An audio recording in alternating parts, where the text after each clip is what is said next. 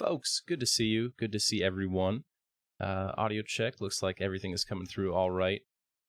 Whoa, inside the mind's eye. What's up, Slazik? Hey, thank you. Variety Void, thank you for the sub. Hey, Chinchilla, good. Glad to see you here. Variety Void, I saw you, you just were active a few minutes ago, weren't you? Hey, Britt, thanks.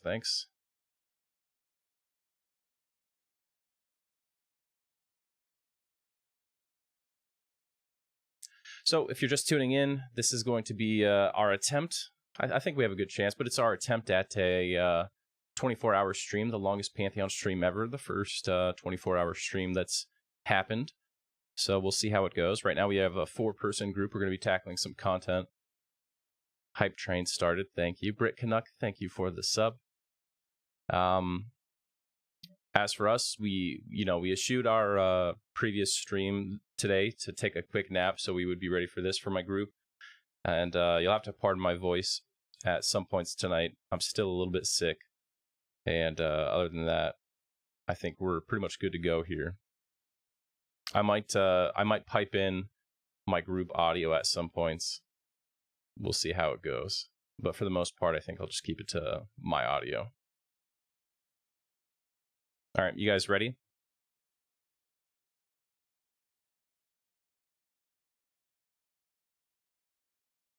It was not a great nap, Darby.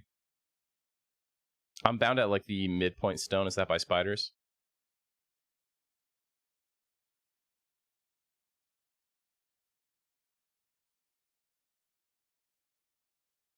So I just use the stuck command.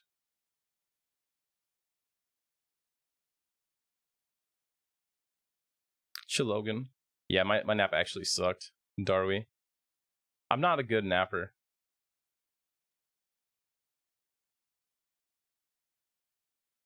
I want to kill that yellow bat, but my group wants to get to the camp. I don't see what the rush is. We're going to be here all day. Chill, Logan. What's up?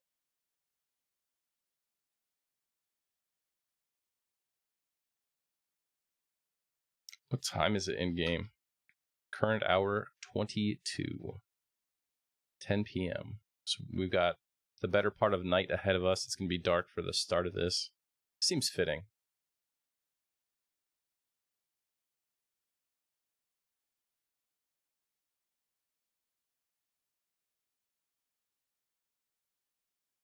I think I'm going to have to pull for part of this. Aslan, thank you. It'll be good. It'll be good to show off that Pantheon has like enough content to do a 24-hour stream and you don't run out of things to do. You don't get stale. I'm excited for that. Another thing is that over the next week, I'm going to have a ton of old Pantheon footage come out on YouTube. I'm talking stuff from like 2017, 2018.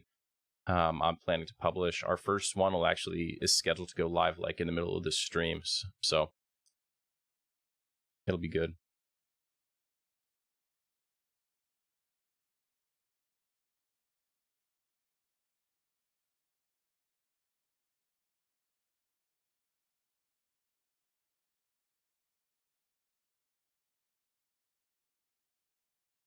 Do you guys want me to pull?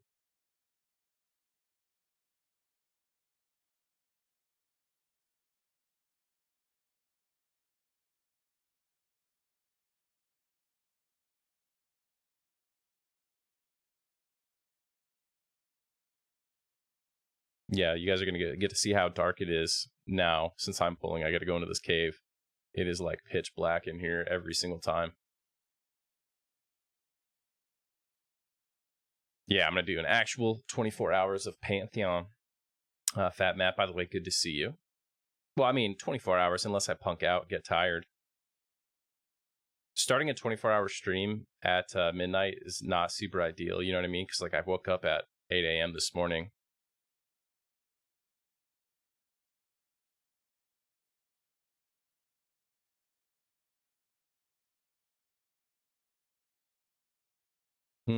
I don't know, Bryony. I would give it a chance to see it during the daylight. What are my settings on? Okay, my stuff is dialed up. it looks better than I expected when I saw the screenshots of the new art style.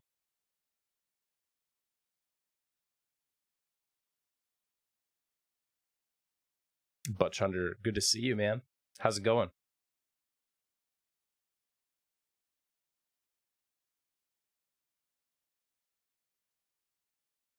Yeah, Fat Matt. You guys are going to see, if you check out the YouTube later, all this week, I'm going to be pushing out a ton of old Pantheon content from like 2017, 2018. So you'll see that the graphics used to look a lot different. You'll be able to compare them nicely with that stuff.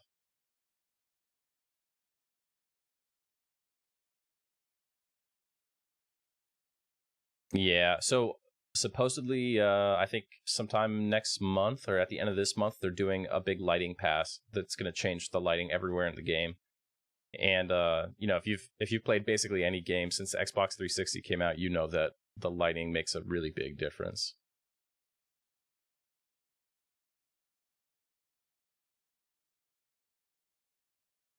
As they say, I think it's going to be lit.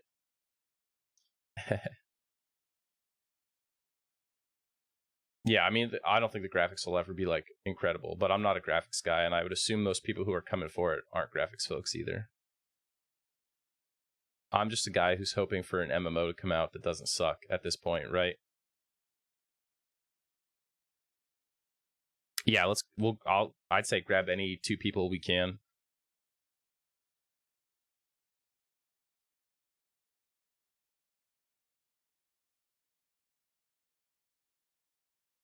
Pardon my sunburned appearance here. I've been doing a series of like surgeries the last couple months, and my final one was 2 days ago. And the aftermath is that my face is a little bit tender.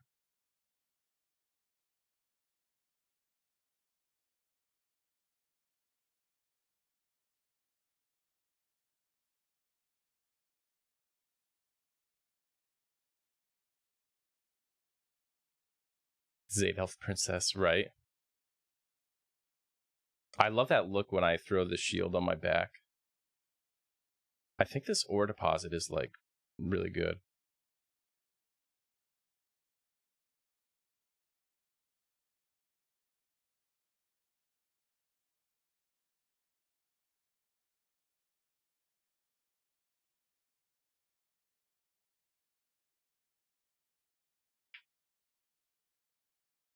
Hopefully, Fat Matt, we'll see. I think the trick is to just stop, even if you're not satisfied, or else you end up looking worse than when you started. Yeah, I'm excited, man. I'm excited.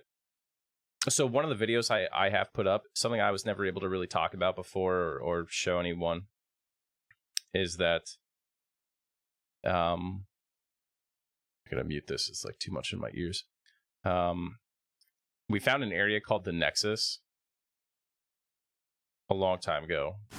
It was in Avener's Pass. There's like this small little thing I found in like a city, and I clicked on it, and it zoned me into the Nexus. It was like half buried in the terrain, so I think you weren't supposed to be able to see it. And the Nexus wasn't supposed to be accessible to players, but it had portals to every zone that had currently been developed, and there was like 12 of them. I want to say 2 mobs is probably going to be problematic for us.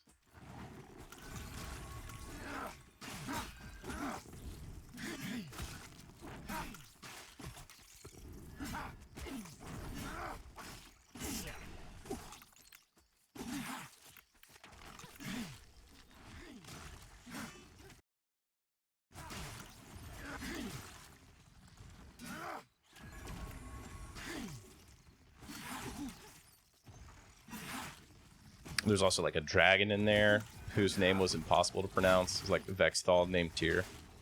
And I'm excited to show that off. I've got like a 10-minute video prepped. But yeah, I think over the next like 2 weeks, we've got like 40 hours of old Pantheon content, never before seen stuff to push out.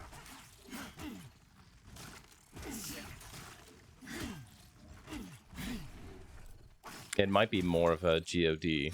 It's got like a, you know, it's got like a GOD feel to it. Ghastly, you could play now. Let's go, get in this group, dude. Power level you. 24 hours right now. This is the weekend for like champions, I think.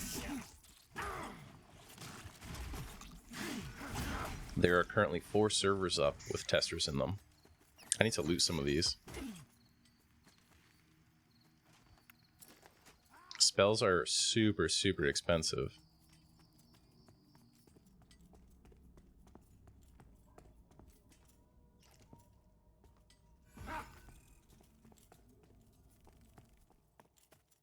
Yeah.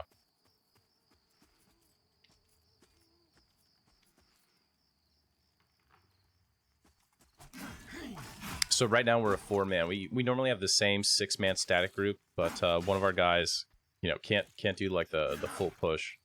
Sunday's family day, so totally get that.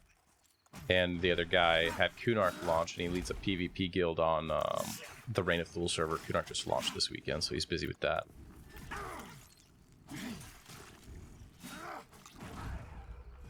Dude, it is for real in there. You cannot see anything. And that's with my little belt. Like, I have this lantern belt occupying my belt slot. If I take that off, it gets even darker, if you can imagine.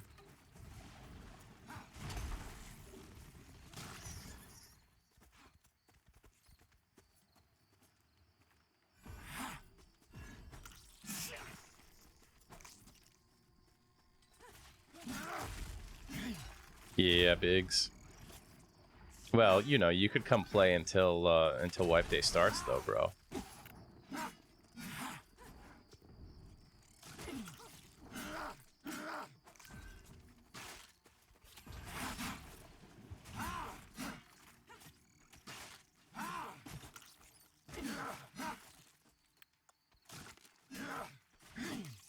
Right, Fat Matt.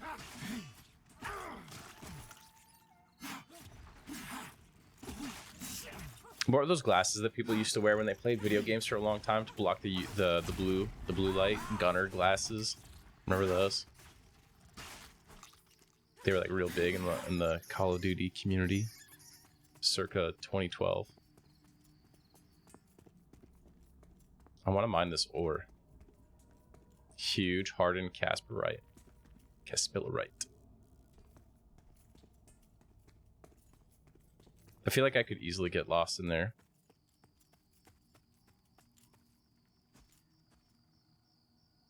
I want to see what these caves look like after the lighting pass that's happening this month. No, inside the mine side, we won't take a nap break. I'll take like a go wash my face break. And like a go get a drink break, but that's it.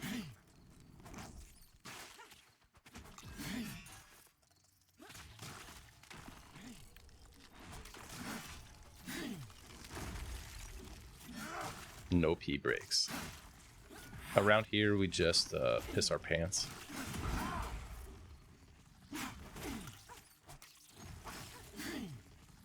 Yeah, arsenic. Remember those? They were like those orange glasses. It was like Gun R, like Gunnar. I think it was is how they spelled it.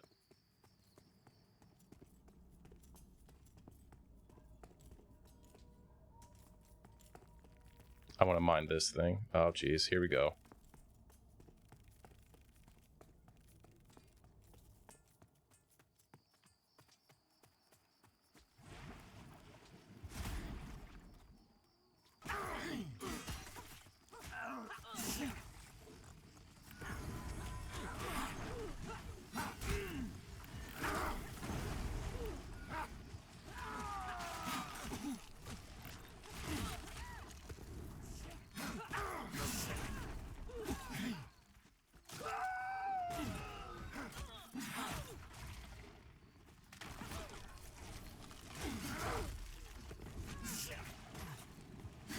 Dude, I remember actually. I always think of Cab Drew when I think of those glasses because I remember he used to wear them on stream.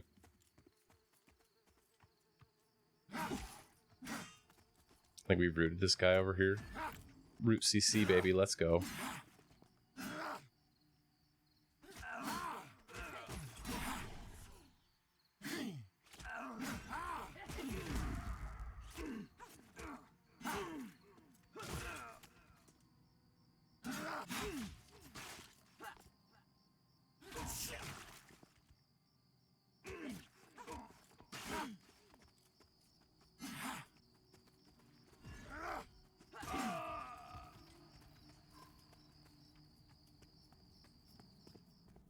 Yeah, capture used to go real hard, man.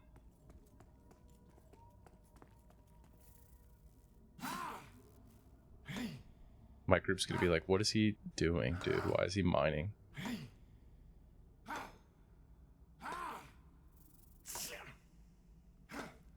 We're inviting Dennis Leary.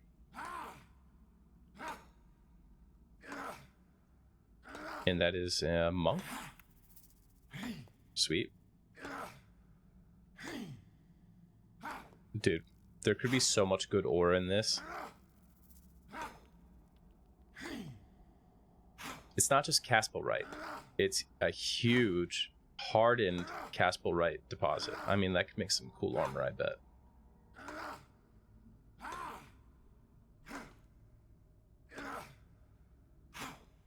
Well, they should make it so, like, if I click my left mouse button, every time right as the pick is about to hit the ore, I get, like, a bonus chunk of progression knocked out.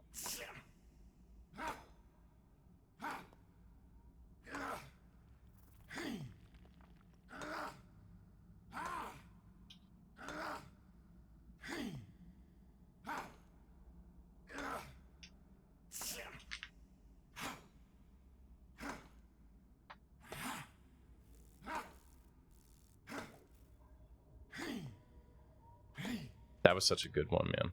All right, what do we get? Uncut Jade Gemstone. This is good. And 8 caspelrite. That's dope.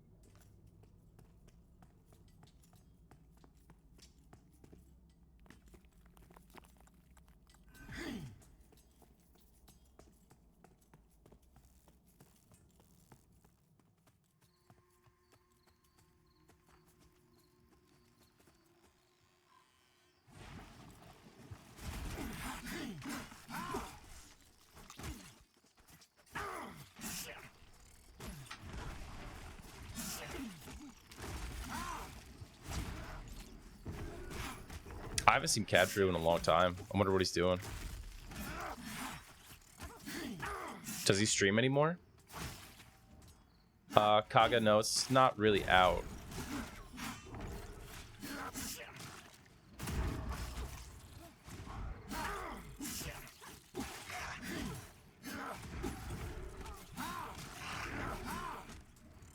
It's in like a testing status. How's the game audio? Can you guys hear it? Yeah, you guys can hear it. Is it too loud? It's kind of loud for me.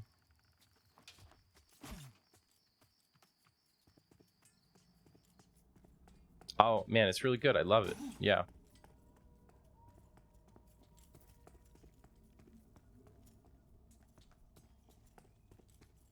These pools are getting kind of long though.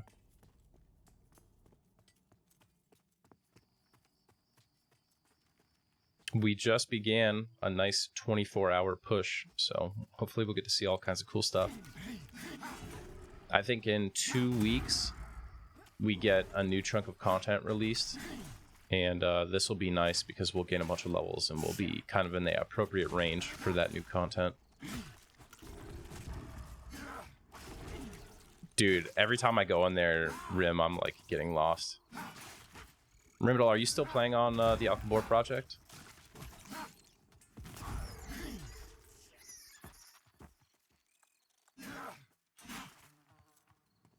Folks, if you don't already know about it, Rimidal makes really, really cool EverQuest videos, mostly on the TACP server.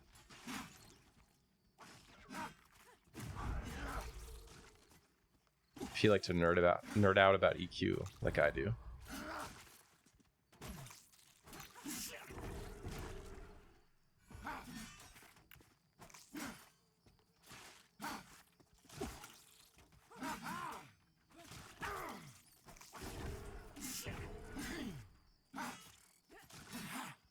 It is Sikador. It is our old friend from Dima's Guild.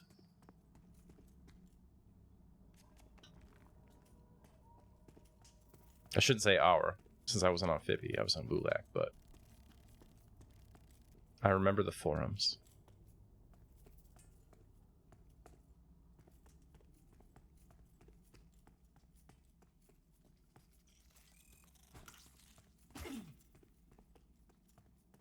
Oh, we had a spawn out here? Oh no, it's a corpse.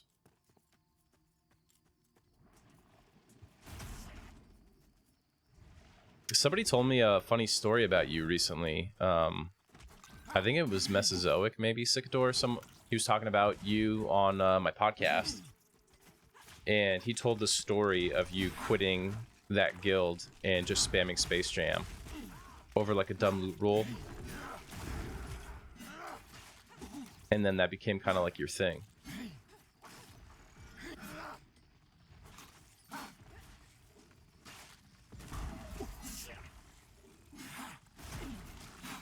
Like, they made a stupid rule, and you're like, okay, with this stupid rule, I'm gonna loot the first Vish Eye, and then I'm gonna guild quit, and you can't do anything about it. And they were like, okay.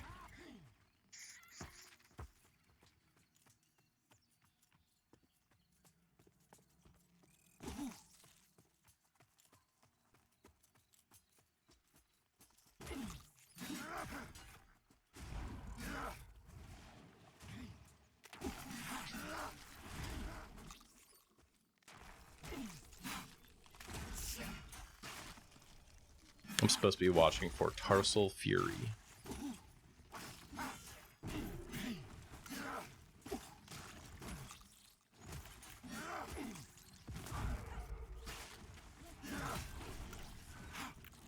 What guild was that? And what server?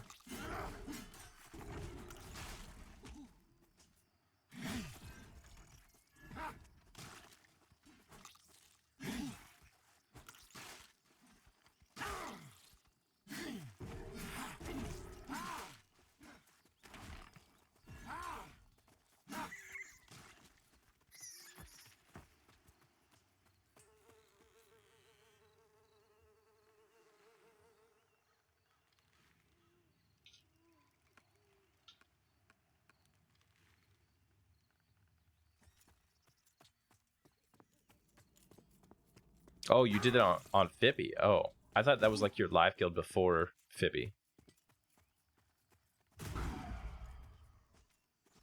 Arsenic, I think right now we have Paladin, Dire Lord, Warrior. So we got like all the big tank classes.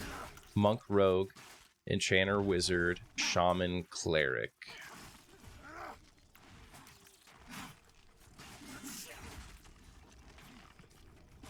What level are you, Butch Under?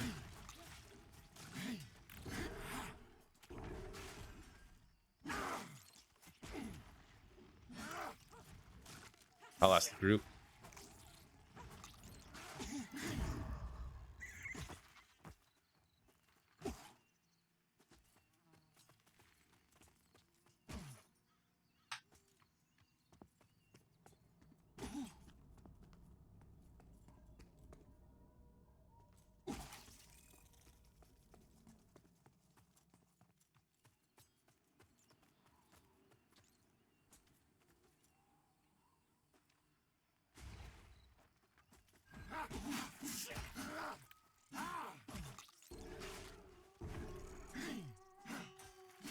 Some daylight, finally.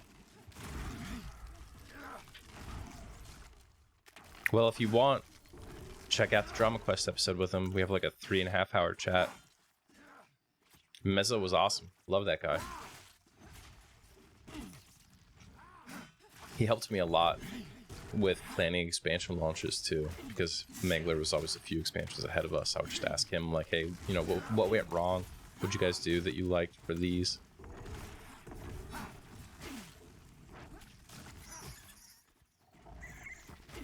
So Mesozoic is leading the top guild on Mangler, and they're about to hit live. So he did the real thing. He went the distance.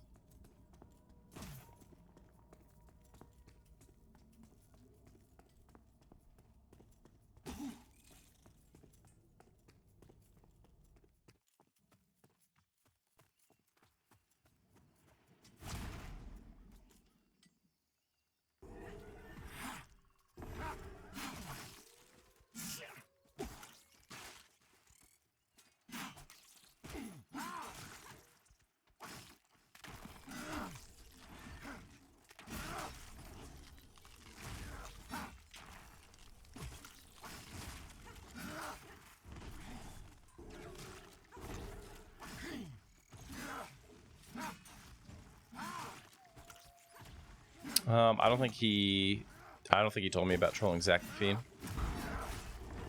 Where do I know Zachnafine from? Zachnafine, the father of Drizzt and the R.A. Salvatore novels.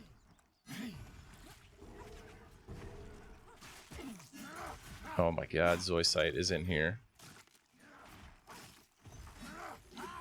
Zoisite, do you have 2 Twitch accounts? I feel like I saw you as Narwhal. Like when you stream, you're on Narwhal, right? Prawny, thank you.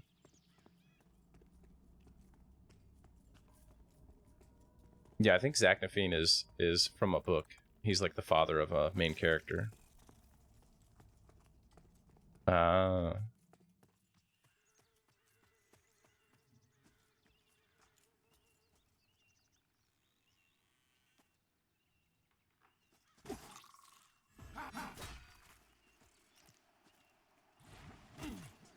Yeah, I see. Were you in TL?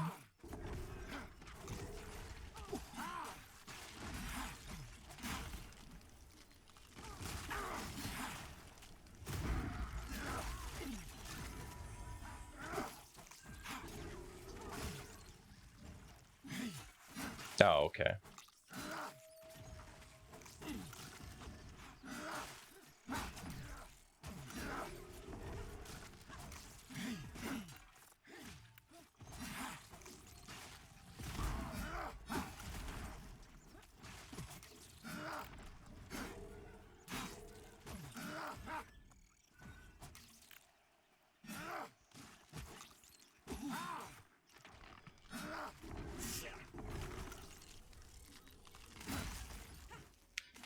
I don't know what that means. EQ is basically a game for retired people start to finish, so is live more retired? Aren't you in the reigning champ guild of live?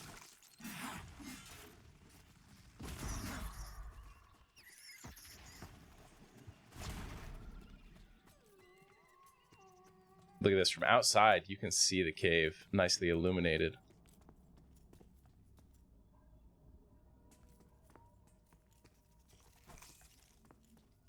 It does look kind of creepy. Like, I turn a corner and I just see one like already charging at me.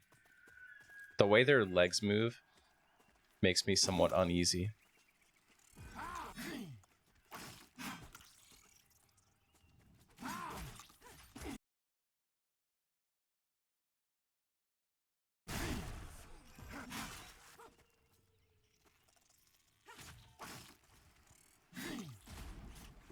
I feel you, Zoiside. I definitely feel you.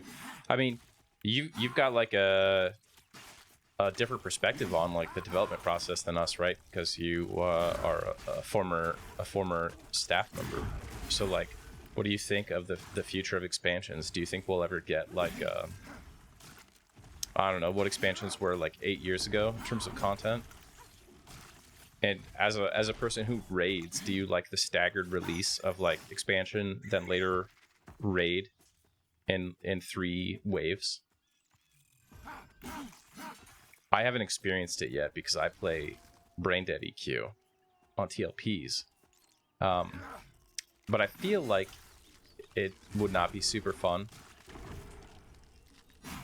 Like, I would rather them just all be kind of squished together, at least the progression of like the normal expansion and then the raids, so that you have like to race through all the progression and get to experience all that, rather than just like when it's time to raid, everyone in the game has already, you know, finished and it's just standing there and it's just like who can complete their instance the quickest.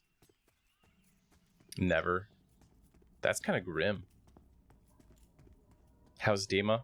I think he's doing good, man. I've heard good things. He leads a guild on the the Vox server or Tracking server, whichever is like the super dead live server. Pretty sure it's like just his guild there. They're like a top 25 out of 30 live guild.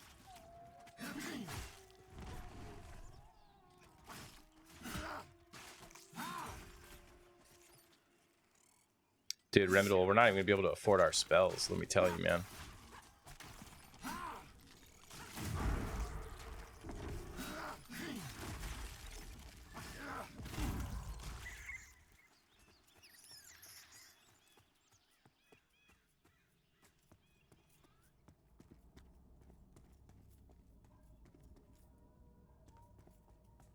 I just wish that like what's a good expansion? The Buried Sea. Okay, not that that's a particular good expansion, but I love that when it comes out, you've got to run through the whole group progression line, and then you can immediately go into Solteris, right? And it's still relatively short, but there's like a lot of coordination that goes into like completing that quickly. And I wish it was kind of like that, rather than just like when it's time to raid, and raiding being the metric of how guilds dictate who's the best, you just walk up and kind of like blast through your DZ that you've practiced on beta a bunch.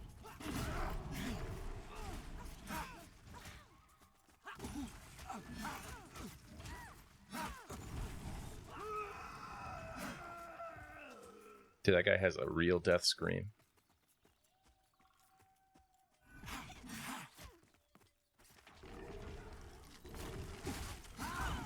Is TBL the one with Emeritus?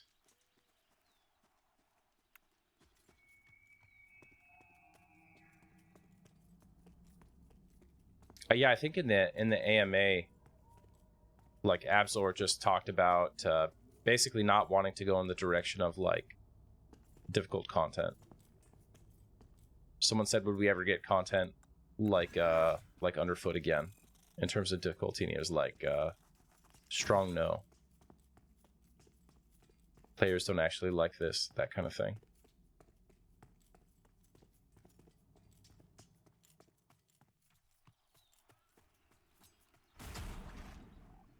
I think that Tassium ore that we saw up on the wall in there is super valuable.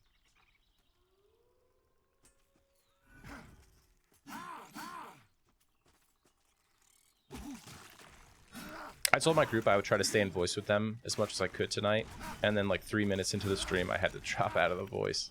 I'm not dropped out, I think I muted my audio from them. It's so hard to like read what you guys are saying and talk to you and kind of like do my little monologues here while also hearing them talk to me. My brain can't do both. Too small, too smooth.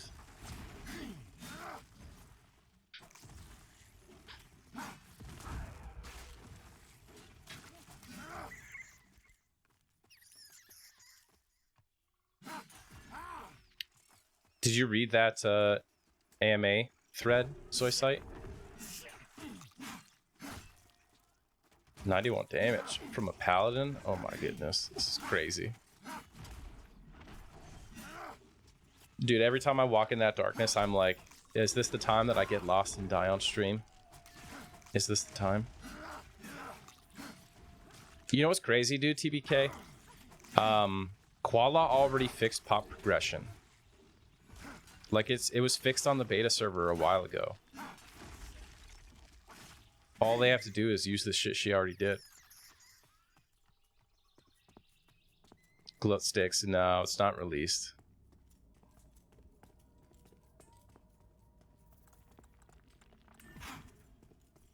But this is the first ever 24-hour stream, I think.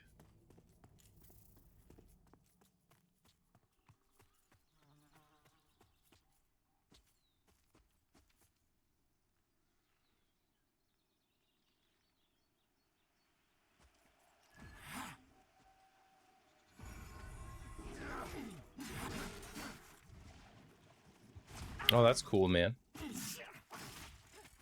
I'm glad you had the opportunity to do it.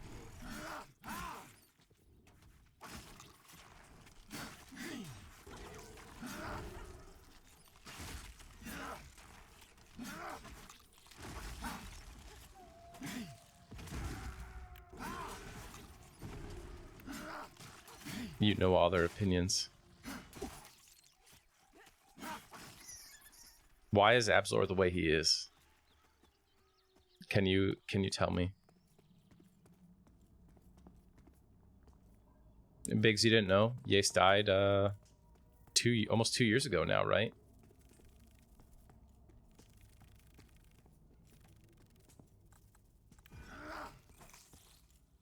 The leader of the ogre crew.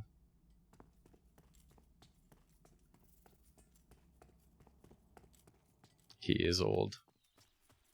Absolor said some shit in that AMA that I was like, that's crazy. But it makes sense. So a long time ago, somehow, someone convinced the EQ devs to do an Ask Me Anything for Fires of Heaven forums, okay? This was like, I don't know, 5 or 6 years ago, maybe. And someone was like, hey, would you ever do like a Verona Vi rule set, TLP, like a free trade? And Napsor was like, definitely not. Free trade is a curse. You wouldn't want that on your server.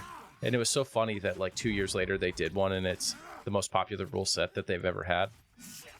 And then in this AMA, someone was like asking if they would ever finish converting the old models, because like on a TLP server, when you see all the junk in the newbie zones, they reverted them from the new models to the old model versions of them, like Pumas and like Spirali and shit like that. And yeah, like orcs and kobolds, all that is reverted to its original model. And he was like, no, I didn't even want to do that. Like, we were basically like someone executive privileged us to doing that. We were very split on it, and I was in favor of not changing it because I think we should always use the best models we have. And I was like, man, Abzor, of course you would think that. It was one of the changes that I've never heard a single TLP player be upset about. They're like, everyone loved it, and it enhanced the gameplay on TLP servers tremendously.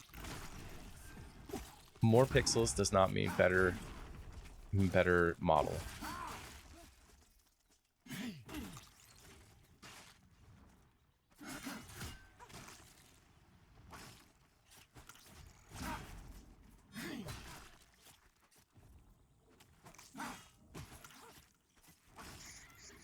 Yeah, very much not a dungeon run kind of game so far, Wolfsong. At least not post refactor.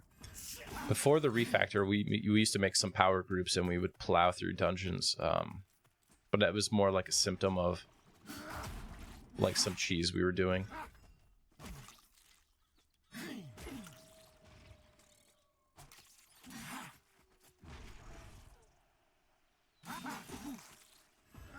You called him a boomer is awesome.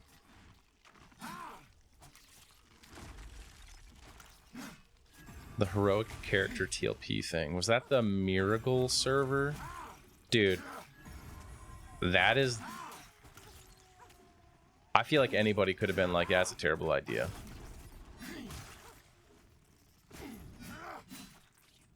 Yeah, that was Miracle. That's what it was. Terrible.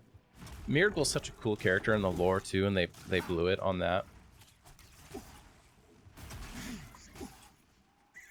I guess they call it Miracle because House of Thule, you do the miracle stuff, but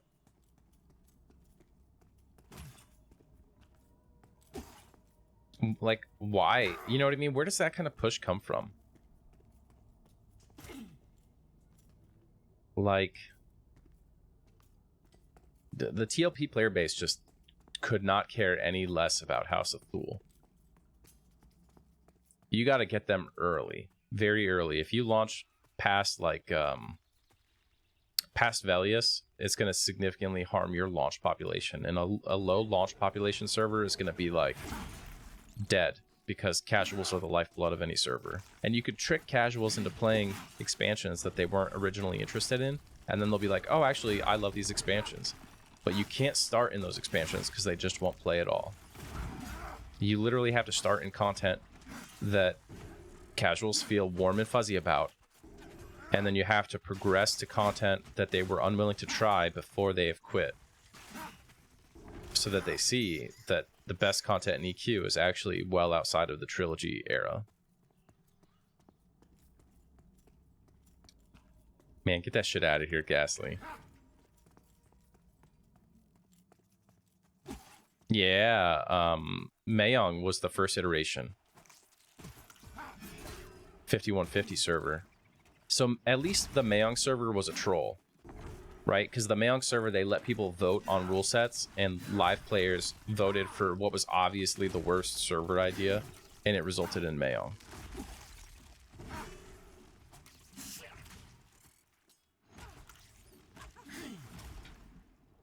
They're all open world. There's no instance runs. I don't think there's any intent to have any instance run dungeons either, but there certainly aren't right now. Zoisite, you should come on my podcast. Make some of your guildies mad at you.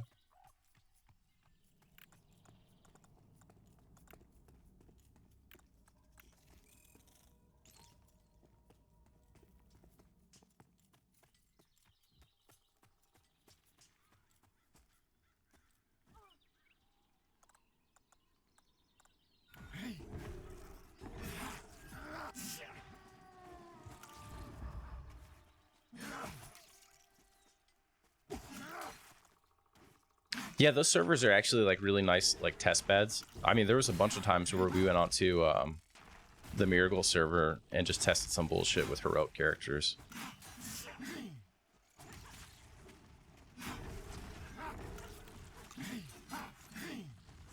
I don't know what Exodus is because I only play games that came out in or were inspired by games from 1999. So I haven't heard about a new video game in like, I guess, 25 years, literally.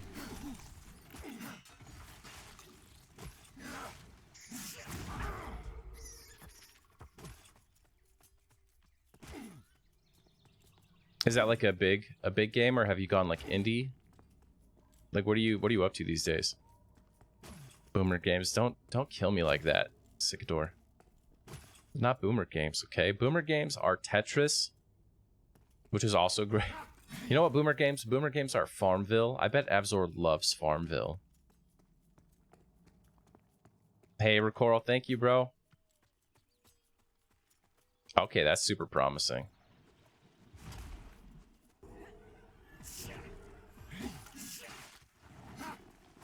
Yeah, there we go. Yeah, Candy Crush. Right, what does my mom play?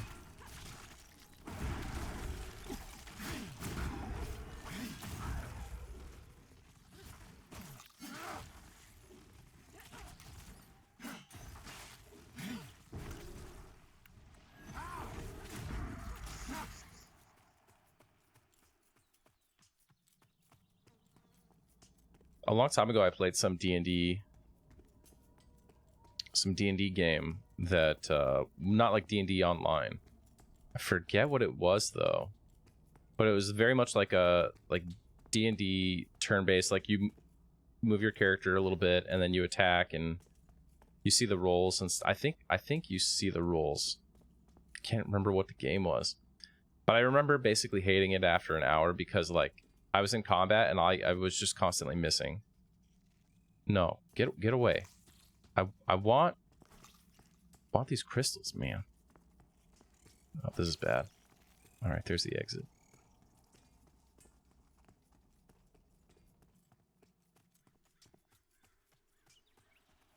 Yo, you know what game I played a lot during the pandemic? Animal Crossing. Animal Crossing was like my mental health game. My wife and I would just sit there together and play it. Very relaxing. I don't think so. It was like, had to be like 2010s. It was a while ago, like a long time ago that I played it Ghastly. But yeah, the thing was, in the beginning of the game, I guess you just miss a lot because your skills suck. And I'm like in this really long, arduous turn-based combat, and I'm just missing over and over. And I'm like, dude, this is 0% fun. Like, get the shit out of here. Valheim? Nits, what's going on, dude? Yeah, dude, I love Valheim. I can't beat Valheim because, you know, Valheim has taught me some things about myself. As soon as I unlock the pick, it's over for me. All I do is decide that I will level the entire island, and I dig giant trenches everywhere, and it is so fun, and I just dig.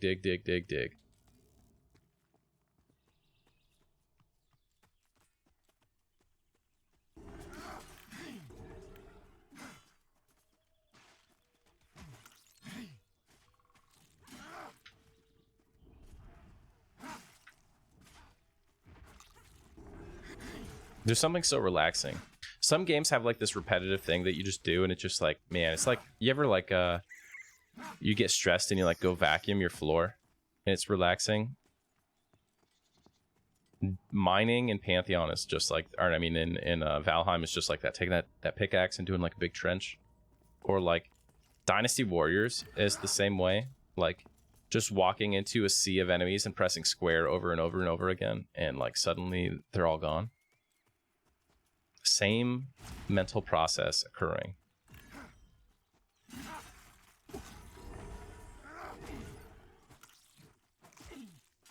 Wolfsong, guesses on new TLP rule set. I do have guesses. I don't think it's pop locked. I think it's going to be Mischief 2.0. I think it's going to start in Classic, and on June 20th, it's going to go to Kunark, and it's going to follow exactly the Mischief timeline with Mischief rules and enhanced EXP. I think the other server is going to be a PvP server. Maybe with free trade, but probably not. It's probably just going to be a vanilla PvP server launched at the same time as the best server ever, and it's just going to get domed, and people are going to be like, see, PvP sucks, no one played on it. Like, you guys launched like the Powerball jackpot of all TLP servers alongside it, so of course it was doomed. But anyway, that's my prediction.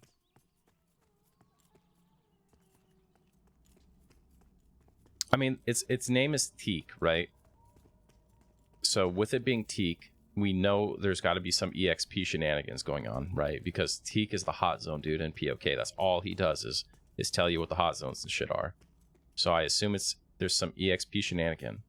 They said they're bringing back their most popular rule sets, which everybody on the planet is like, okay, so it's Mischief. When the calendar leaked on test, it had the same progression speed. Both servers had the same progression speed as Mischief. Mischief had a unique progression rate. It had 1 month of Classic, and then like 2 months of Kunark, Valius, Lucklin, and then 3 months of Pop. Most servers do not have that progression speed in those early eras. It's like very unique, I think. And what else was there? I think those were like all the big hints, like most popular rule set, the timeline, and Franklin Teak. Oh yeah, so Verona Vi, people always think about the loot rules, but it also has a baked-in EXP bonus. I think people forget about. So it just is the next logical step with the Mischief rule set, is to throw the EXP bonus on there.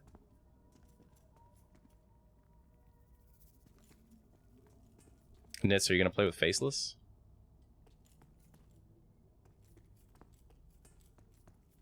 Dude, I wish I could play some of these board games. But it's like just me and my wife and our 3-year-old.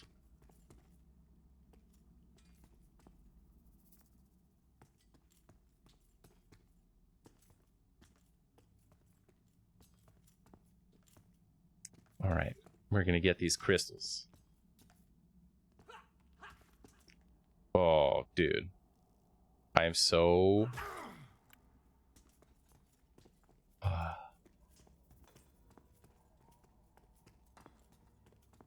You know, the journey out feels a lot shorter than the journey in.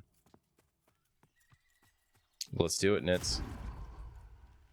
We're going big. We have like 300 applicants already. So the rule set hasn't dropped yet.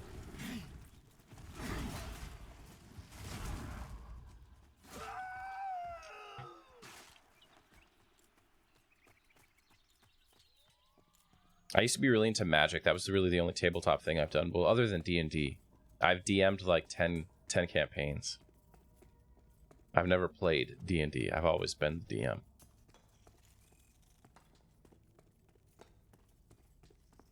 So I was looking back, right, at our application trackers and stuff. We had about 400 people who joined before Cello launch. We had 700 applicants before the launch of Mischief. 700.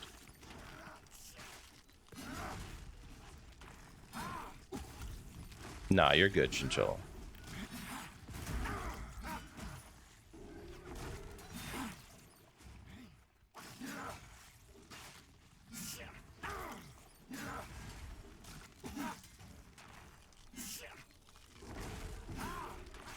Oh, yeah. Yeah, Grisvok.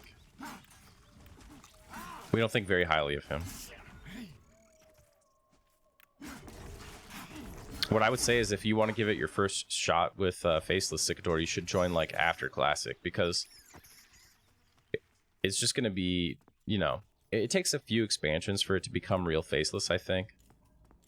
there's a lot of like that early crowd that just wants to jump with the top guild and roll through and then quit after a couple weeks. Whoa. Oh, baby, look at this. Yes. That's left over from when they were going to turn this into an extraction game. Darwy, I think like 90+% of them. Faceless X and Virtue was ungodly, like massive. It was a disgusting, massive guild. Envelius Gig, which was the guild that formed, like, you know, like Faceless X and Virtue basically had like a civil war. One half became the Faceless, the other half became Gig eventually. Gig would pull like 200+ characters, Envelius. Like, they'd bat phone KO, and the zone would lag. It was crazy.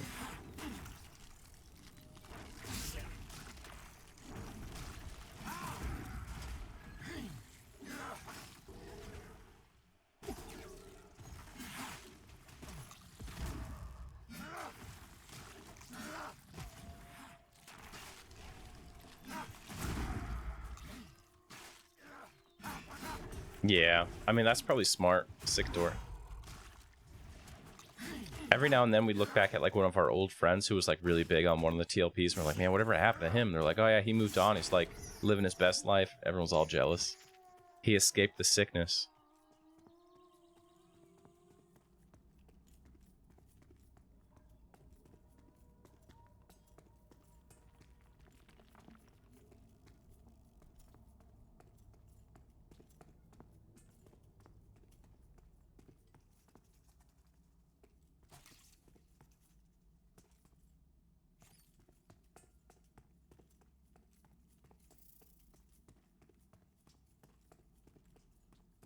Could be on actual crack. That is true.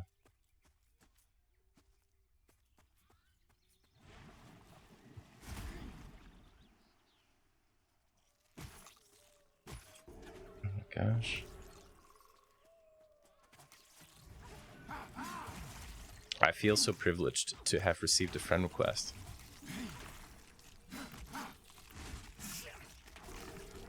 So do you like do virtual? My group's dying here. Aggro me, spiders. Do you do like online tabletop stuff? Yo, Ghastly, for real.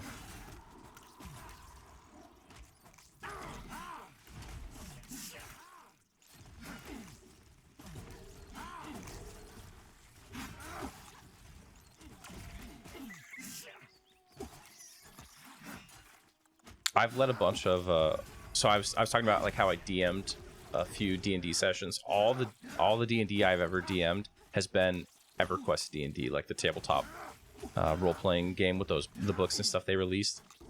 I don't use like the modules, but I use the core rule sets, and then just, you know, I have like the knowledge of having played classic EverQuest most of my entire life, and I love doing that.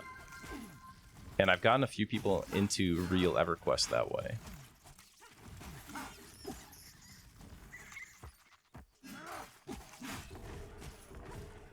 Yeah, I prefer in person too. When I lived in Japan, it was great because like I lived right by the place where we all worked, so all my coworkers would just literally like walk across the street to my house after work, and we would play D&D. I also didn't have kids or anything, right? So my house became like the spot. It was back before Game of Thrones sucked, so we would have Game of Thrones watch parties. Me and my wife, she would make all this crazy food. Those were the good old days.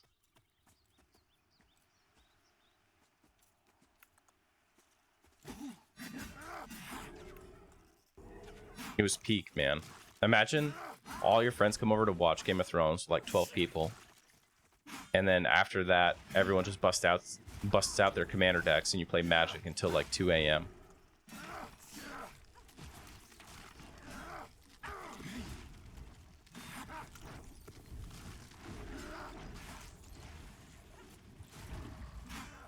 Yeah, man.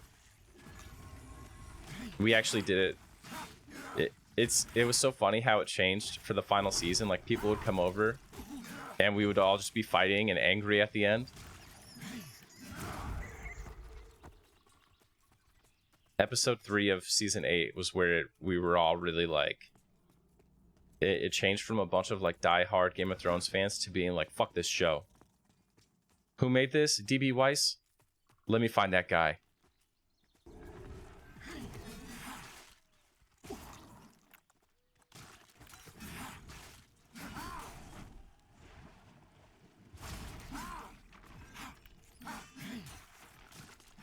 They all played Pantheon.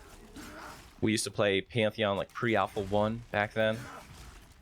And we would record the gameplay. And then as soon as the session ended, because you had 4-hour sessions, we would take our video that we took and put it on my TV. And we would like frame by frame it and like parse things out with like raw math, like by hand. Or we would draw maps. So like the end of every pre-alpha session would always be like, all right, everybody get on a hill. Get on top of the hill, look around. That's how we mapped everything out. Yeah, man. Walking Dead was super fun in the beginning. I knew I wasn't going to get too into Walking Dead because I like Kirkman, but I was reading his early interviews and he said with The Walking Dead he wanted to make a series that never had an ending. And I was like, I'm firmly opposed to that. Like, I want things to end. When I was a young kid, Inuyasha got me, and I was like, never again will I jump into something that has not got an ending in mind.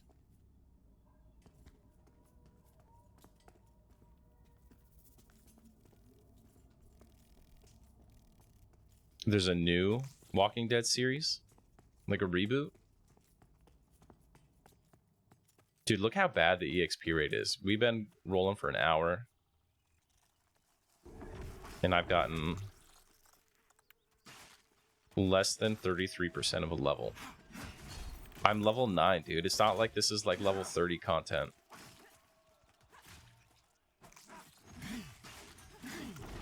We're going to do a 24-hour stream, and I'm going to go from level 9 to level 12. It's going to feel real bad. Does it feel like EQ? I don't know. I would say no. The camping and pooling part has an EQ feel. There's a lot more going on with the buttons. And the movement doesn't quite feel like EQ. It's a little bit, I don't know. It's hard to put your finger on how the movement is just different. Ghastly, you're playing right now, right?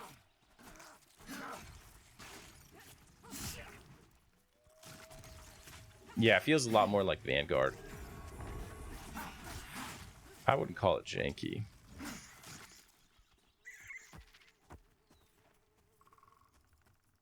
Yeah, there is a lot more button pressing happening. But to be fair, like I just have a rhythm with my fingers, and it's like 1 2 3 1 2 3 1 2 3 1 2 3, and then I'll just like click 8 when it comes up.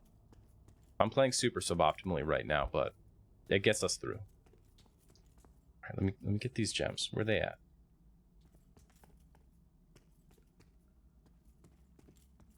It is a lot like playing a bard, I guess. I don't know, like back in the day before auto skill and stuff, when you played EQ, you know how like Monk has like flying kick, or every class had some thing that you put on number 2 and you just pressed it. Like I played a Monk for like 20 years, and I remember just grinding down the 2 on my keyboards, just spamming it. Like I knew it wasn't up, but it came up frequently enough that I wasn't trying to look at it. I would just, anytime I was in combat, I was pressing 2. Yeah, Invincible is really good.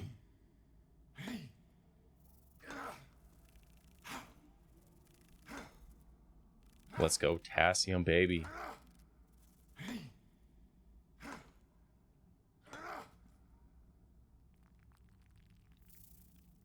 Works for me.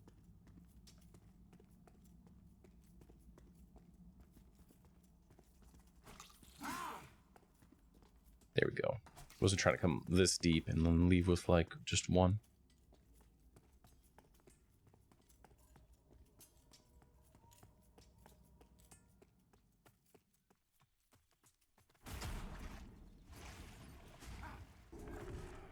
Yeah, it's real slow. I could see it being this slow on launch, but having it this slow during testing is rough.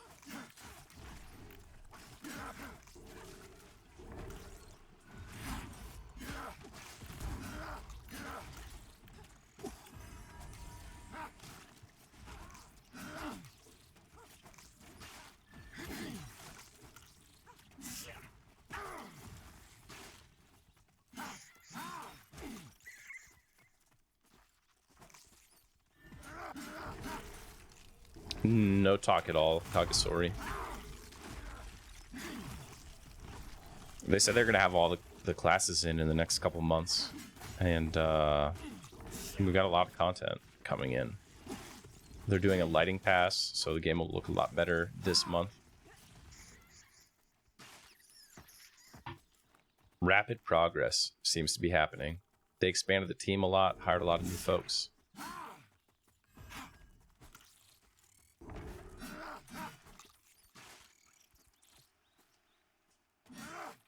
They're like, yeah, like I think these are between white and orange.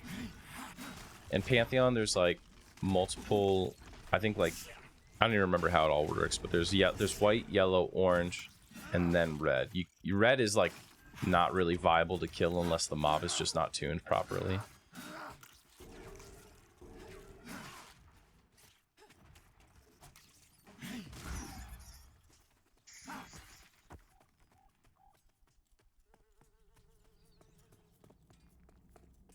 I think level 26 is the highest I've ever been.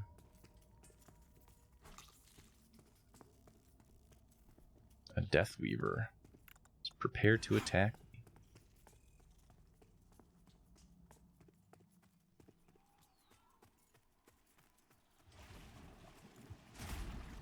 Okay, there you go. So red is 5 or more levels above you. Thanks, Biggs.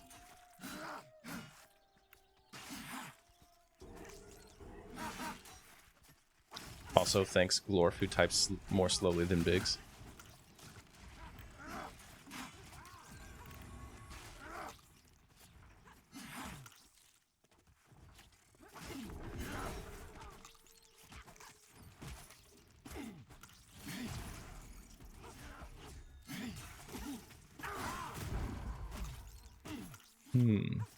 I think it's just like a different person entirely. Like there's one person who specifically was in charge of doing crafting stuff, and that was like all they were there to do. So it wasn't like taking away from the other things.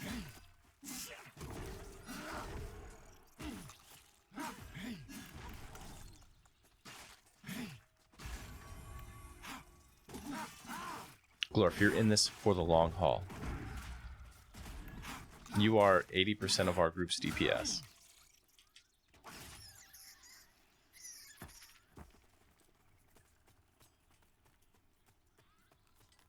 We need to get 16 in the next 2 weeks at a minimum, so we're ready for Hangor.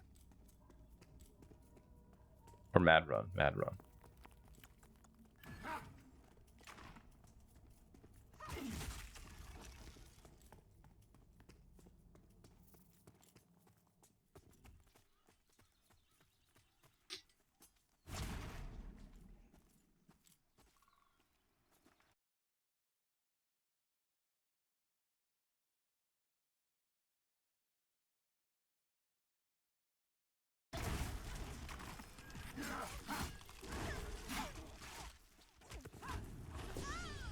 Yeah, 16.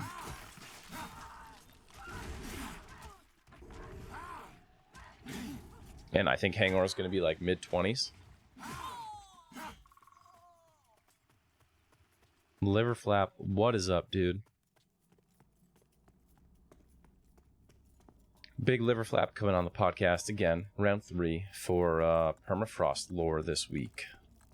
Can't wait.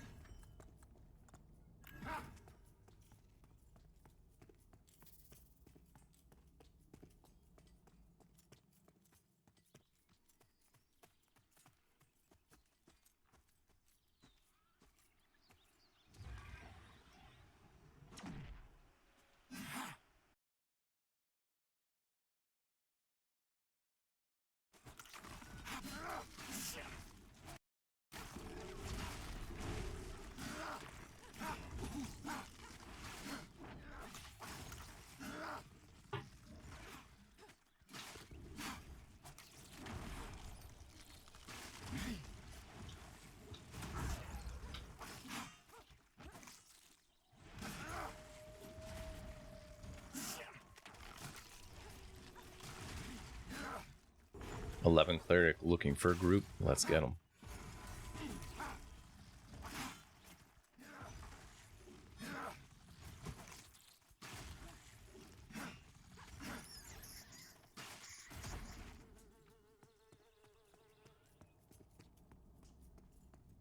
I haven't checked out Helldivers. I keep seeing stuff about it on the internet that makes me want to try it. Sounds really fun, but I have no time. My work is popping off most bigly right now. I went from having like a lot of free time to being like on the grind. 11 hours a day ish.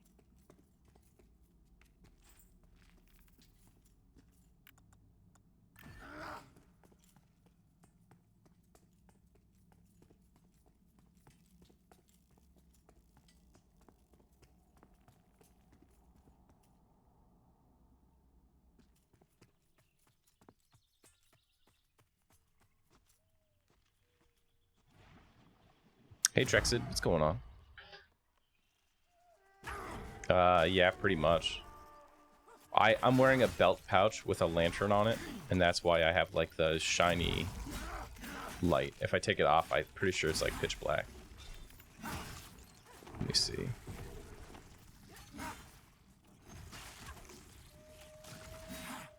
Can I take it off?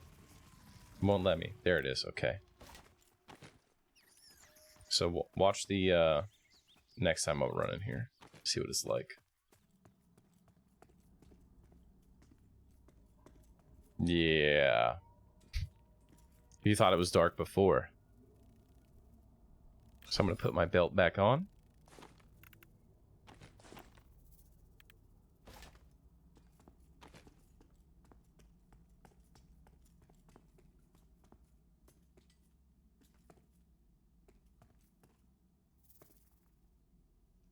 A brooding Skitterfang.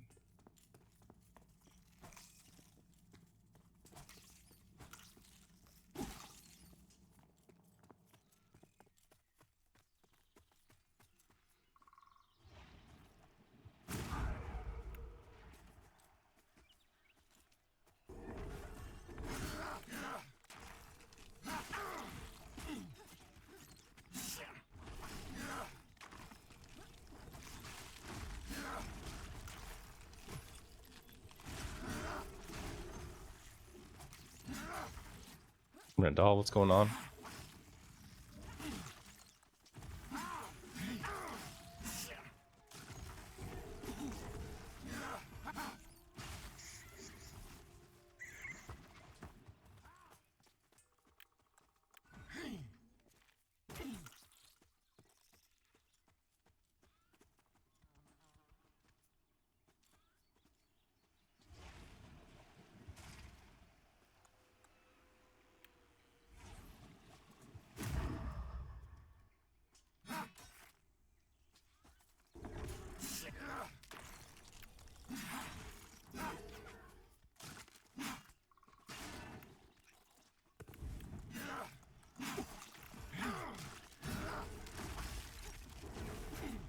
Yep.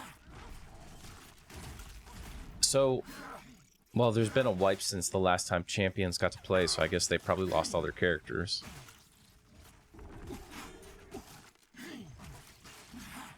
That sucks.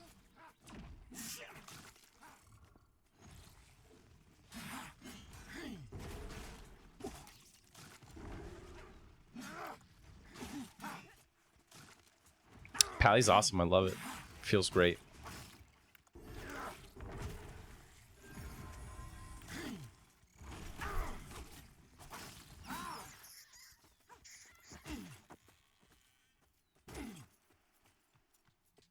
No, I haven't. I've only done Dire Lord and Paladin.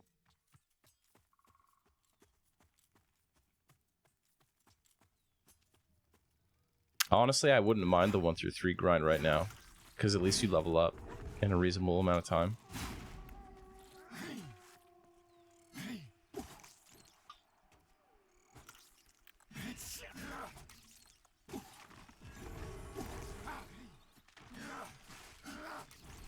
I haven't played Monsters and Memories. I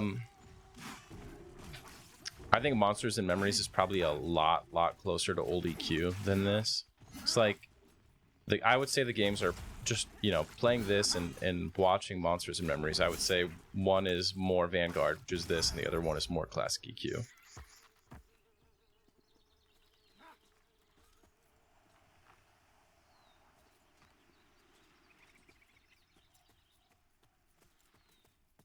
I don't know that it has that same feeling, liver flap.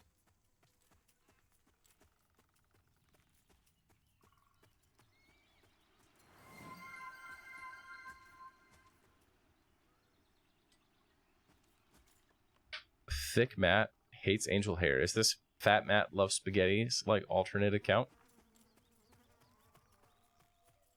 Yeah, I think this is intended to be the final style. We'll see.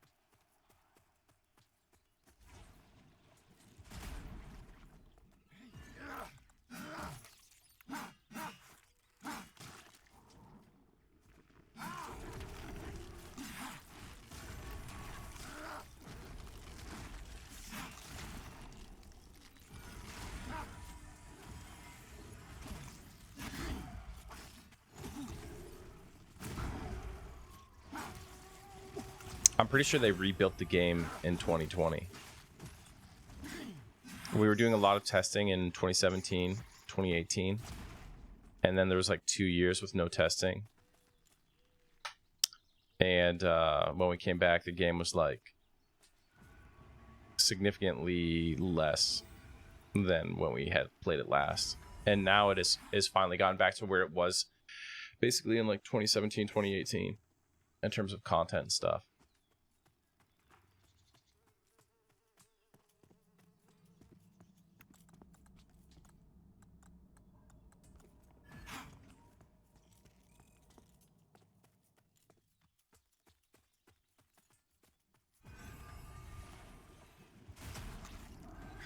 I think bow tie is the premier pasta. Gonna take my camera off for a couple minutes.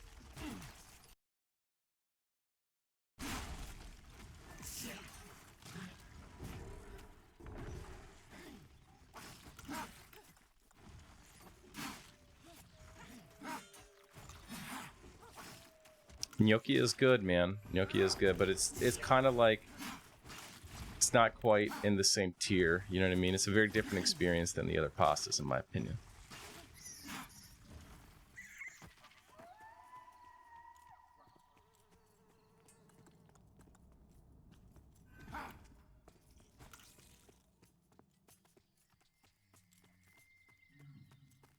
Farfully. I need to like go look up Farfully. My dog's name is Penelope Pasta with 2 N's, so it's like penne pasta. Oh, yeah, Bowtie is Farfully. Yeah. Okay.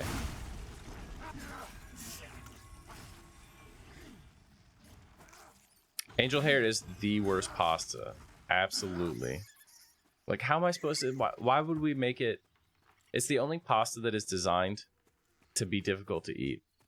Like, when I'm eating pasta, I'm looking for a way to shovel as much into my mouth as I possibly can in the shortest amount of time possible. And angel hair pasta is the only pasta where that is a battle. Like, you may as well just tip the plate and, like, shovel it down with a fork.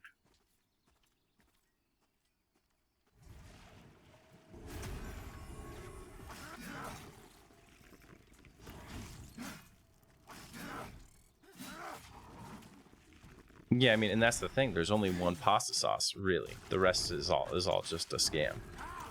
The only pasta sauce, of course, being Alfredo.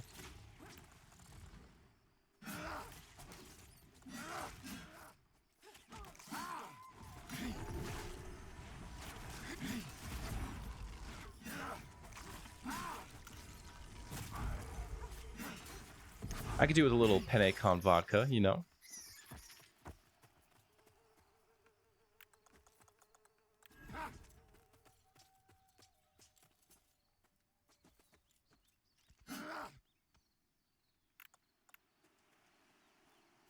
Did we root it? Yes, we rooted it.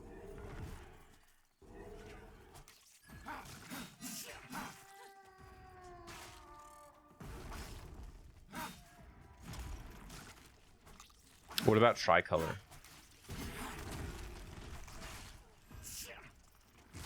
I'm always a little bit skeptical of the quality of that green pasta noodle in the tricolor.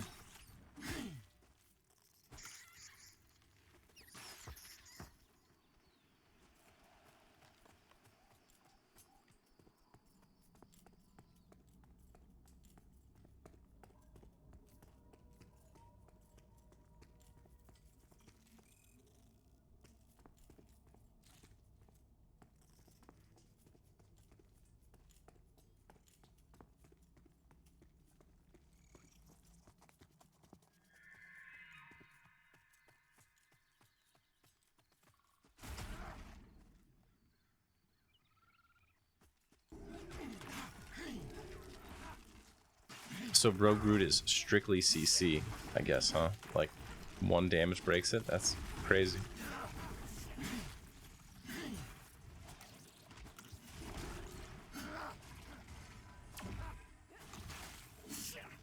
Dinosaur shapes, let's go.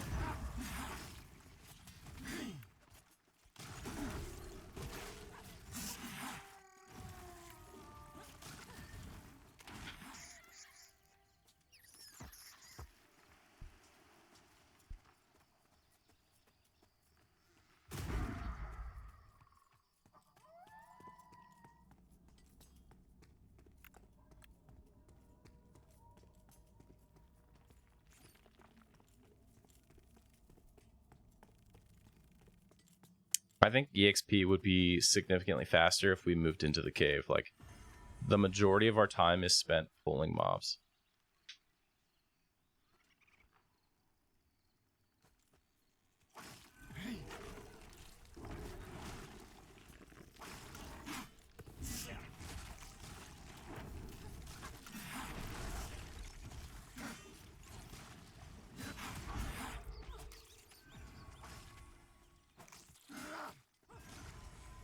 Did they laugh at you when you ordered dino nuggets at the Mexican restaurant?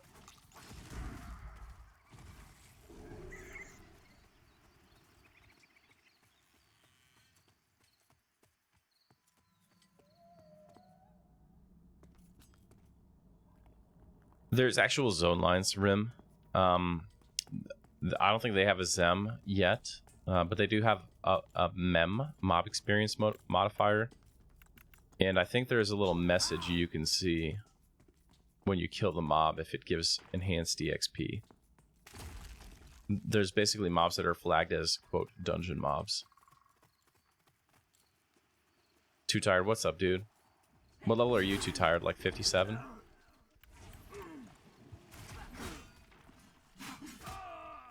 Gross. How many hours did it take to get to 20?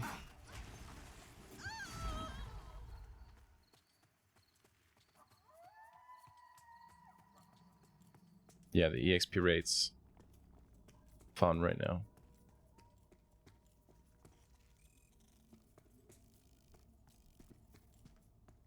Oof, liver flap. I am unfortunately not up to date on Pantheon lore. I got really into it like 10 years ago and then never got back into it. So it's all fallen off. Yeah, I've heard 14 to 16 is the rough spot because that's when you're supposed to be in Halnir.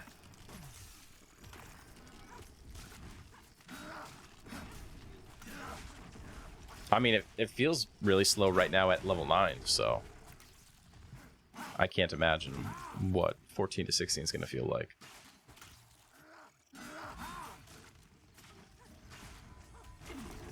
Crafting is really fun.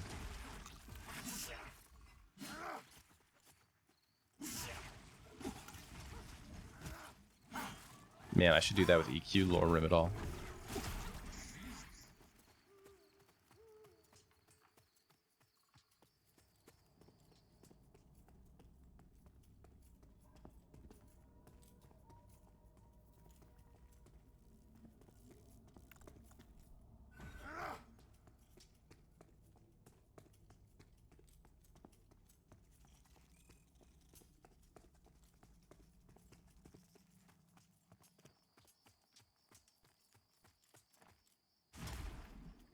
April 1st. We're gonna do trolley lore. It's gonna be nice.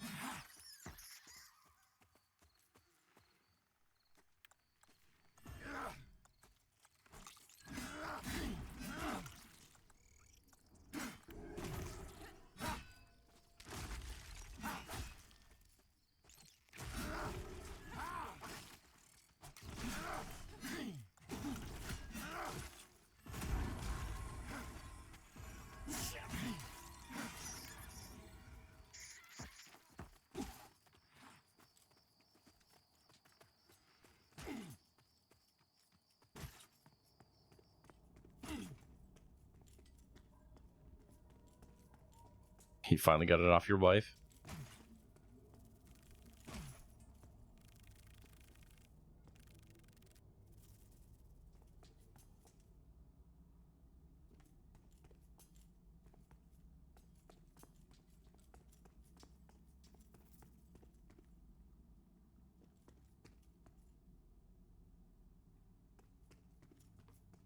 I did see it, unless it's news in like the last 3 hours. And it is why I am currently doing a 24-hour stream.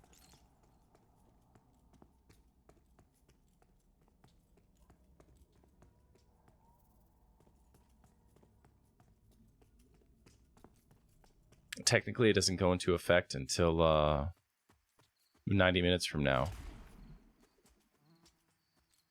But I got permission to skip the line, so to speak.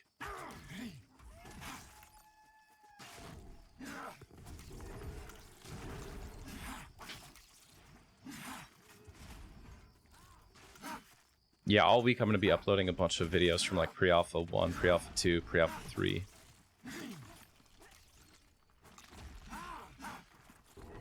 Show off areas we haven't seen in a long time. I think I've got videos of Hangover, Mad Run, Emilian Halnir Cave, Black Rose Keep, the Nexus, some of those other areas.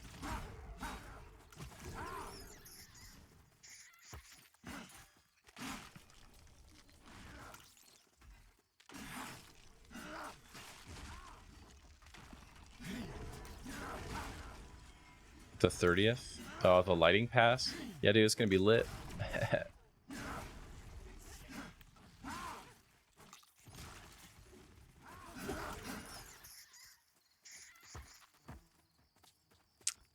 Yeah, I mean, it's gonna be okay.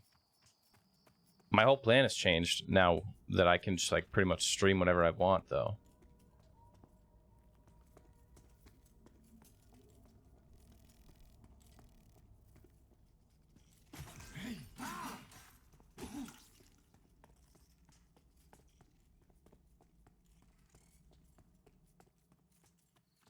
Nah, I don't stream EQ anymore in Lava Lamp.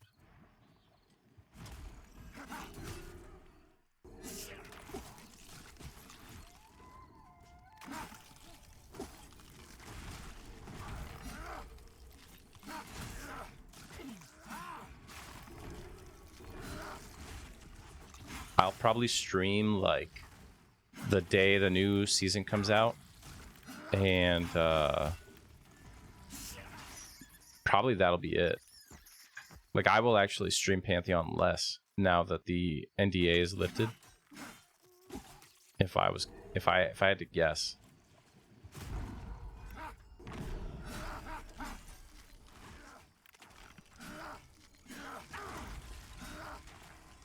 Are you gonna play on the new TLP, Zoisite?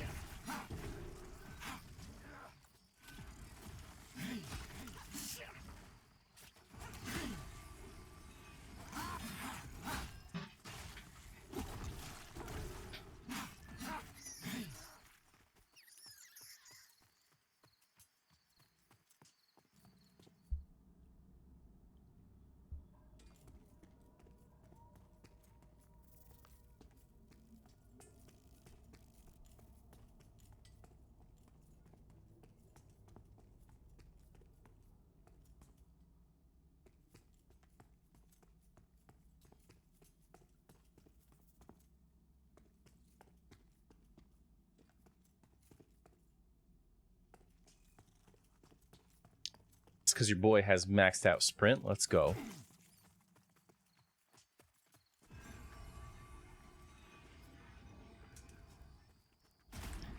I'm sure it'll be a net negative for Mischief, yeah. But the one saving grace here is that Mischief is so deep in the expansion lineup. A lot of people, you know what I mean? If they're there, they're gonna stay there. But I would imagine there's a portion of people who are playing on Mischief that are still on Mischief only because after experiencing free trade, they can't go to anything else. And those people are at risk of quitting Mischief entirely for a new Mischief server. What's up, Nick?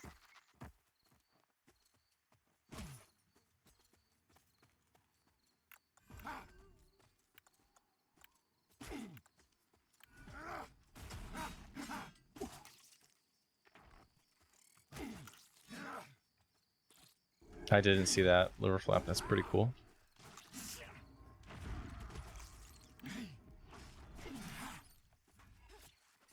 I mean, we think that Tormax is going to be a PvP server. It's certainly possible.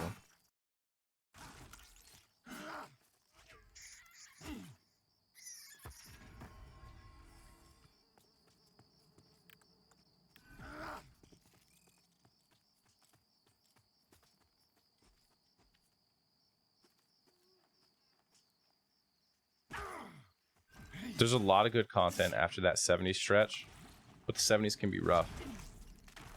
Omens is terrible. POR is terrible. DODH is good, but also like kind of sucks. I love raiding Demiplane, but I also hate raiding Demiplane because of the blocker situation being so miserable.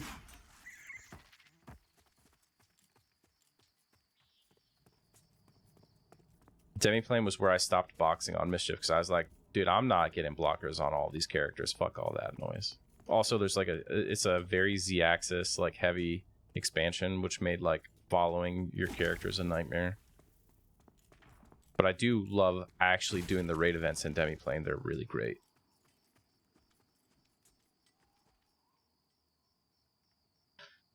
You will play a PvP TLP if you can get in a good group of degens.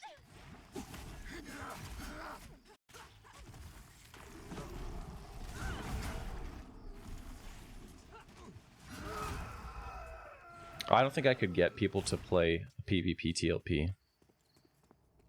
Like, if they announced that there was going to be one blue and one red Mischief clone, and I was like, yeah, Faceless is going to go to the red one, I would lose like 200 people immediately.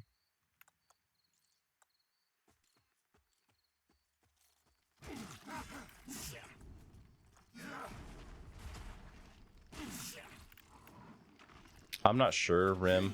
They recently patched the level requirement in. Like, your skill can only be like 3 points higher than your level. And my armor was made before they put that patch in. We had guys who, like, when they got on the server, their thing was we would funnel all of our mats to them and they would just make shit. There you go, level 9.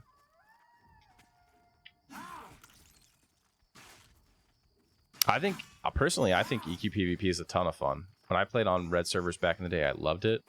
Everyone like gets real butthurt about balance and stuff, and I'm like, why would you care about balance? Balance sounds so stale in a PvP, and like nothing else in EQ is balanced anyway. So why would we care about it for red?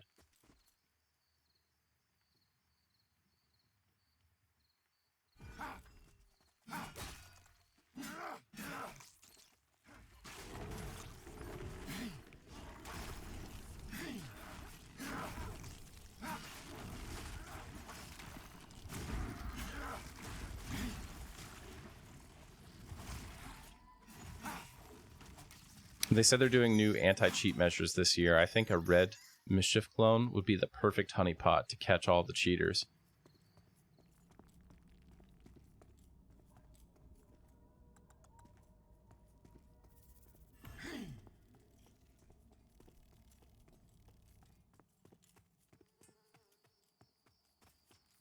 They've got this thing, Zoisite. When you zone on Rallis Zek, you're given DA on the other side of the zone line. for a minute or something. Not literally a whole minute, but for a period of time, you have like a functional DA. And I learned that because Niente asked about it in December, which is one of the reasons that we think that it's PvP.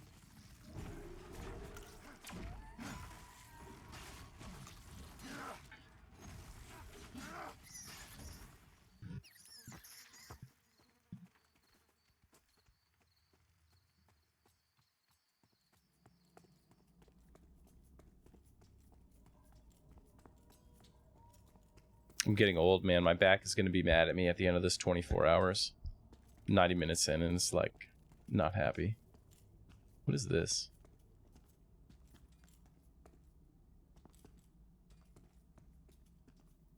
See, that's the other thing, Liverflap, is like, it'll probably be the lamest PvP there is. It's going to be full Rallo Sec, like, no teams. It's just going to be FFA PvP with no item loot. Team PvP, I don't care what the team method was, and item loot that didn't include primary weapons or items in bags was when EQ was its most fun, in my opinion.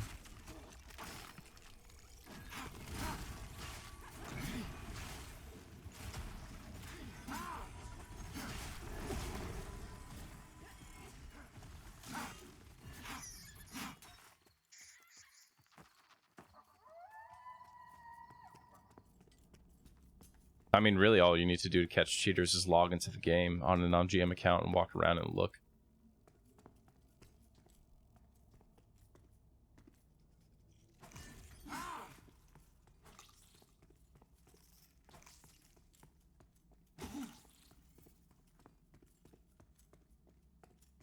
Yeah, if it was like no instancing, mischief style, and item loot with teams, it'd be very tempting.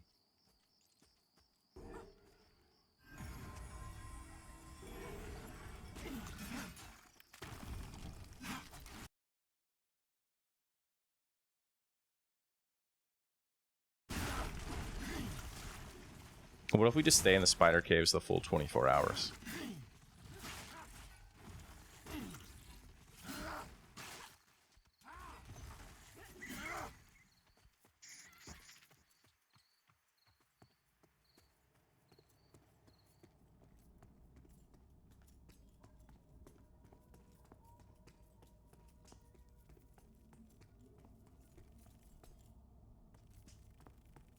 I swear, every time I come in here, the first thing I do is run into the big empty room.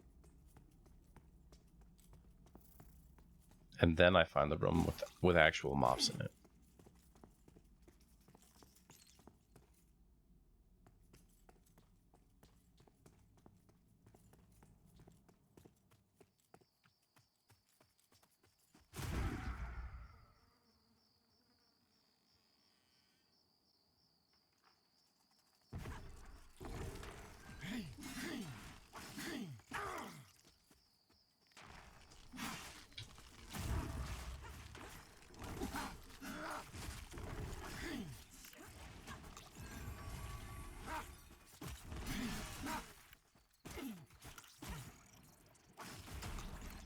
Oh shit, it's about to tarsal.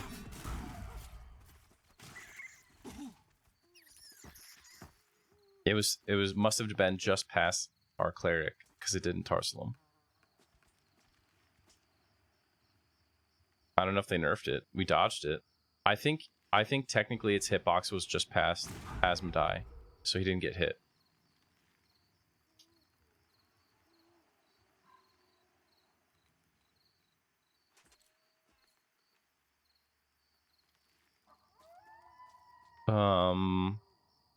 Geez, I don't know, Liverflap.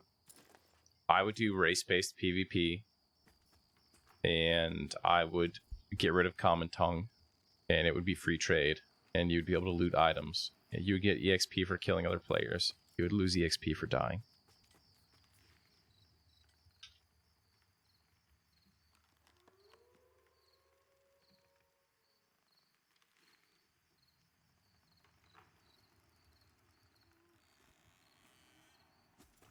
Yeah, no gen chat. But there should absolutely be a leaderboard that tracks like kills and deaths and stuff.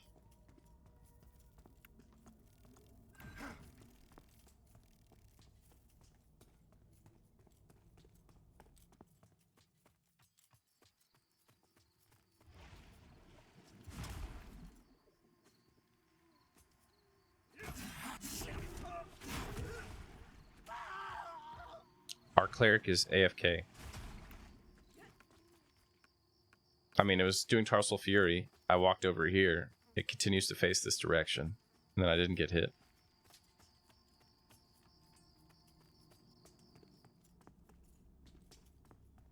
I played this game called 12 Sky, where you could PK people, but when you PK'd them, you became like a PvP flag for a while. And people could collect your bounty, and I think that was really fun.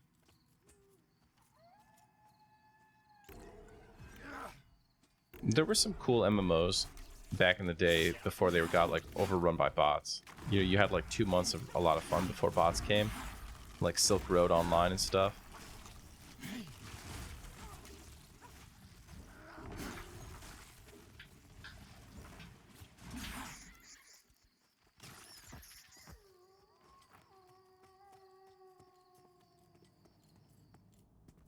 Nowadays, the problem with the bounty system kind of stuff is like guilds are too big and organized. Like you can't have you can't like reject people on a server because of their behavior, because a guild can be so big that it's all a person needs. They don't need to interact with anything outside of their guild at all, ever. So it doesn't matter if the rest of the guild refuses to group with like terrible player B.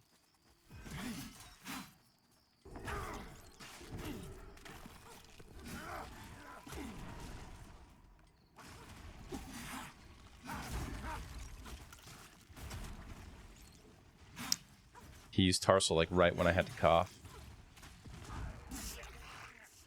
Queen, move.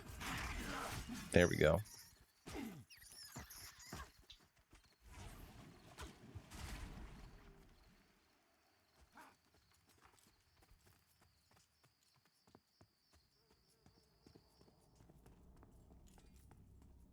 Trying to convince my group to come into the cave here.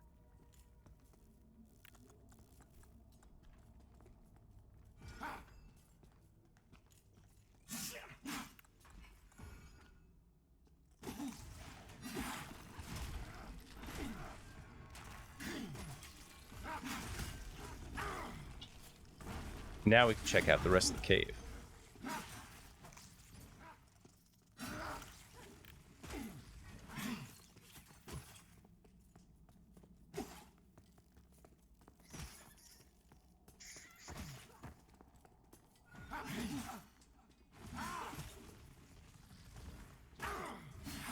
Meridian 59 is for like real old heads. Night liver flap. Did he just run through the wall?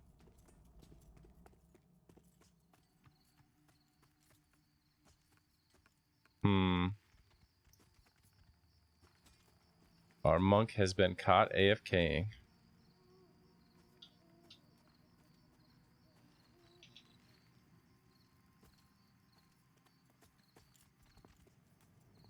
Why not go to manor? I don't know. I mean, we have 24 hours. I don't want to like, I don't want to spend too much time in any one spot. We could probably spend like 8 of them just at the manor if we went right now.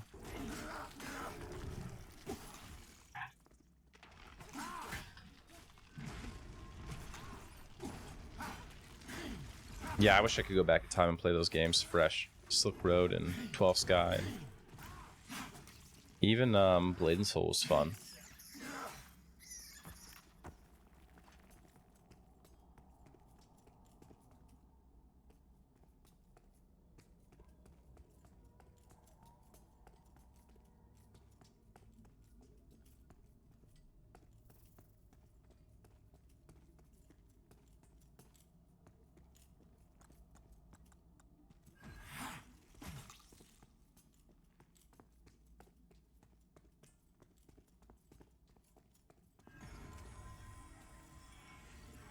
There you go, Ghastly.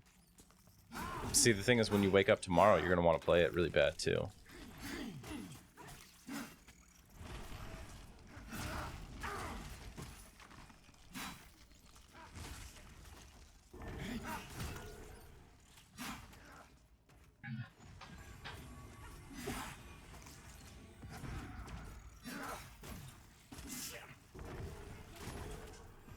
Yeah, he's still active.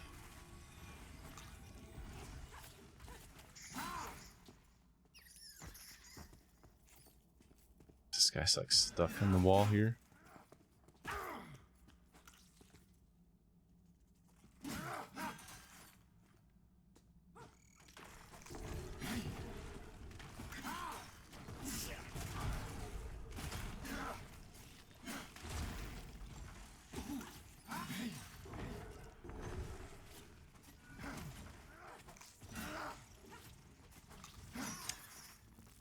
Doesn't Guild Wars have like no PvE content?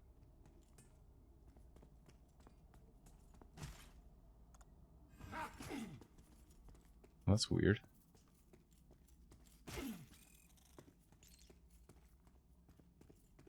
Take this back.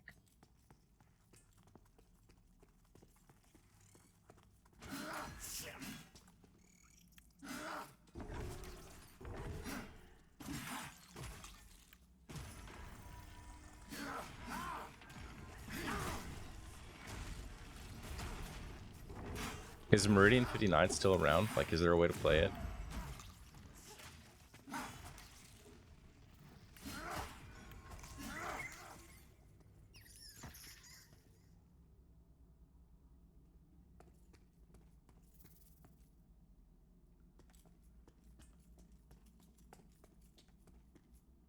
Gotcha.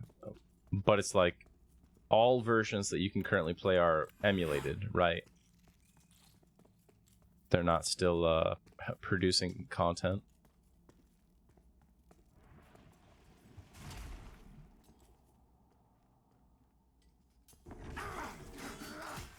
Wow, okay.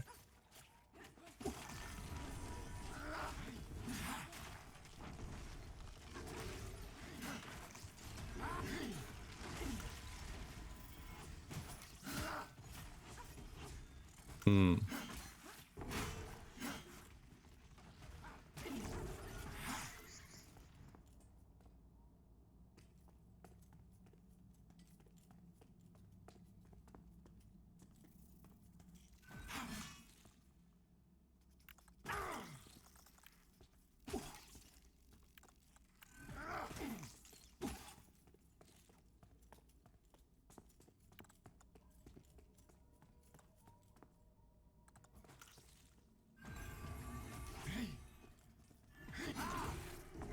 This is a bad time to have an ad.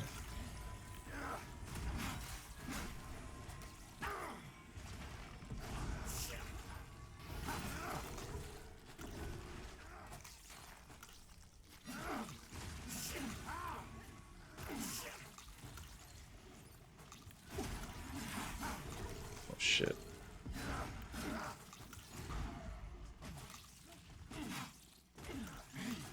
Well, our DPS is not killing this stuff fast enough.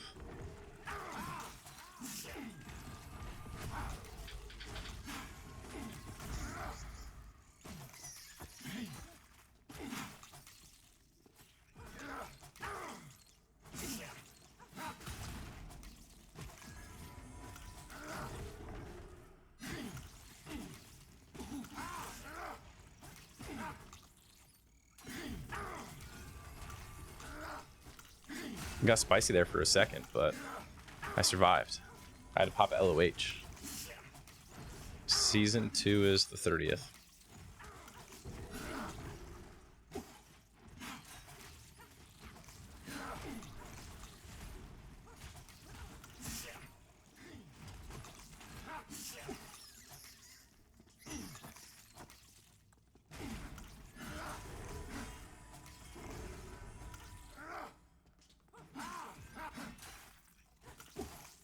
We have a Death Weaver and then a small one in the ground.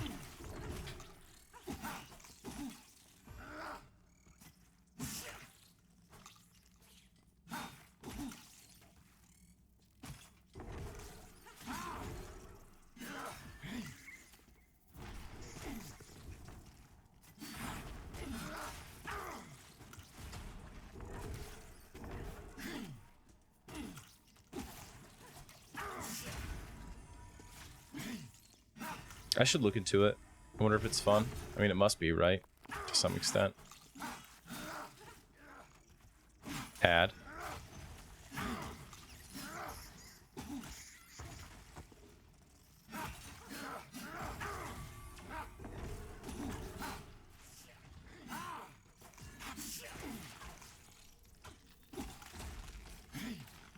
I want our monk to attack the mob that is almost dead.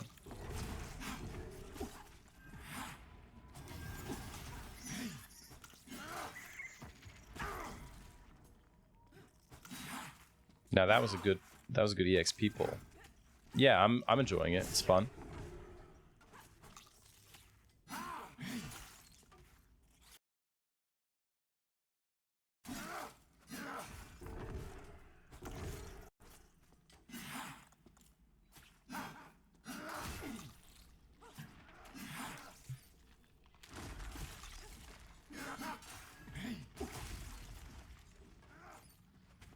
This feels like feels like EverQuest. You know when you finally decide to get that big pull, and while you have that big pull, of course, that's when the charm mob breaks, and that's when the room that you're camping repops.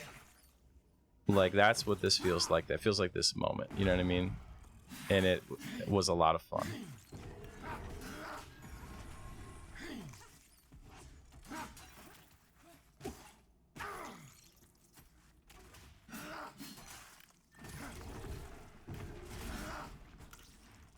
Well, Glorf, I had to tab over to that one because he was on it, so he was getting aggro. The other one I already had like billion threat on. It was good. But, you know, we're not in comms, so I get it.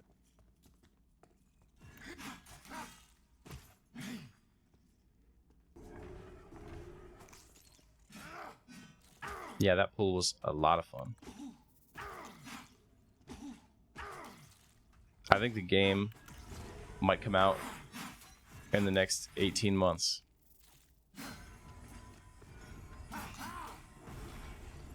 Like, I think you might have, what do they call it nowadays? Where you release the game for broad consumption, but it's not finished. Pre-release, early release.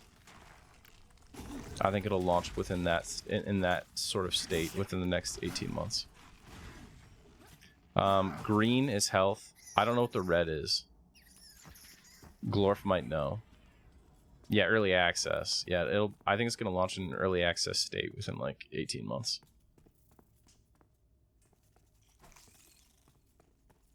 Red is ward.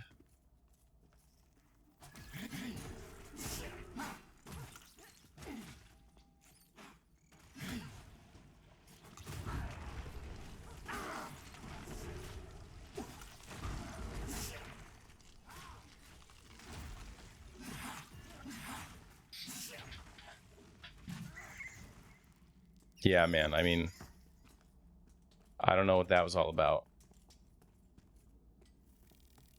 I'm glad they walked it back.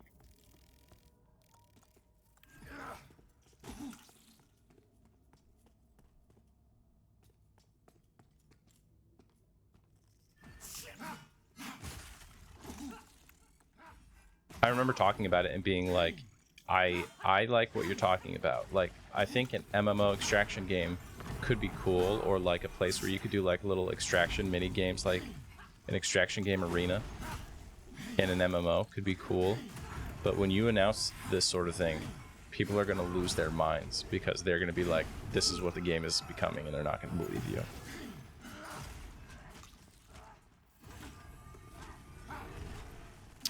The game does feel smooth, yeah.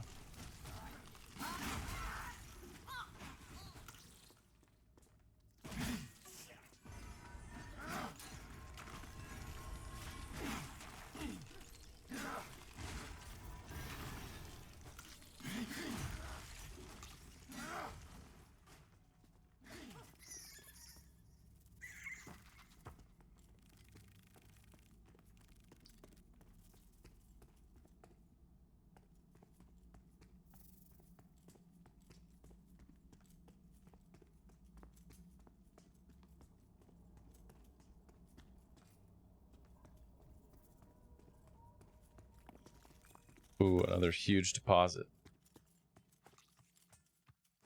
Oh, that's the other end. I made it all the way through the cave. I'm actually sad that I made it to the other end, because until I made it to that point, I could just imagine that it kept going deeper and deeper.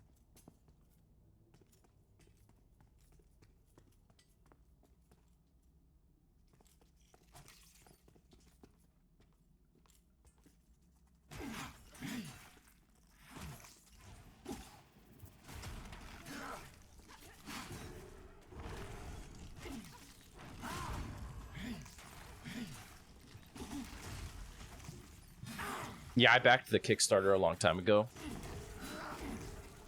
Vision.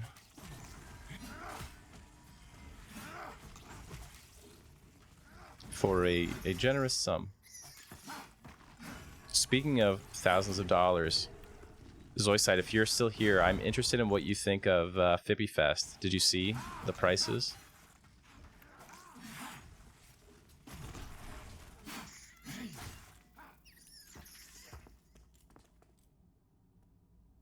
You don't think it's worth $1,500 to go hang out with Miko and get him to sign your poster?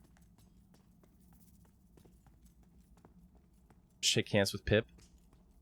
Have Abzor come tell you that he doesn't want to be here right now?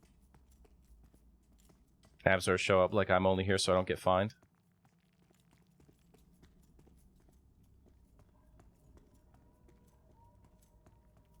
$1,500 in NTOV clear. You might be able to.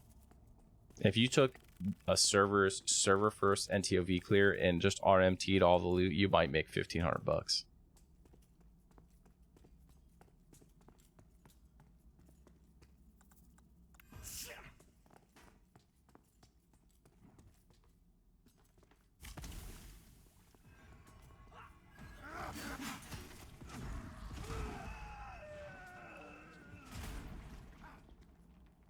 Yeah, I think I'm on like I'll never have to pay for Pantheon again. Even if they have like a sub model when they launch.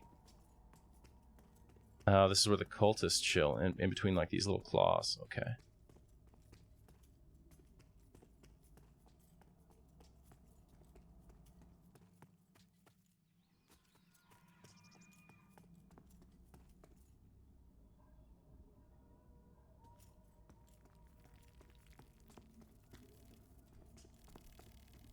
They said they've sold 1/3 of the available tickets already.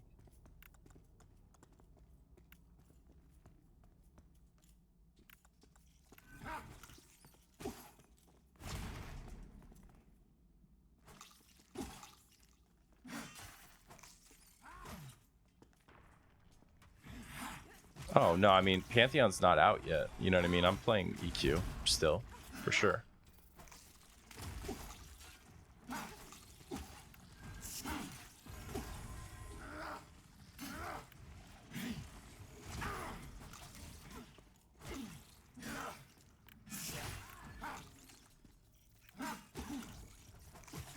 That's what I was thinking, right? But what occurred to me is, like, it would actually probably feel pretty bad, because they're like, yeah, you're supposed to like get one-on-one hangout time with like the devs and stuff, and I'm like, imagine that you go there, you pay $1,500, it's just like you and 29 other people, you know what I mean, in line to meet like the 10 devs there. It's like 30 is too many tickets already. It should be like 10 tickets.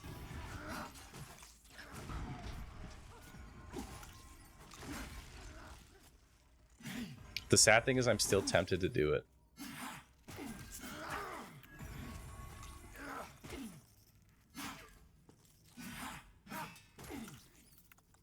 When I heard about it, I joked that I was not going to pay $1,500 to go to the SR Guild meetup.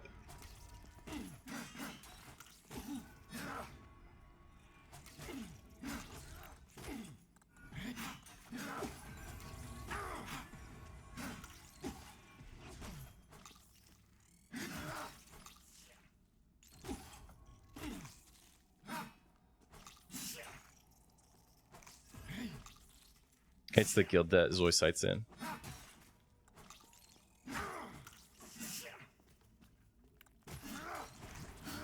Oh, I'm dying.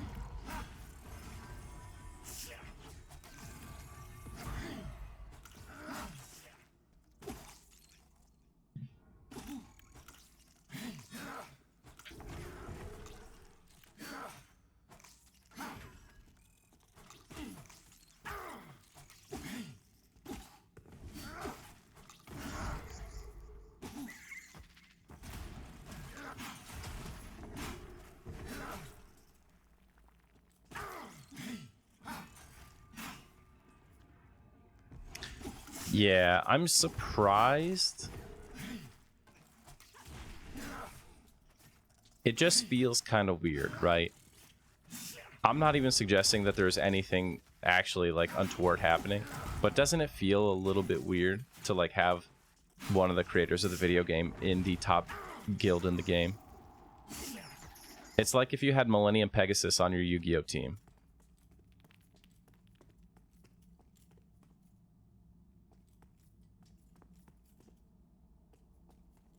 Yeah, well, hey, I'm not just, you know, I think it's a problem on all guilds. Like, probably you should probably not have the staff members in like a top 5 guild. I would think that that would be like some kind of rule, like 6 to 30 be in those guilds. Top 5 probably not a good place, because it could give people the wrong idea. Even if everyone is totally a saint and they don't do anything corrupt at all, you just don't want to give the perception. That's what I would think. Now, like me as a player, I would absolutely court employees to join my guild, because like as a player, of course that's what you want.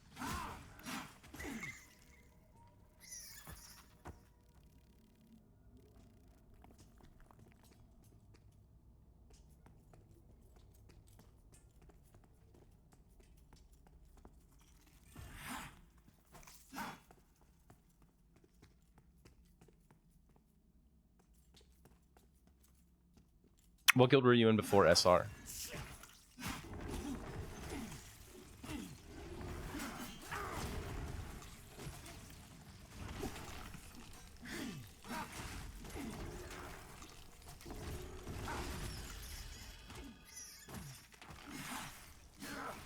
Township is still around, yeah. I think they've fallen off now, right? Triton has definitely fallen off. Is CT Celestial Tomb, or was that a different guild? Township Rebellion, were they like 7 or no? Faceless was 7 this time. Wasn't TR like 10? Crimson Tempest, yeah, that makes sense. Makes a lot more sense than Celestial Tomb.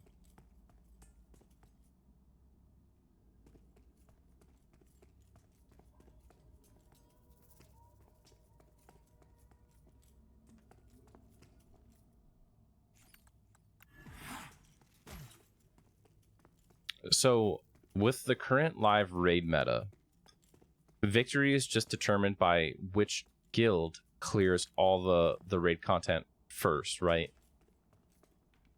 So technically, if a guild like got 300 people in it and they ran 3 54-man splits simultaneously, since you don't have to do them in a sequence, you could do them in any order, they would have a really good chance of just winning outright, right?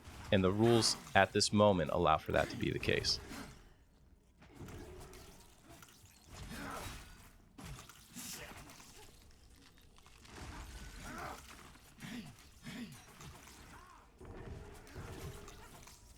Yeah, I mean, you have a few years left before they're going to change that rule. I'm sure when Mischief Faceless gets to live and merges with Mischief Burtox and you have an actual 200-man Faceless guild of people who are hungry, that rule will suddenly be changed.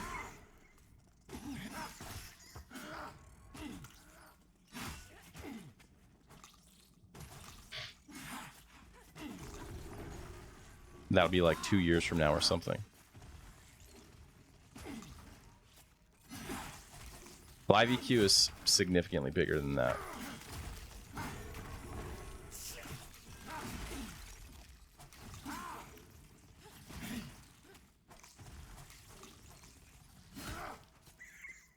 Dude, people are boxing in this group.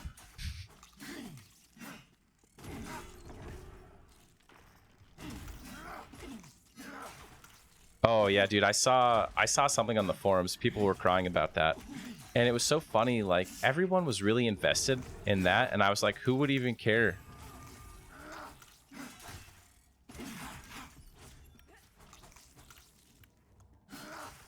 It's so bizarre for me as a TLP player to see the things that get live players like spun up and worried about. Like, oh, is this fair?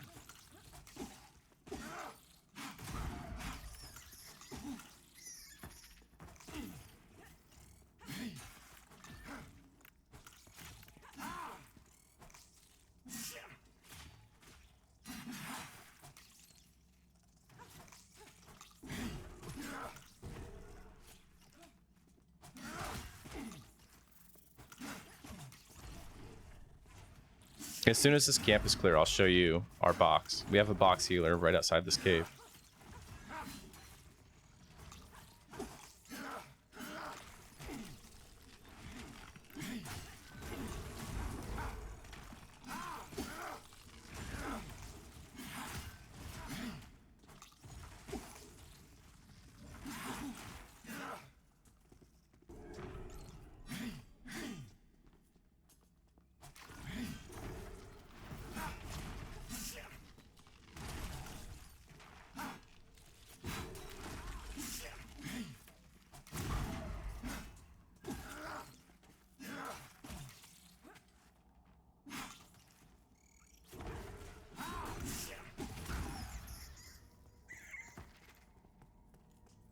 Athena right there is our box cleric.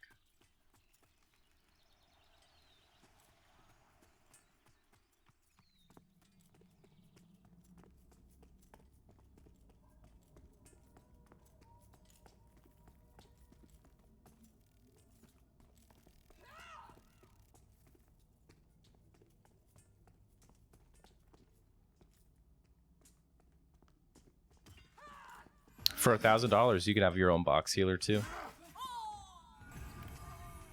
It's cheaper than going to Fippy Fest for 2 days. LOL.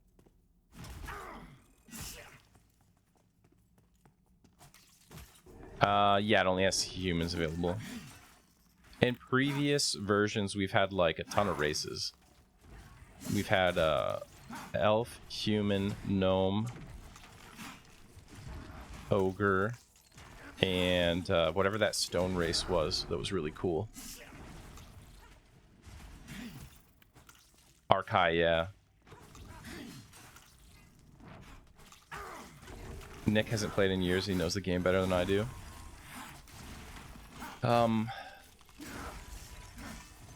The cleric, I mean, it was there because when we first started the group tonight, it was just like 4 characters. So we were just keep the character there for whatever in case. Now it basically does nothing, which is why it's staying outside the cave.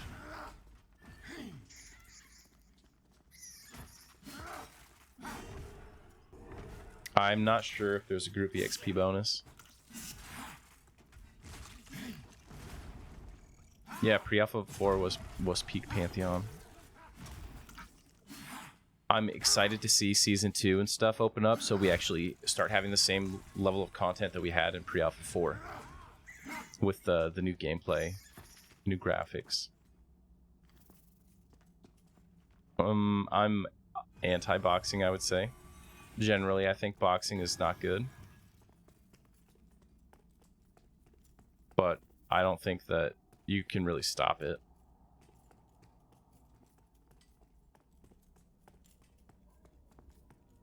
Yeah, I think they were saying now that they'll have all classes in for launch.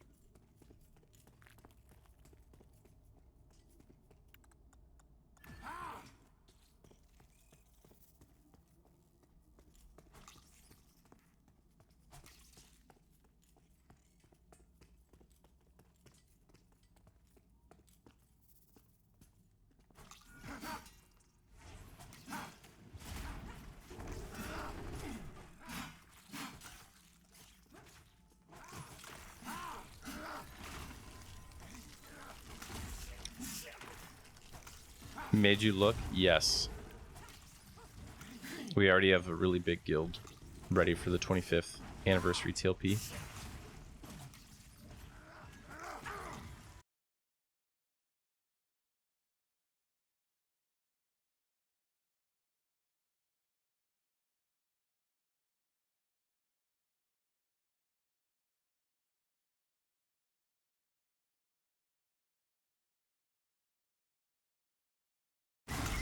There's our Discord server if you want to play with us for the 25th anniversary. Discord.gg/faceless25th.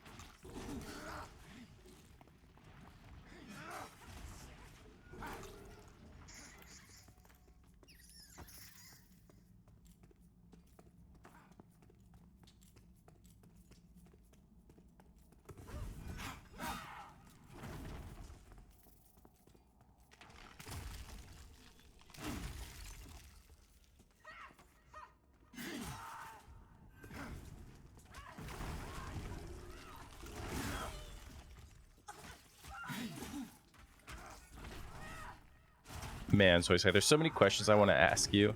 Like, speaking of that, like, what are the internal views of, like, MQ2?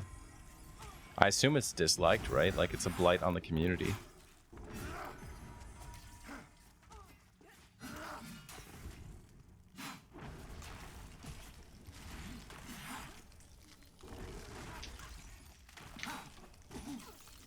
I mean, just go Monk Shaman. It is the classic combo.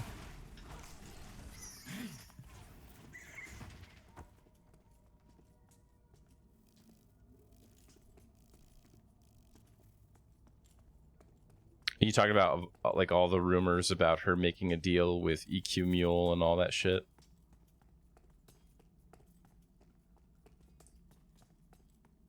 Yeah, but like she logged into EverQuest 2 and said she did in general chat, and there are like screenshots of that.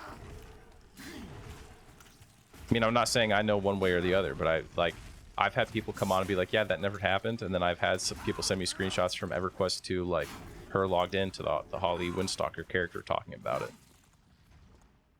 I'm like, I don't know.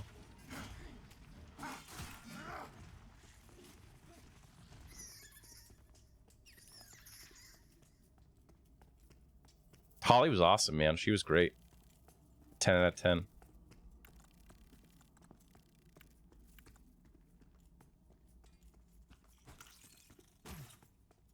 I like J-Chain as well, though, so I think they're like, as a player, it seems like they had like very different focuses, but both were really good for the game.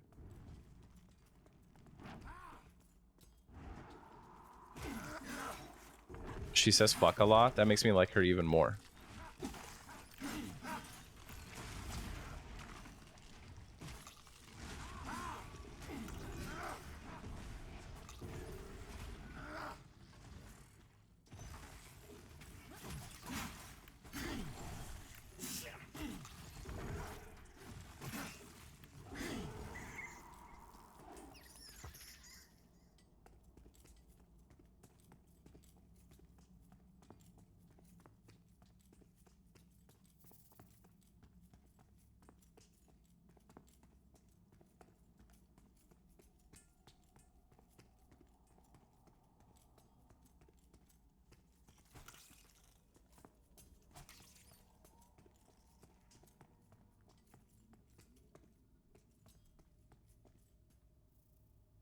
Did you work there at the same time as Ellie Droth, or was he already gone?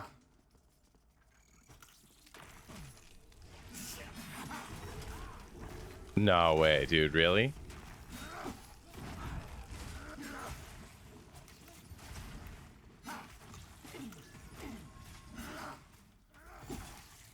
That's crazy, Salamander. Because like you could just look up screenshots of games from 2000 and see that this doesn't look like an early 2000s browser game.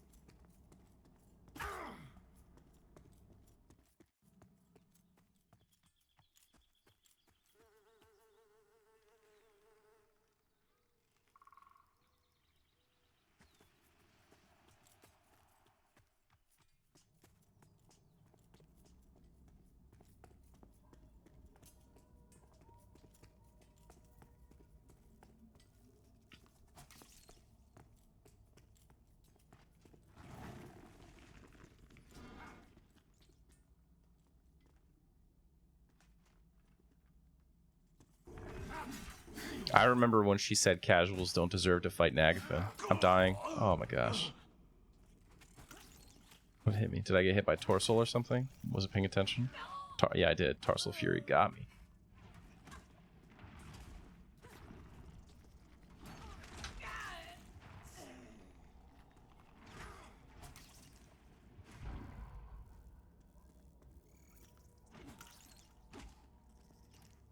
I don't think we're gonna get that res off.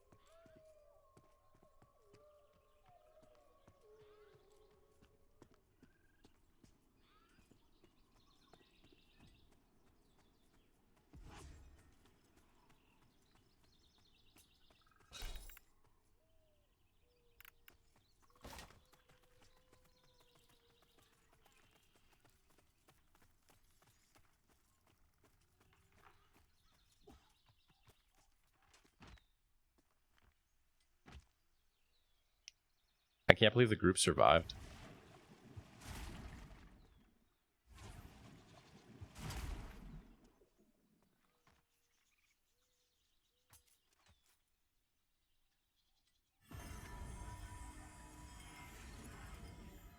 I believe it.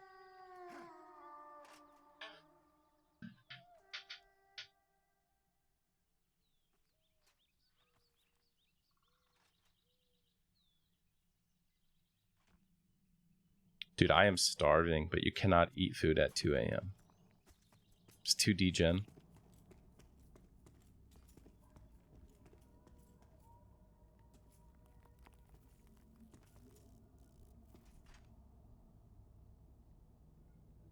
I feel like since the pandemic, pizza places aren't open at 2 a.m. anymore. They close at like 11 p.m.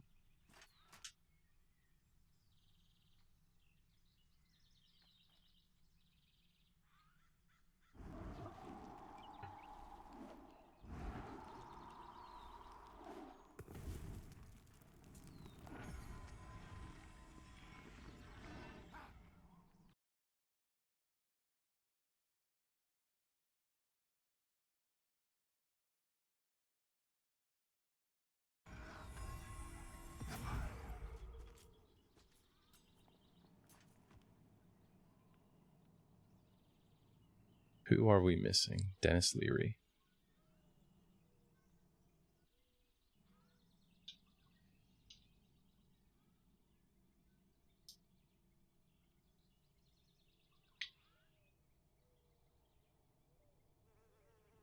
Not yet.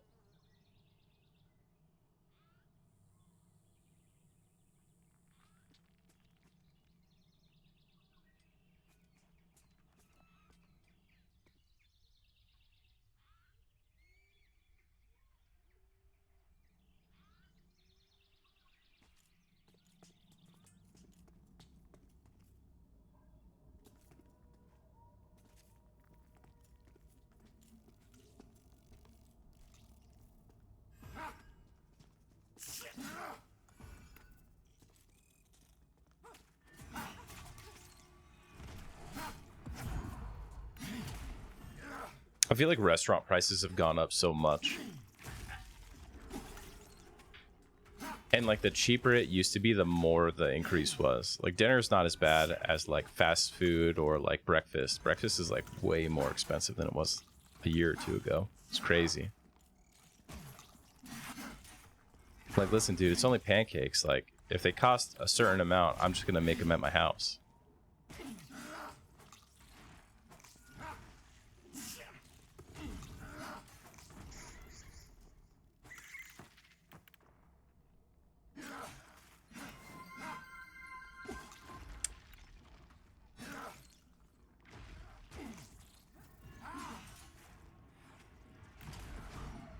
But yeah, fast food, basically, like, why does it even exist? It costs as much as like a real meal does.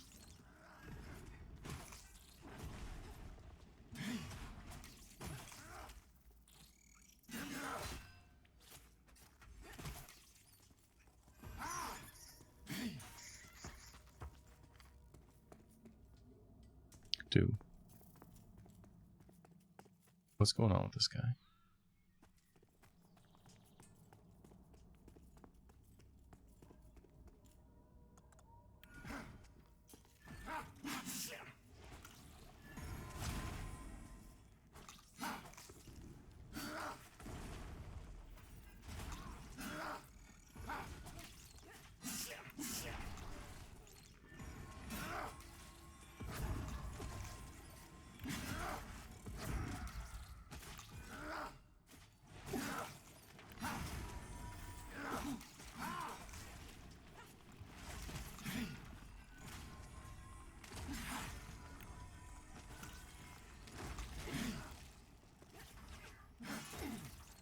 Dang, they auto tip.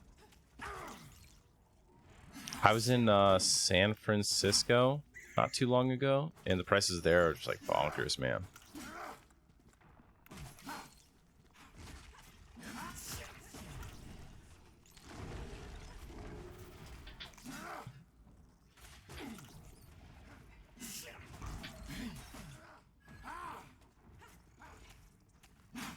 My wife and I would go out for like a brunch, and it wasn't even like a crazy like ton of mimosas kind of brunch either, and it'd be like $70.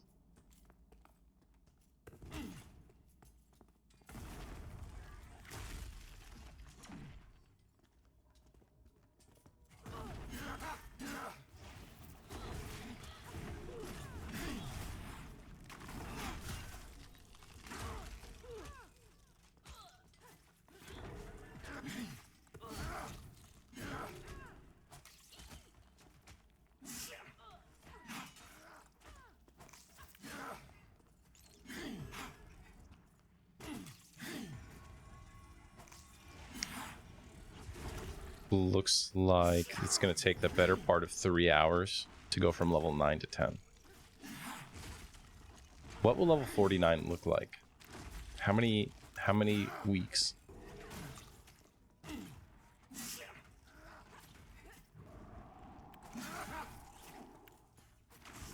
A grocery store? What's that?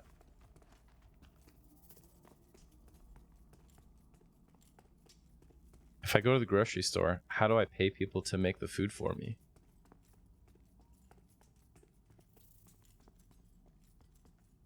Oh, I see, like a 7-Eleven, okay.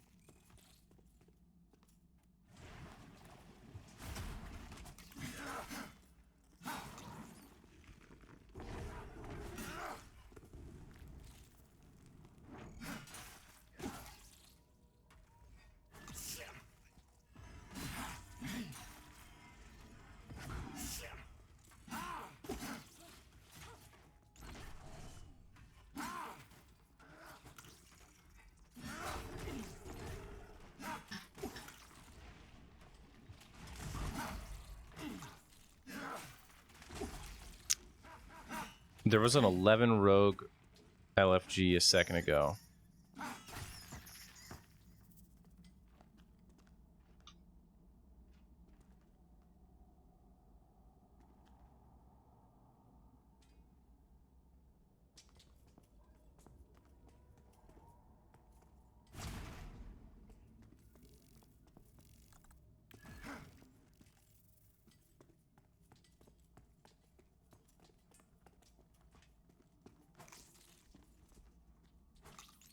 $17 for a corn dog? Fuck out of here.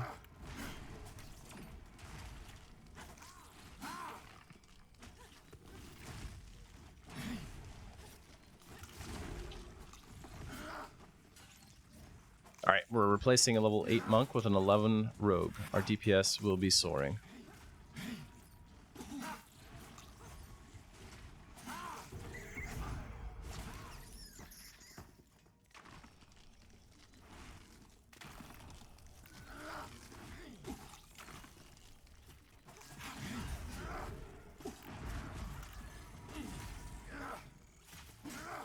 I wonder if manor is the best place to go after this.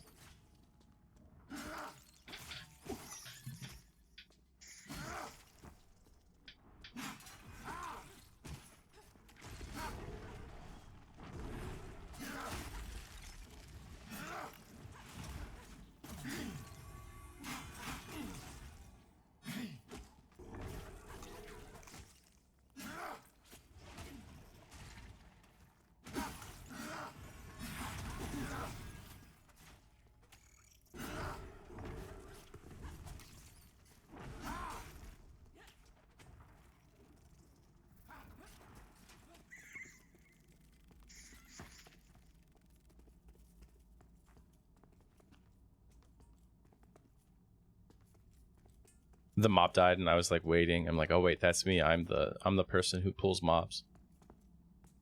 I was just waiting for that mob delivery.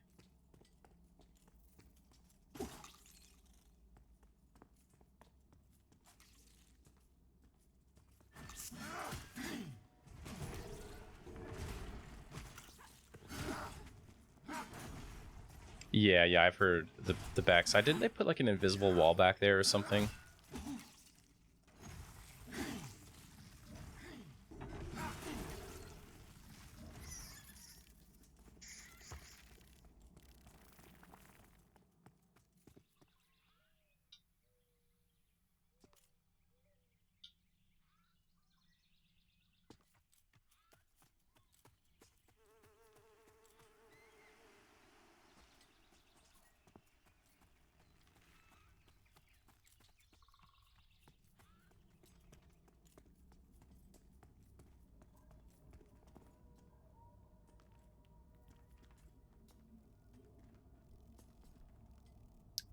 Glorf, is there a command for me to kick Denise?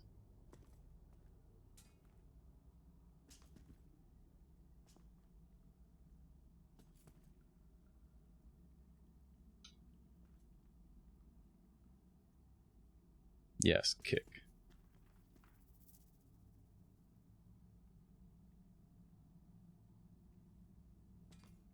Where's Artemis at?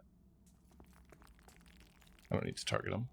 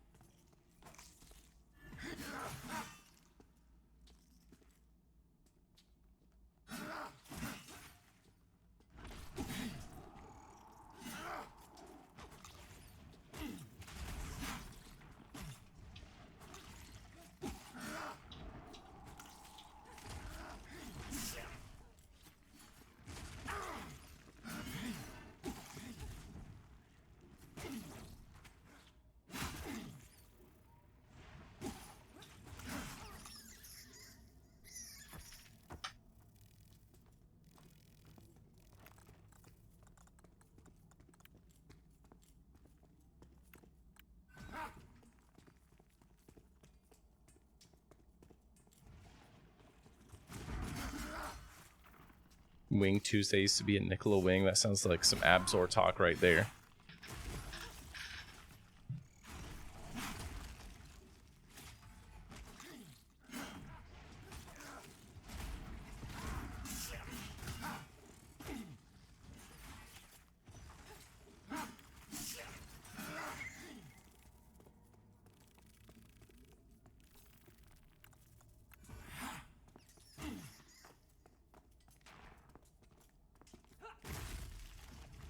One bubble left.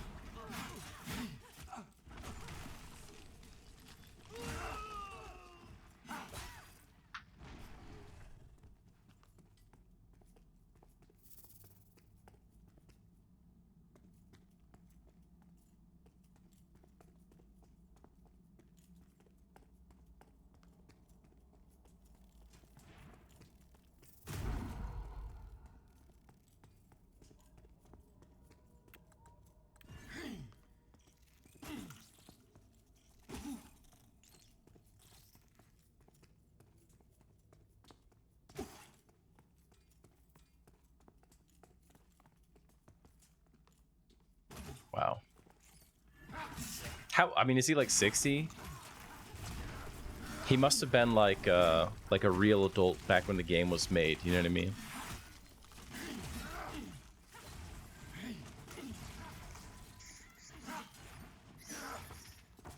I remember this one time Abzor made a change where he got rid of he quote returned the density of mobs to their appropriate 1999 levels for newbie zones the week before a new TLP dropped.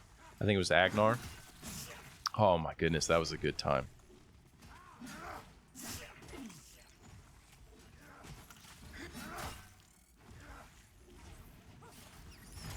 We went on to test and we're like, dude, there's no mobs in Nectula's forest. There's like 5 spiders. That's it. And made a bunch of memes about it, and they changed it back.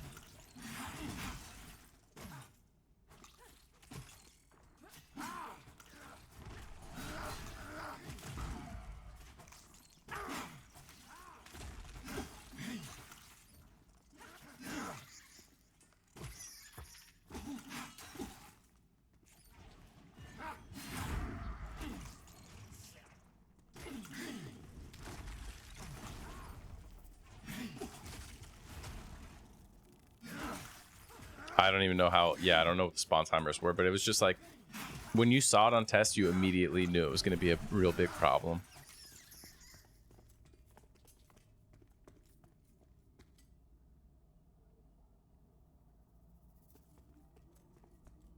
You know, you're not the first person to tell me that Zoisite. I've had people tell me that like his like grumpy persona is actually just like you know, he's just joking about it, and he knows like people sort of like it, so he just leans into it. But he's not really like that. He's actually like really friendly and nice.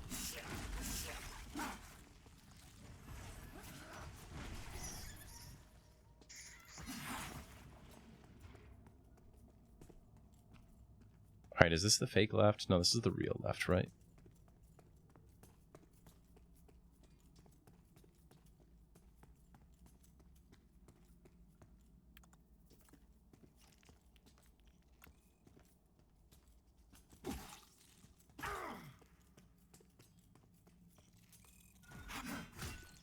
Oh, don't tell me it's stuck in the wall.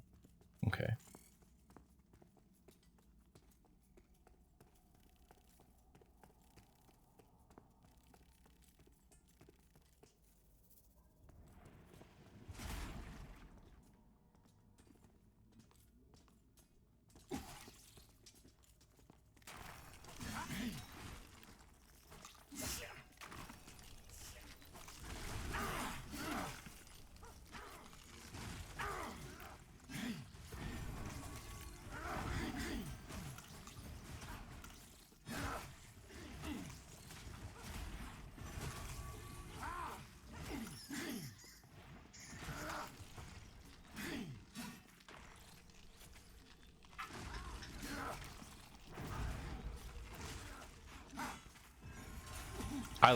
I like Engreth.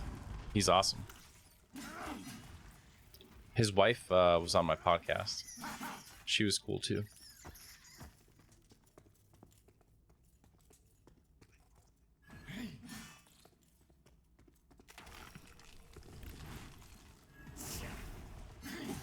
I like to wait until the rogues walk over to the mob, and then I pull it over to me so that they get mad.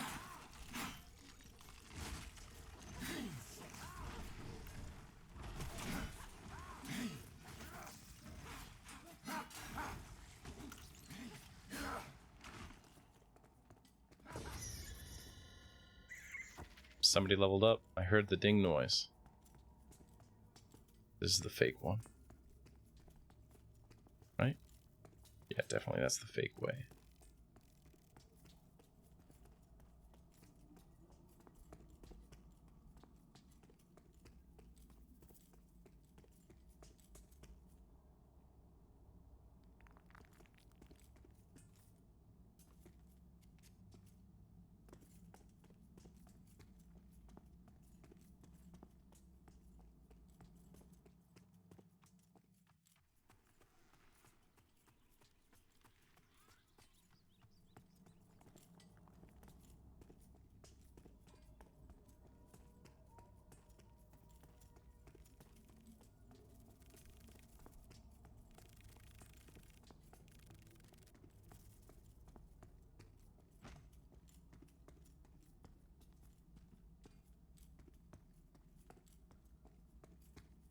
It's all dead. We're too good.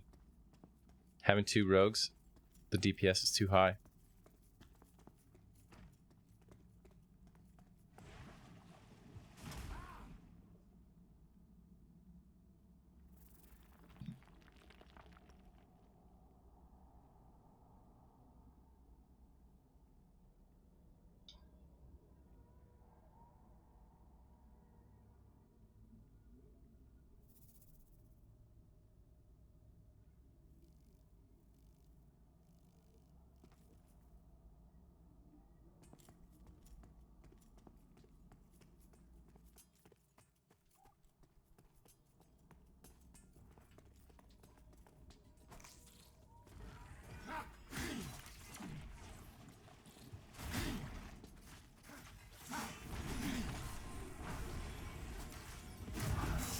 I didn't know there was a party for the 20th.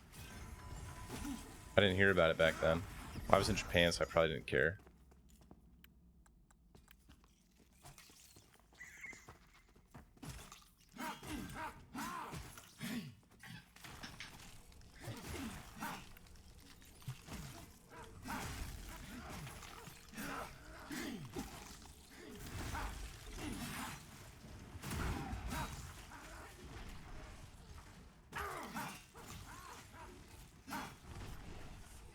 What's the security like in the building? Like, how deep into Ocean's 11 territory do I need to get before I can steal those original Keith Parkinson paintings?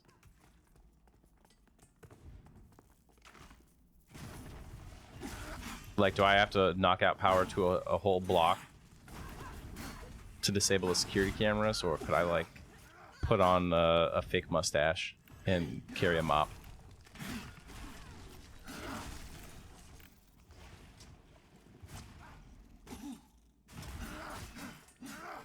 Take them off the wall and run.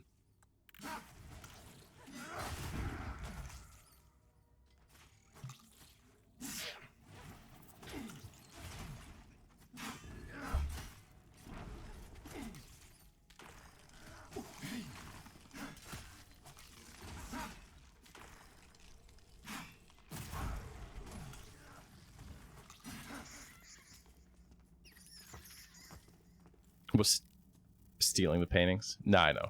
Yeah, checking them out. They look so good. I bet they must look amazing, like seeing the originals.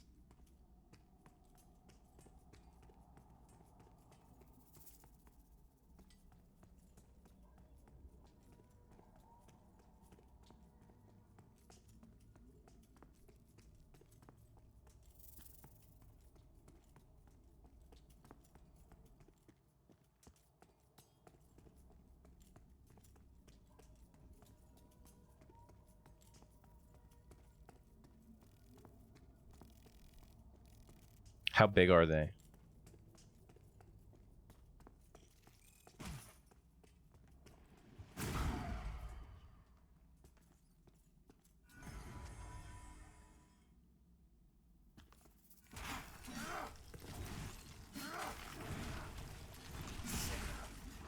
I really like that you're all in on the crime aspect of it. Like, when we're talking about dimensions, you're like, yeah, you need 2 people to steal them. Good. Yes. Yes. Tell me more.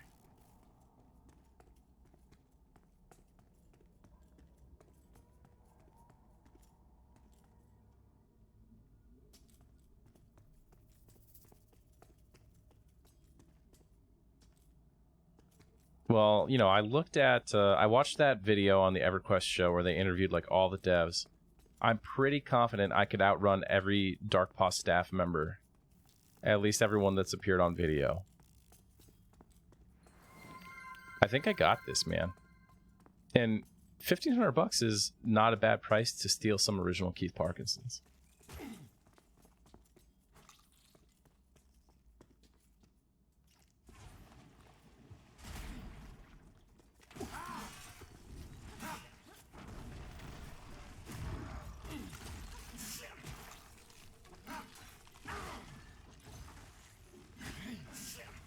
I wish for the artwork after Planes of Power, they had gotten someone who's a little bit more similar stylistically to Keith.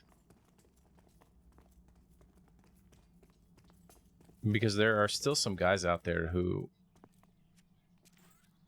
are pretty close to that. I mean, I think Keith Parkinson is probably like the best you could possibly have gotten.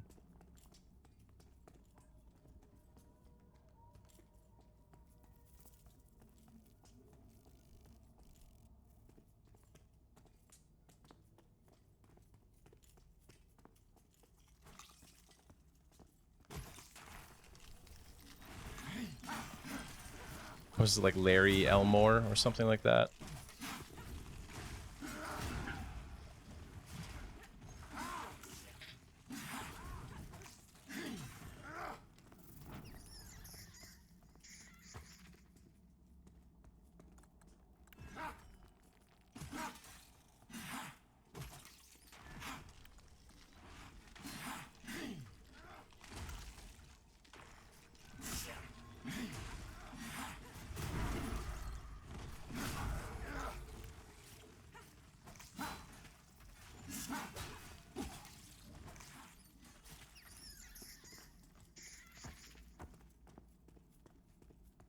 Tank crew doesn't really work like that. Too tired.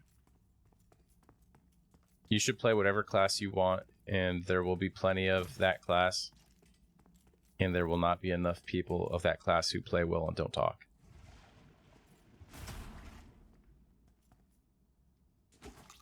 For reference, we have like over 300 applicants right now, so like we're good on every single class.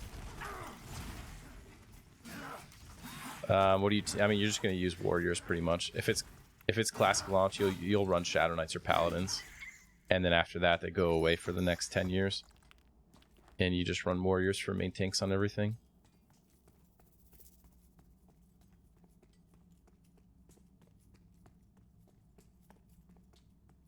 That said, you should come play with us. It starts out as a big fat Zerg, and then you trim it down. Wide net, strong filter. Cleric, dope. I've never wanted fewer clerics.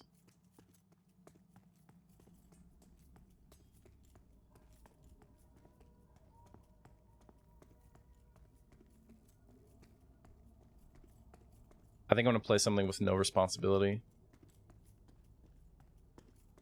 I'll do like Monk until Luckland and then swap to Beast Lord. And I'll refuse to cast whatever that 10-second buff is that they all have to use.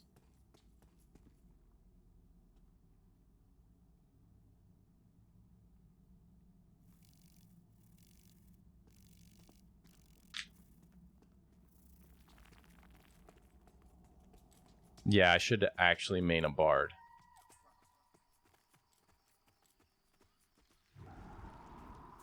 Now that we don't need to manually twist and all that, just like, yeah, I play 5 songs. I'm basically a box.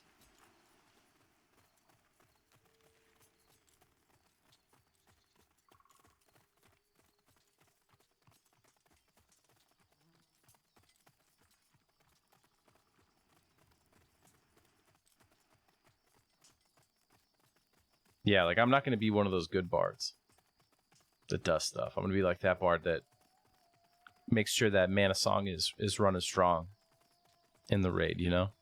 I'm that guy.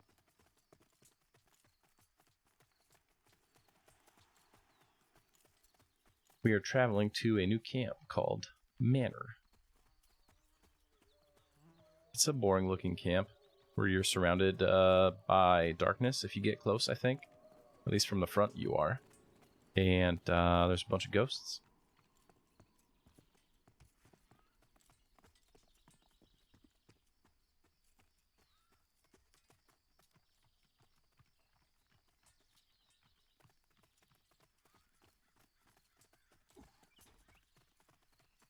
Our cleric left the group. That's not great.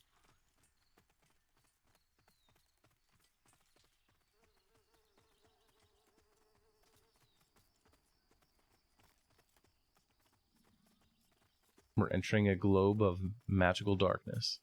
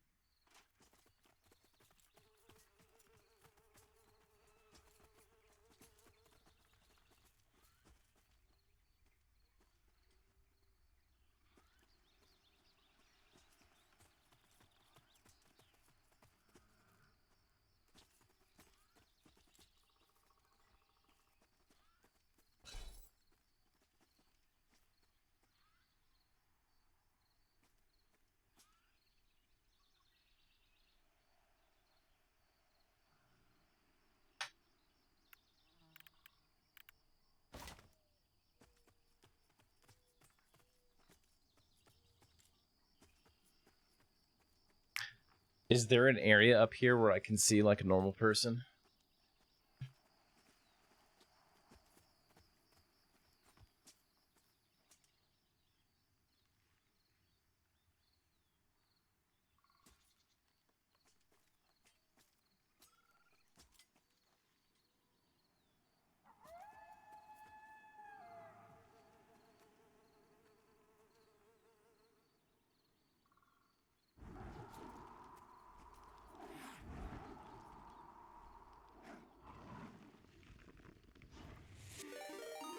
Dirty old socks. What's going on, dude? Good to see you. Good to see that you've graduated from EQ and moved on to bigger and better games. Folks, if you didn't know, I'm Zaide, and I am currently streaming Pantheon. We're doing a 24-hour Pantheon stream. The first and longest ever. You're at a good time here because we're in a globe of magical darkness. And so for the next several hours, it's going to be a dark screen with just names.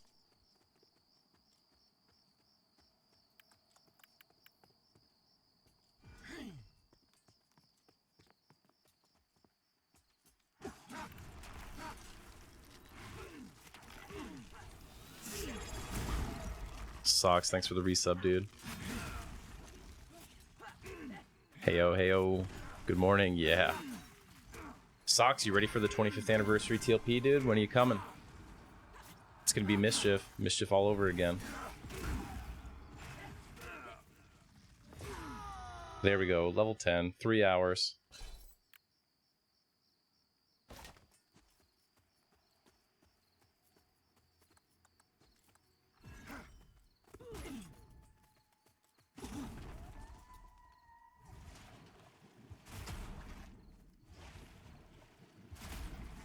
Nah, they haven't announced the rule sets yet, but you know, we have a good idea. We have strong faith in the Mischief 2.0 with better EXP. Sponsored? You know what? Technically, it is sponsored for like 10 more minutes.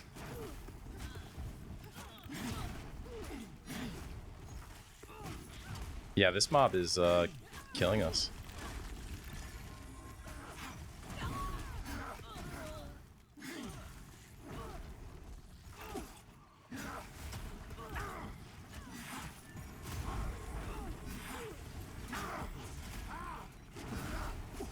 Where all of our DPS is dead.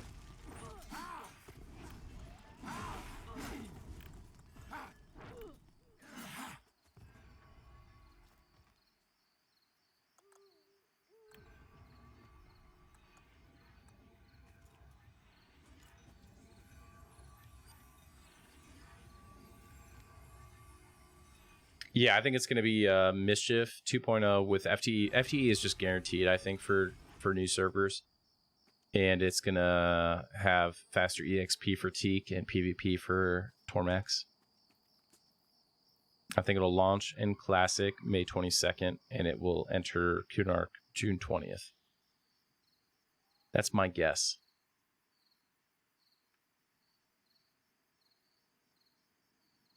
What up, Yedis?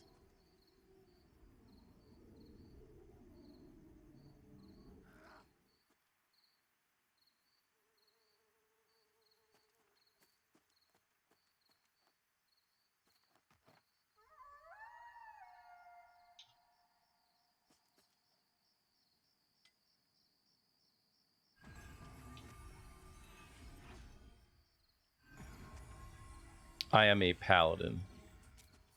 My group is paladin, wizard, rogue, shaman, cleric.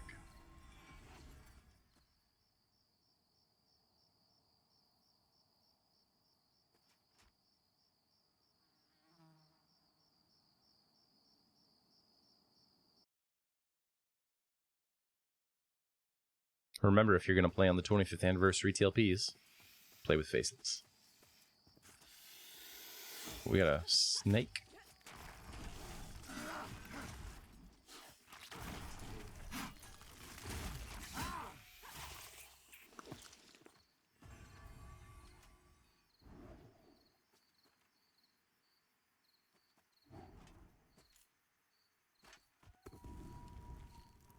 Not yet. This isn't normal nighttime. This is like a globe of mystical darkness. Like if we go this way a little bit. No. Can't even tell. There's a way that we can go that would yield normal non-magical darkness, and it would look a lot better. Yeah, that's because emulator people aren't real humans.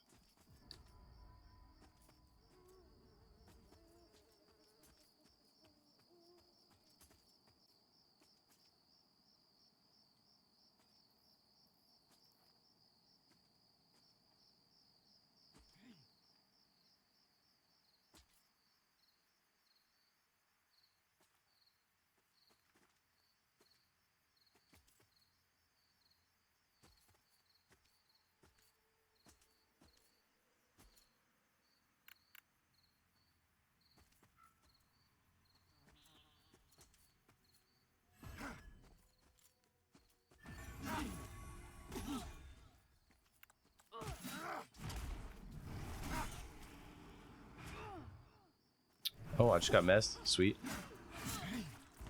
And then it broke the mess. Cool.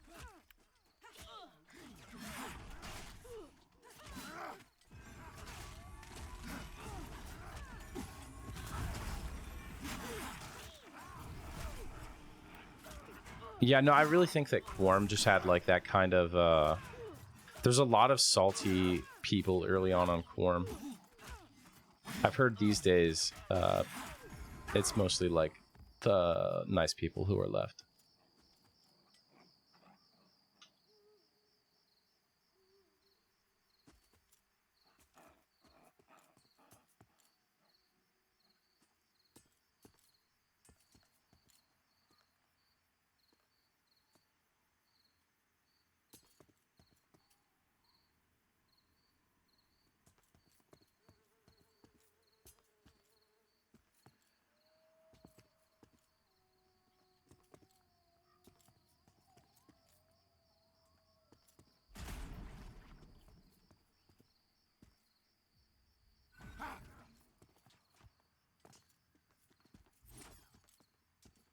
So we got 2, which means we're probably dead.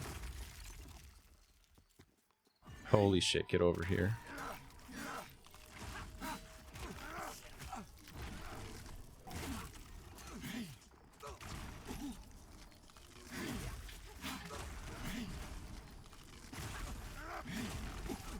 No, we don't have an enchanter.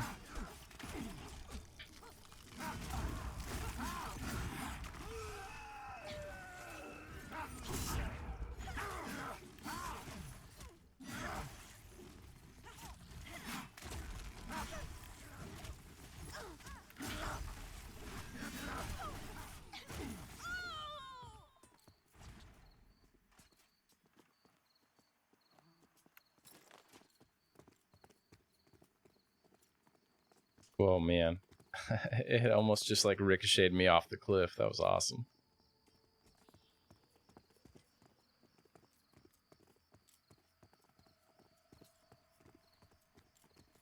Yeah, normally we would just root stuff with the rogues and it would be no big deal, but since they were both casters, it was going to be a pain. I had to burn lay on hands that fight.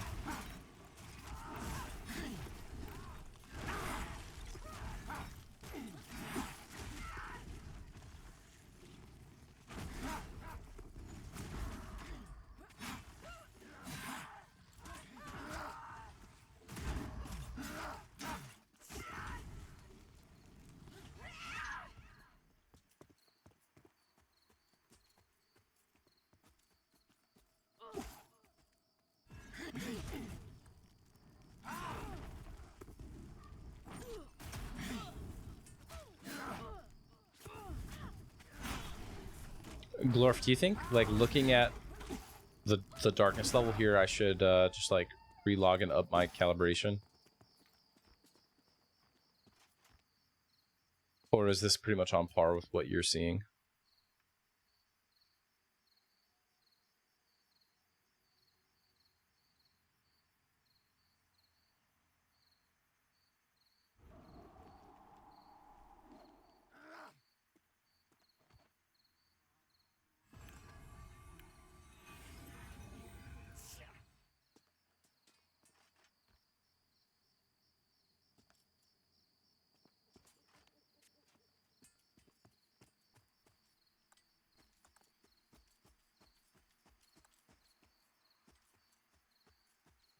I can't even see the ground, dude.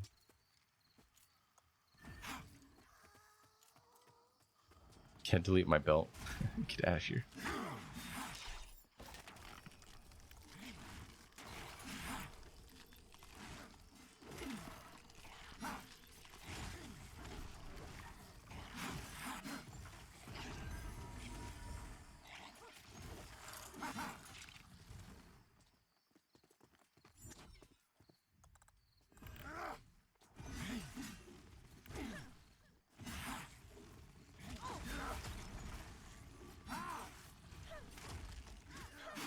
Sweet. In between pools here, I will get you all set up there. I'll get your account approved. It won't be a big deal. I mean, if you gotta do stuff, you gotta do stuff.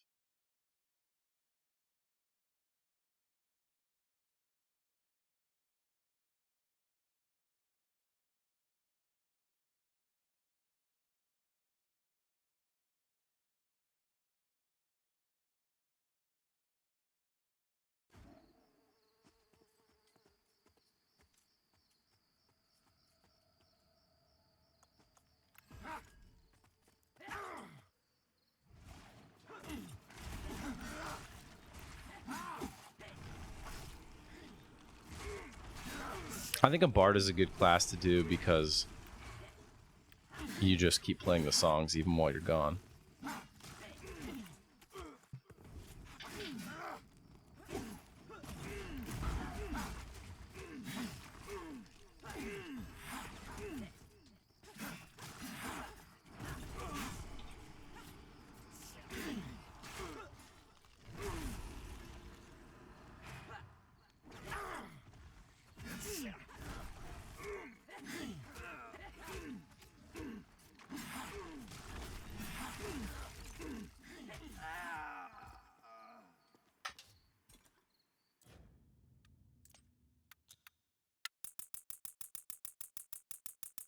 I'm just gonna jack my brightness as far as it'll go. That's, gosh, it's too high.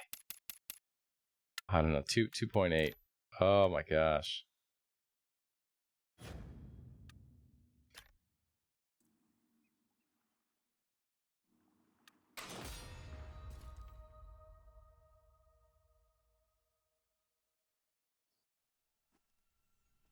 Didn't really do anything at all.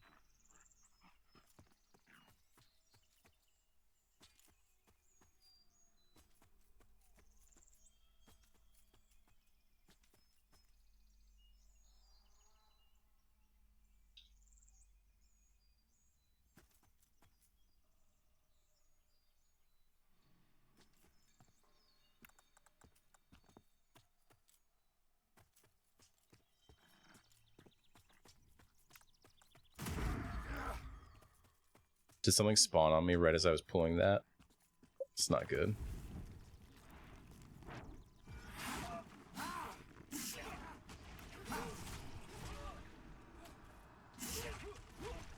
Yeah, I'll have to fix that later. I'm feared. Nice.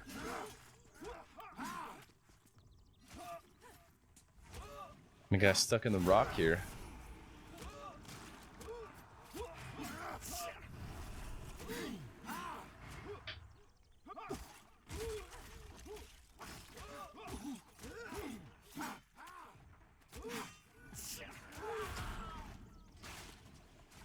Spectral weapons, temporary, yeah.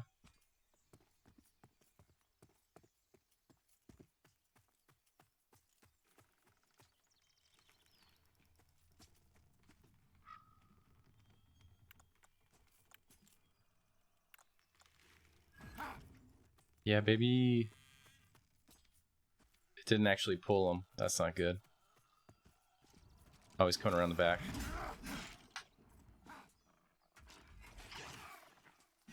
Nice job on the root. Looking good.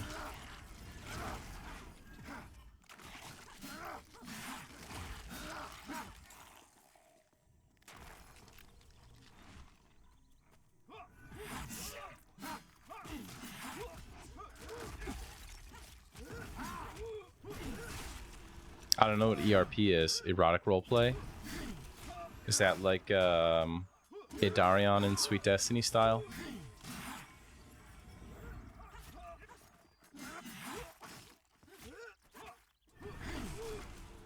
You know, Soyside, I used to have a person in my guild who would get drunk late at night. This person played till like 5 in the morning every day. And during most of the day, they were like a semi-normal person. Semi-normal, but late at night, they would always be drunk. Several bottles of wine deep, I assume. And they would invite you to a private voice every now and then and sing songs to you. Good times. That person's in your guild now. Hey, baby. No. I'll DM you.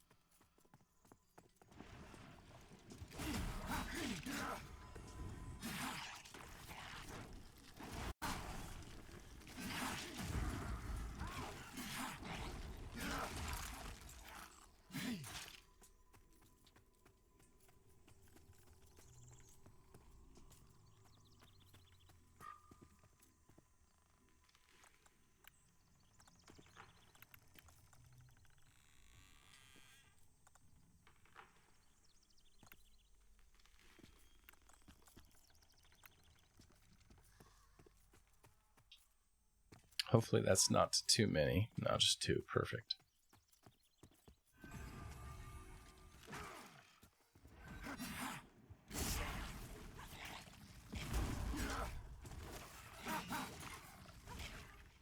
Dude, when I was 9 years old playing EverQuest, I had my first encounter like that.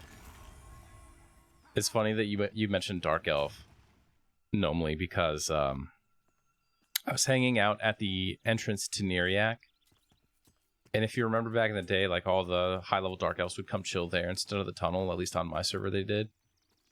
And there was this high-level Dark Elf. I was inspecting everyone like noobs always do.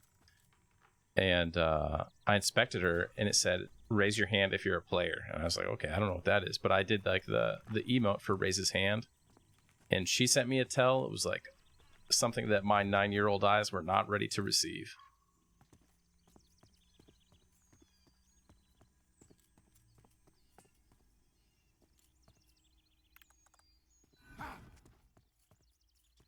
Young Zaide was not the same, was never the same.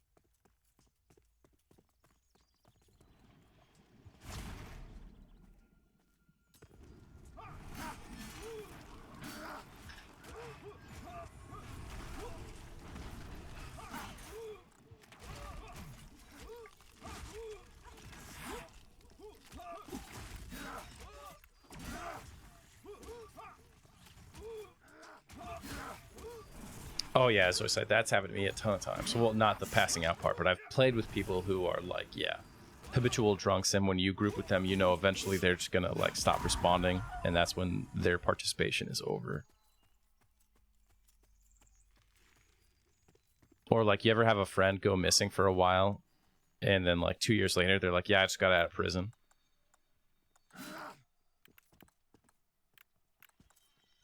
We had a guy in Faceless named Meat Castle, who was always really big into cocaine. Retired. Whoa. Thanks for the raid, dude. Hello, folks. You came into this at an interesting time, but I'll just do a quick recap. We're streaming Pantheon. We're doing 24 hours. We're 3 hours in. By the way, folks, as of 8 minutes ago, the visual non-disclosure agreement for Pantheon is concluded. So now we're streaming legally, even if we didn't already have permission. Anyone who can play can stream.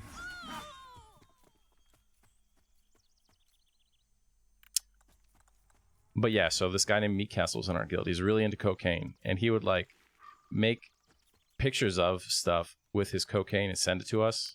Like he was like he made like a faceless, a big line that spelled faceless. Anyway, he went missing for like 3 years, and we're like, dude, he probably went to prison. And sure enough, when he finally came back, he was like, yeah, I just came out of prison. I'm like, oh, okay, well, that makes sense. I don't know what he did, but you know, we have some assumptions.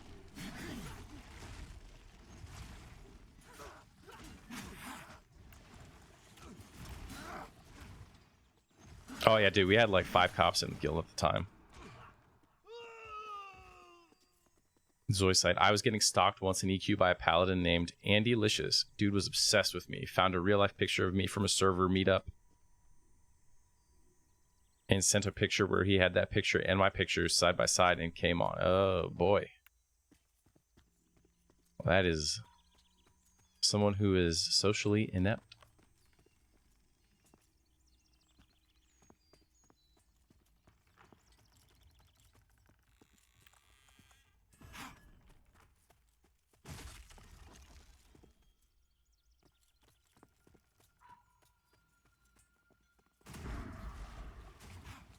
Victoria, when this comes out, it's going to be on PC only.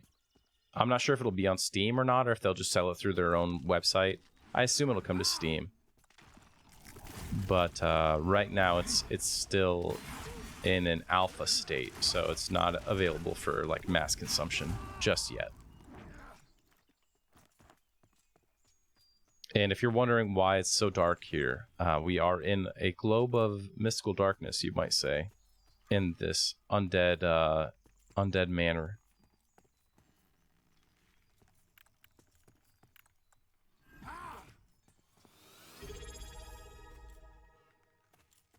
Groovy, thanks for the sub.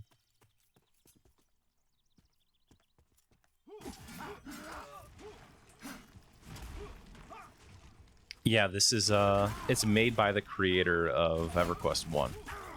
Though he is passed away since it was started. This is meant to be in some ways a spiritual successor to EverQuest. Though a lot of people think that it has a little bit more in common with his other MMORPG, Vanguard.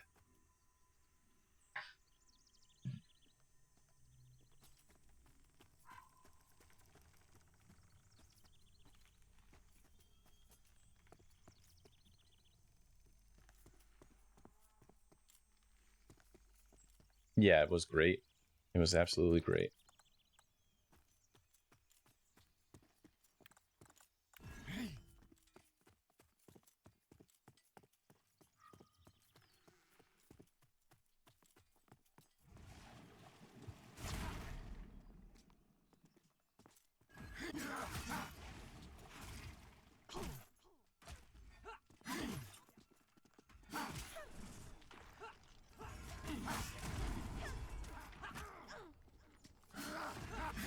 This is not good. We got a few unanticipated mobs here.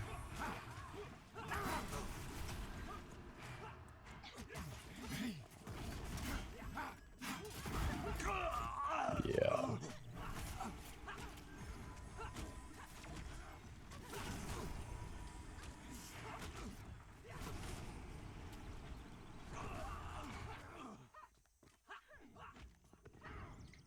Now, when we leave this globe of darkness, because I jacked my gamma up to try to compensate, it's going to be like crazy over here. Okay, honestly, it doesn't look too bad. It doesn't really look that bad with the gamma all the way up.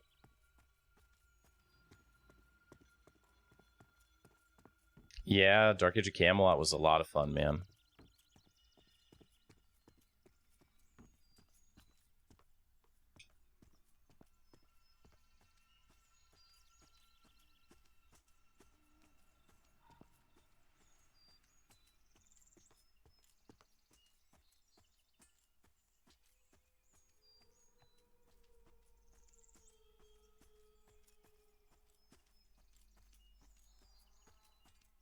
Are you playing like retail Dark Age of Camelot, or are you playing Eden or whatever the big emulator is right now? Nice, Eden. There we go.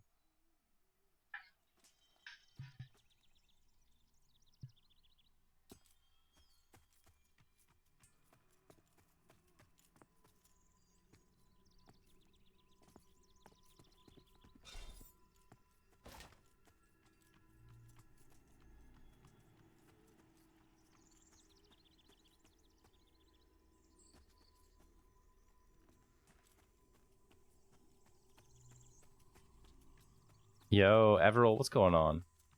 Good to see you. Man, my health's kind of low here.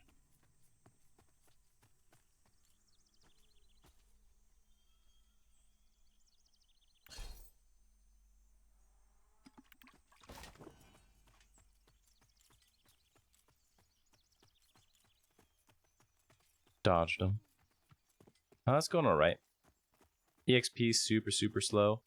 Actually, honestly, like this camp has been very fast.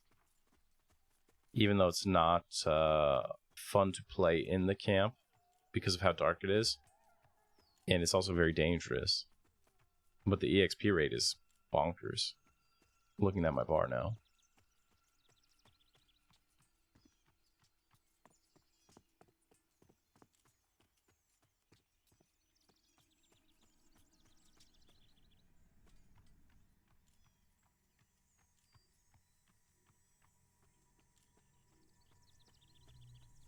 Yeah, for some reason I'm thinking that Joppa said in like 3 to 6 months we would have all the classes, right? Oh baby, too tired. That sounds nice. Ghost Viper, don't do it.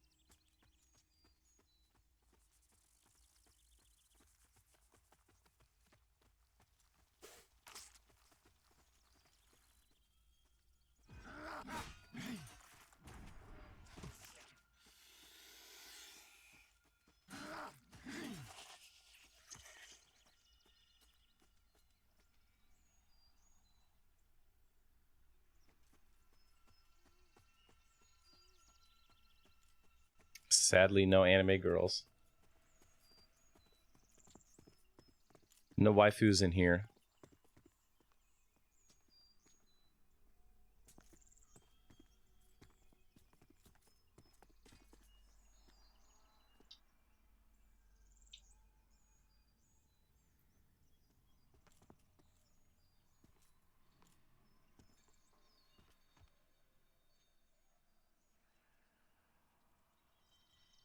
Yeah, there's like a magical, mystical globe of darkness around this manor that we're hunting in.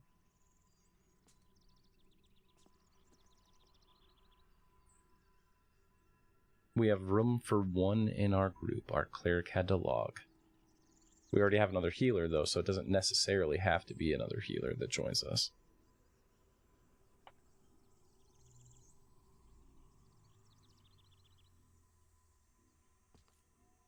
I'm gonna go over here. No. Dead.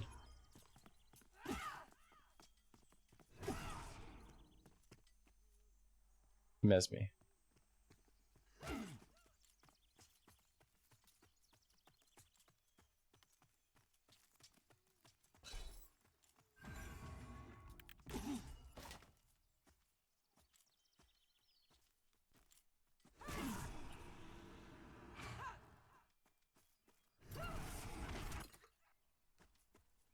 Rip.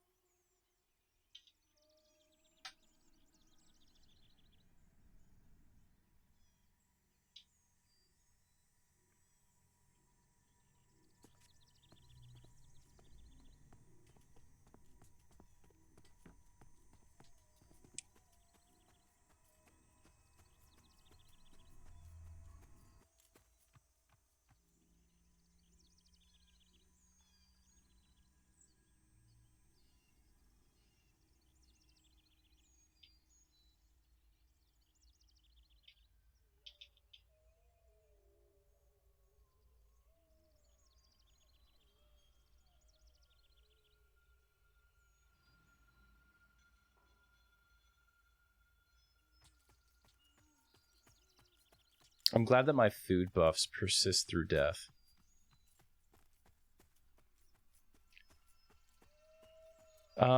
They said they had like there were a lot of performance issues with the previous graphics, and the graphics they had, there wasn't really a consistent theme. There wasn't like a style. It was just whatever they could cobble together every time, right? So this is much less performance intensive, easier to work with, and is a consistent theme applied to the whole world.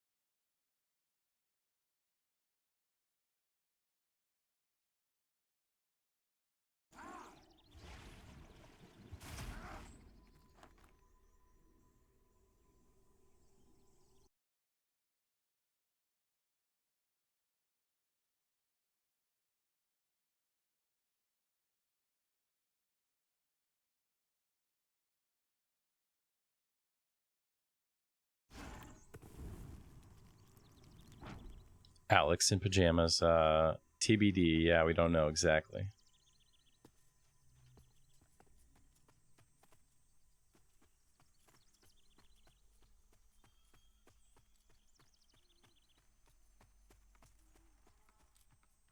Personally, I feel like in the next 18 months, we'll see it in some kind of early release. The whole MMO won't be done, but it'll be like you can buy it for X number of dollars and just play it 24/7, and you know what I mean? Patches will just continue to add more and more content over time. That's what I predict.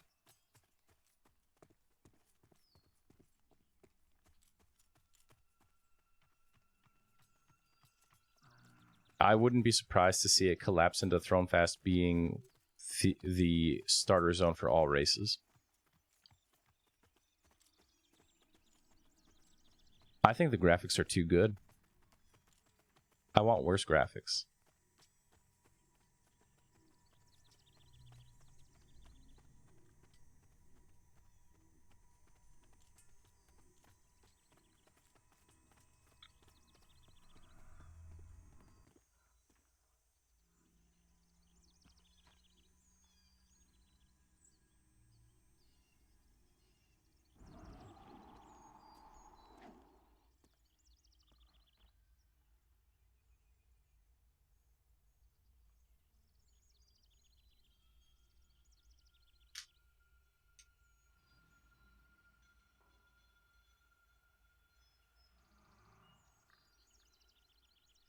It definitely is a lot brighter. Like before, I couldn't see that there was like a gate over there and stuff.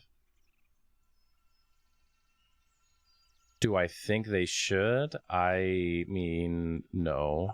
But it's better than not releasing. I assume a lot of investors just are not interested in MMOs right now, right? So I'll take what I can get. Oh, it's because it's daytime. So in daytime, it's like tolerably dark. It's not bad.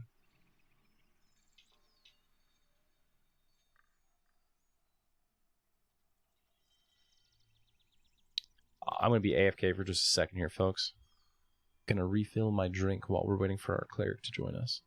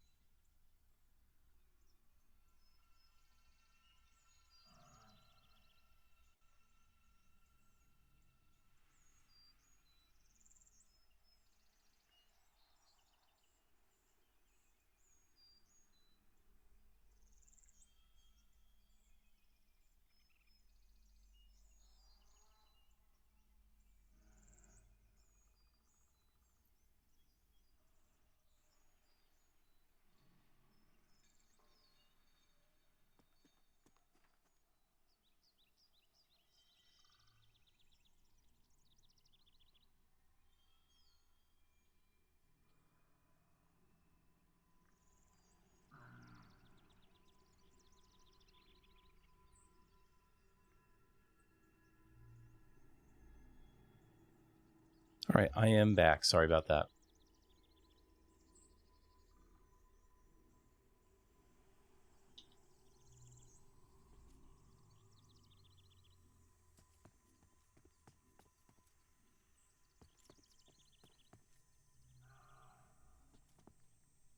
Looks like our cleric is almost here.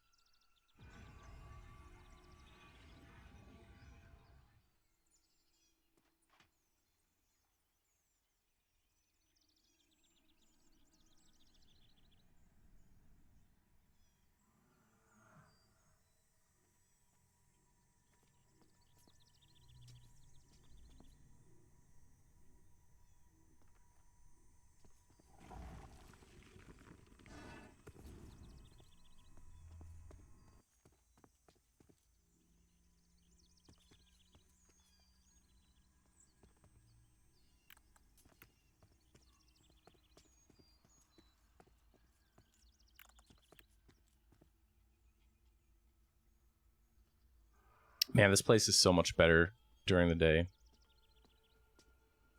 I feel a lot happier with the camp now.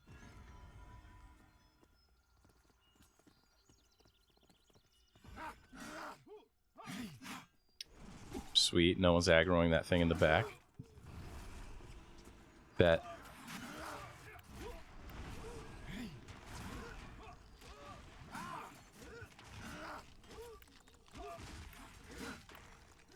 Yeah, I mean, I don't know how much it costs to run an MMO. Obviously, I know nothing about it at all, but it seems like they should be profitable in theory. Like, once you have the world together, people are paying like monthly. You throw in your little microtransactions.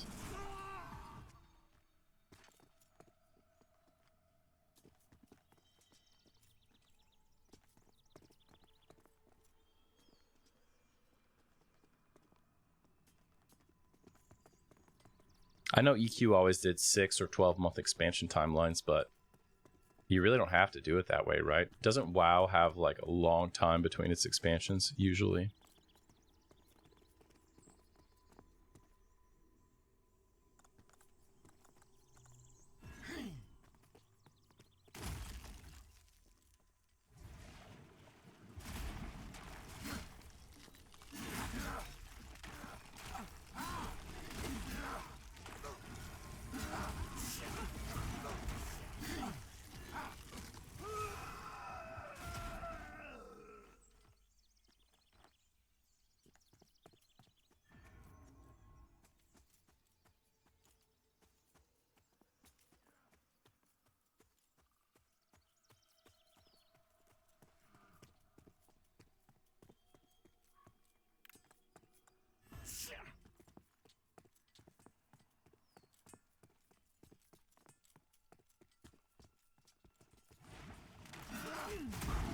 It feels a bit like a puzzle, deciding which ones to pick off so that I don't get a train, like doing them in a certain order, you know what I mean, while they're pathing around.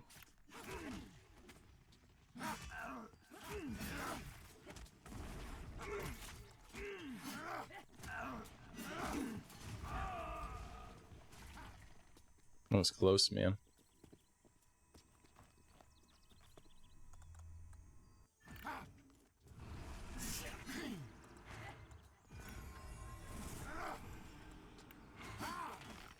It's hard to hold aggro off these rogues. Their damage is so high, especially since they're a little bit higher than me.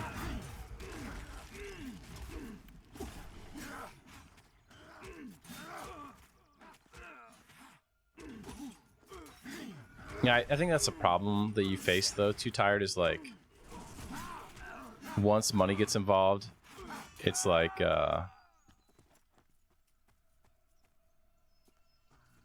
It's just like a slippery slope. You're gonna end up putting all your best looking shit on the cash shop because it's gonna maximize revenue. Blah blah blah blah blah. Right. That's the thing that sucks about even like purely cosmetic cash shops. Whenever you see all that stuff, you're like, this is something that looks really cool and could have just natively dropped in the game somewhere. Like maybe you did a quest to get this ornament. Like it would always be a better game without cash shop, but I recognize the need to have that model to like keep the game running.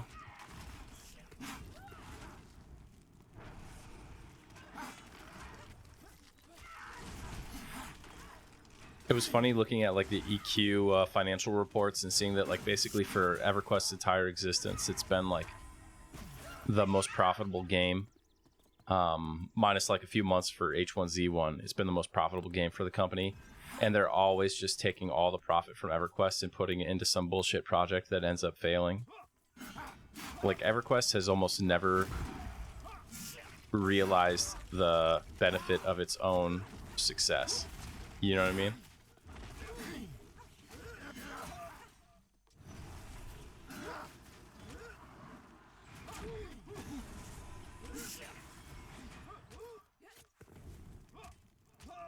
I'm feared right now.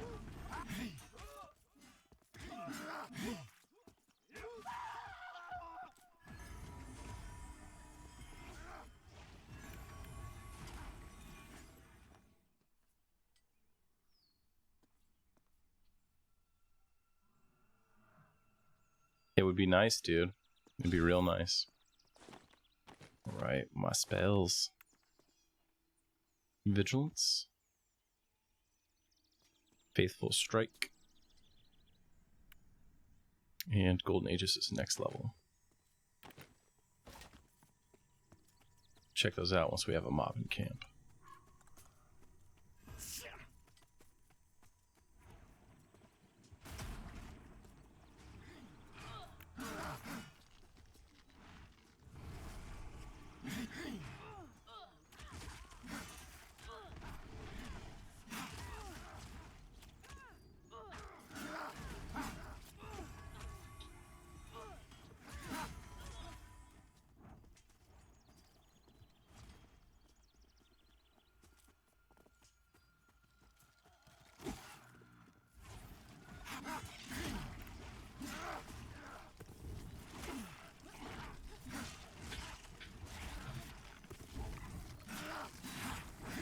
What was the EQ engine called? The Tannerus engine? Is that what it was? It was like some kind of like tank game.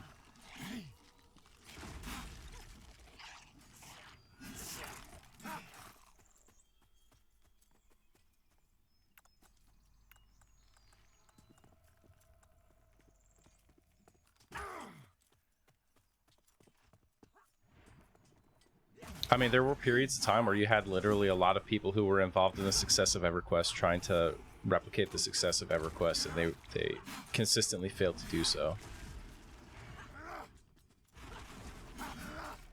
The history of MMOs that have been successful, and this is going to be controversial probably, but really it's the history of 3 games and a bunch of small like games that are sort of way off the radar. Like it's the history of MMOs is EverQuest, World of Warcraft, and Final Fantasy XIV, right? And a really big gap. I mean, I guess Guild Wars is probably in there now.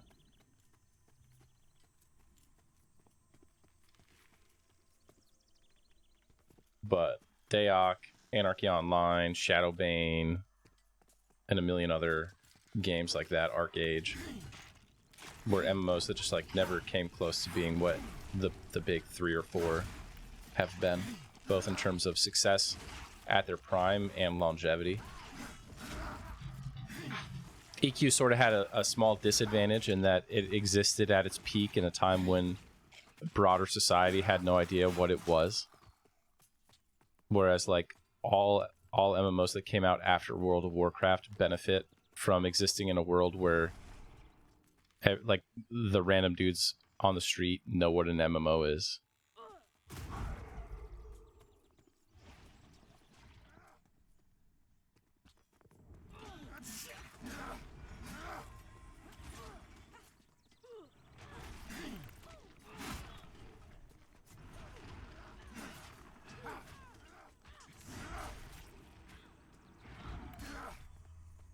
The Matrix Online, like, yeah, all those games existed, but when we're talking about like the history of MMOs, we're really talking about, like, in my opinion, EQ, WoW, Final Fantasy, and probably Guild Wars.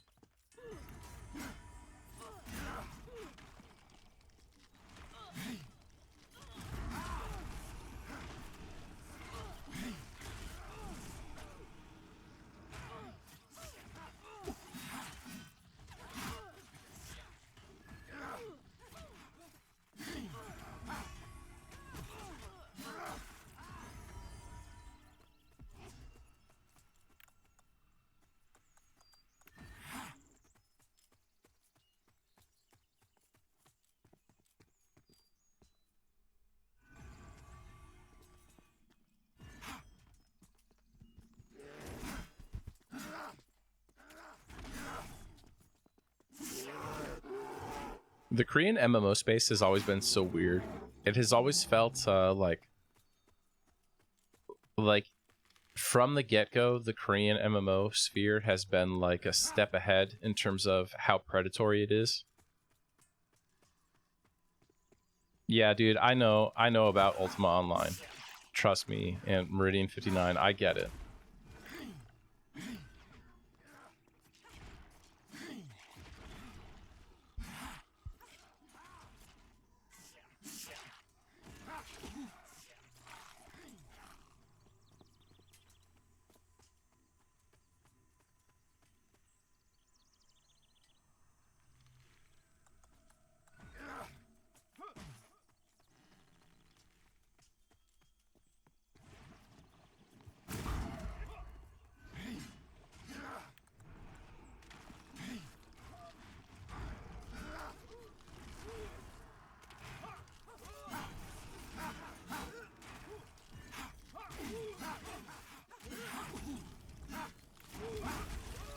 Think of it like consoles. Like, before the NES, there were video game consoles. But the paradigm shift when you had the NES come out, you know what I mean? It just took everything in a different direction. That's EQ. You had MMOs, but EQ was the 3D MMO. It was the one that really felt like a world.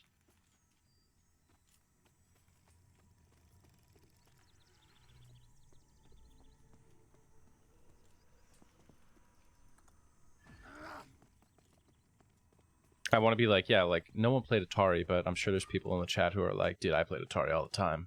I still play Atari. Okay, I get it.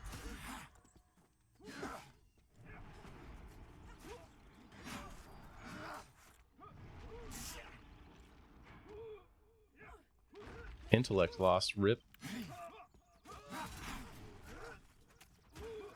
I feel like I played, I'm trying to think back if I played a bunch of Chinese MMOs or if I just played a bunch of Korean MMOs that were modeled off of Chinese, like, mythology.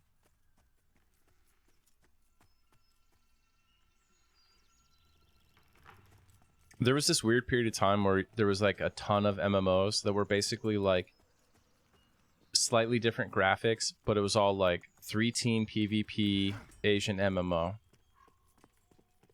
And it all felt very similar and fun.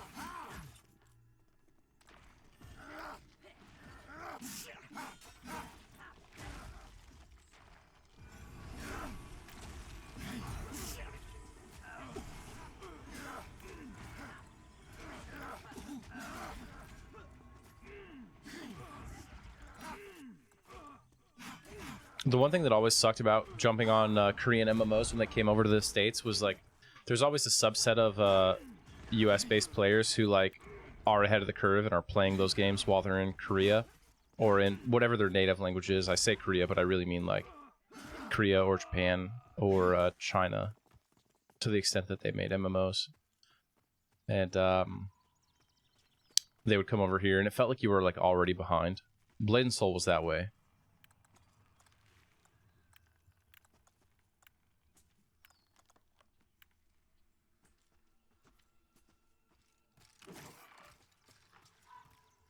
Like you were way ahead of the curve if you knew to like rush the what was it called, like Mary Potter's recipe or whatever when Blade and Soul dropped.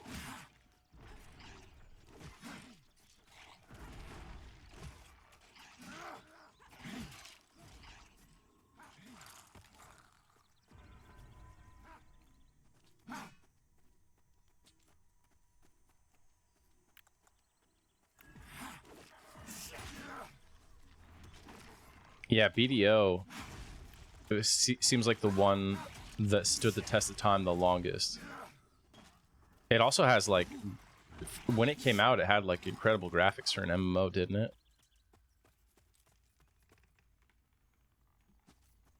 Wasn't there a game called like Perfect World or something? New World is the Amazon shit MMO, but there was a really grindy quest leveler with the word world in it a while ago, right? Perfect World, yeah, okay. For a while, all my friends were going crazy about that being the next big one.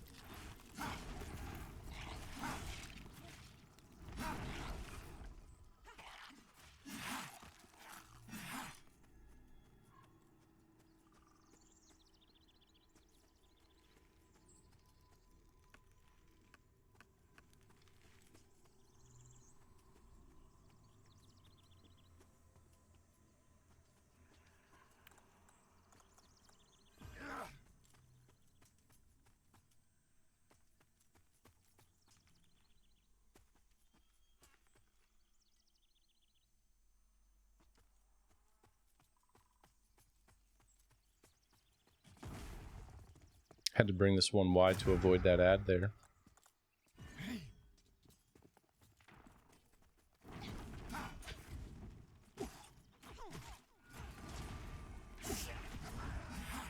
There was a big period of time in my life where I would just like go to MMORPG.com and like search the top MMOs that month, you know what I mean, and just try everything.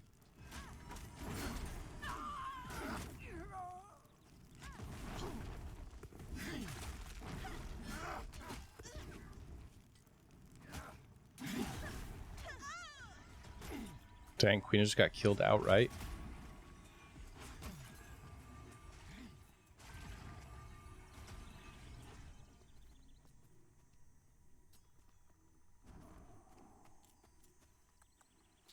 I never played New World. What was the problem with that? Why did it not hold people?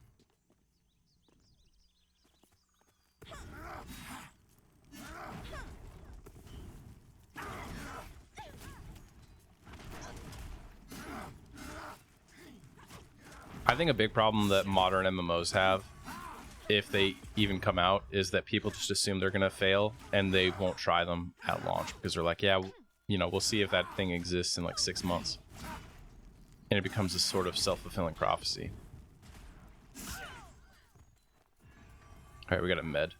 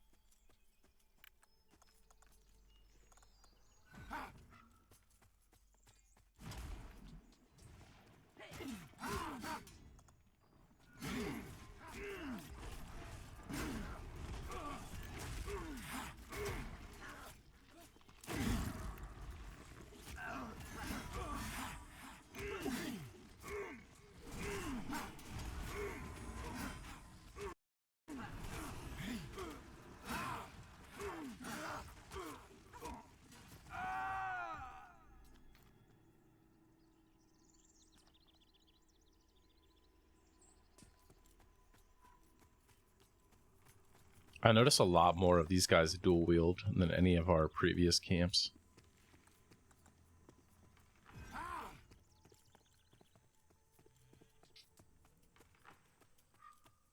Yeah, one thing I hate about MMOs, or I guess really the community around MMOs, is the idea that like the game starts at max level. It's very common. I always liked that for me, as a kid growing up, like max level was never even a thing that I did, you know what I mean? Not until many, many years later.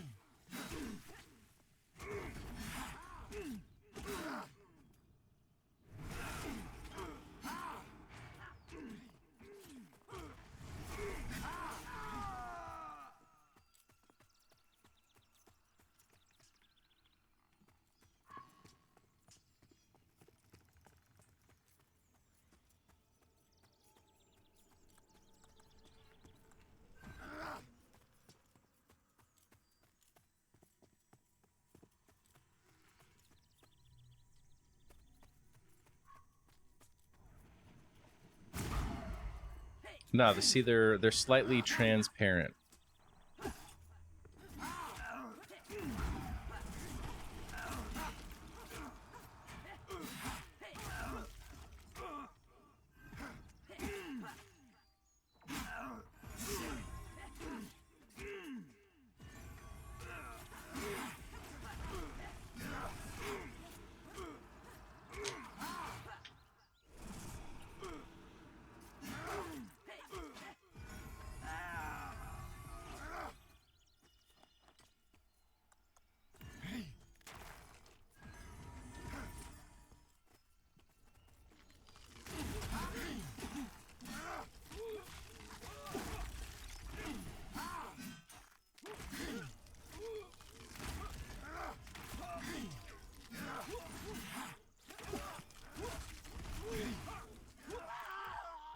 Dude, that lightning bolt looks so good.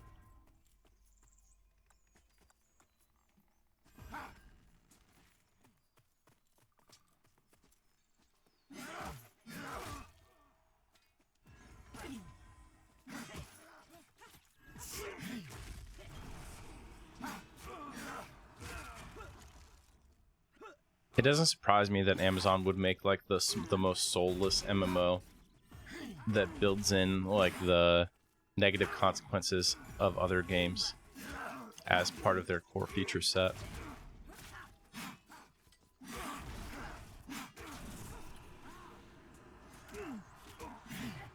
I remember when I was really big into Destiny 1, I reached a point where, well, what was it, like 30 light score or something? I forget what the math was, like what the number sets were. I reached a point where I only needed one piece of gear. It was the only piece of gear that could possibly be an upgrade for me. And 3 times a week on my 3 max level hunters, I would run Vaulted Glass with my friends. And we would clear the whole thing, and I wouldn't get the upgrade I needed, and then I'd just be like, okay. And after like 8 or 10 weeks of like not getting that one item that I still needed, I was just like, yeah, I'm good. Cleared Vaulted Glass enough times. And then new content came out later, and I came back and played it, and I was just as good as if I had never done any of that farming. You know what I mean? Like it just didn't matter.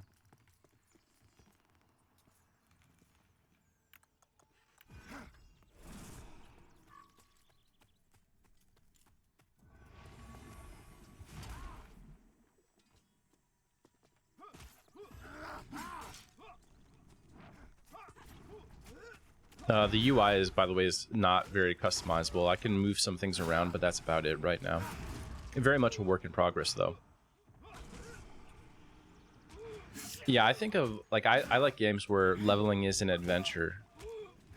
Or, like, it's something that you do along the adventure. I made a ton of alts in EverQuest because, like, I would out-level zones that I had heard of and not gotten to level in. You know what I mean? Like, your first character, you level up in Blackborough. And then you're like, I want to do Crushbone, but I'm too high, so I would make a new character and level in Crushbone. I don't know if there's a single other MMO I can think of where, like, I sought out specific zones because they were cool and I wanted to experience them.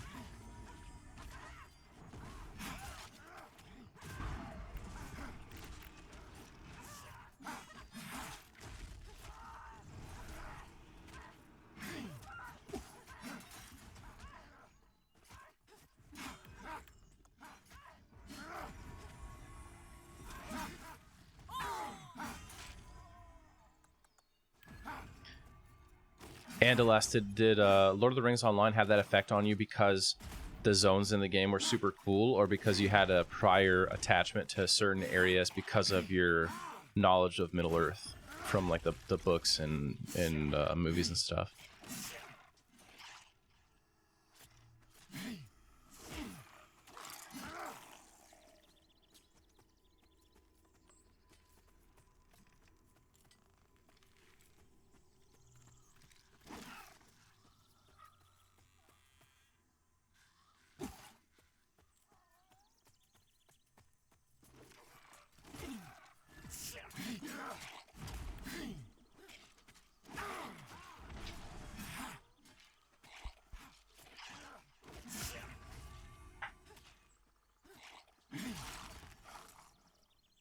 I'm not sure what you mean by can you tell me, can you elaborate on EQ rates being insane by today's standards? I'm guessing you mean like the number of people.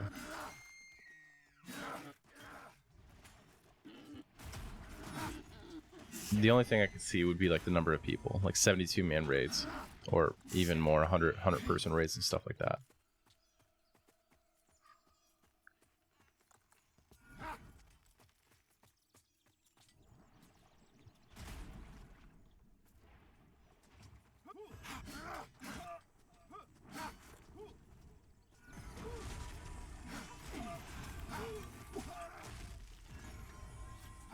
I will have to politely disagree with you in this case.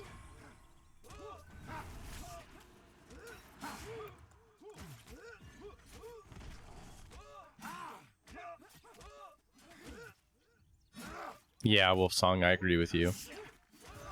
I agree with you there. Like, the Paladin and the Shadow Knight are such cool, flavorful classes. I love them. I love them. Rangers, same. I like those flavorful classes. Shadow Knight's a little bit too much of an edgelordy thing for me. I wish that Ranger and Paladin especially were better. But it's also kind of nice to be able to play them and not be like Paladin number 58 in your guild, right? Like there's 1,000 monks. It takes away some of the joy of being a monk.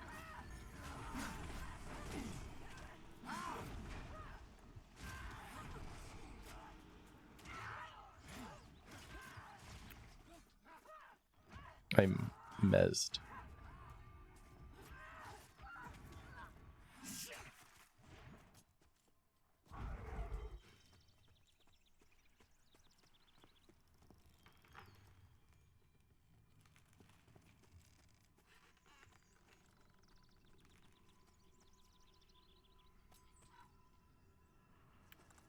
Honestly, I think everybody is given EQ rates a lot more credit than they deserve. We've cleared a lot of EQ rates like naked. And like 20 levels below the level that the max level and stuff. Like, it was just people being unfamiliar with MMORPG mechanics in general that made them seem harder. Not having voice chat and having shit internet so that you crashed if more than 40 people were running in a room at the same time. I think a lot of early EQ was artificially difficult for those reasons.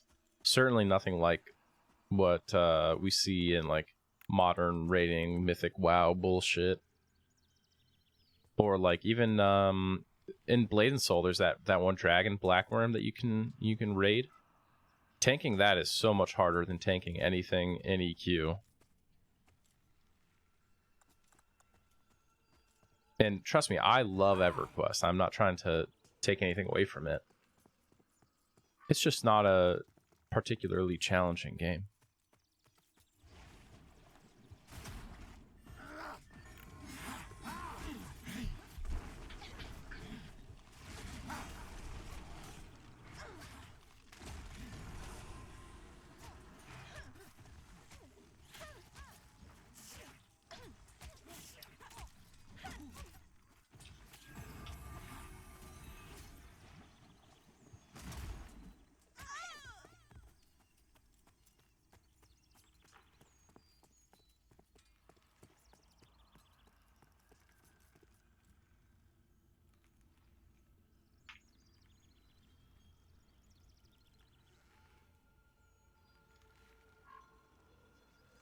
Yeah, Zoiside, I wish there was a lot more.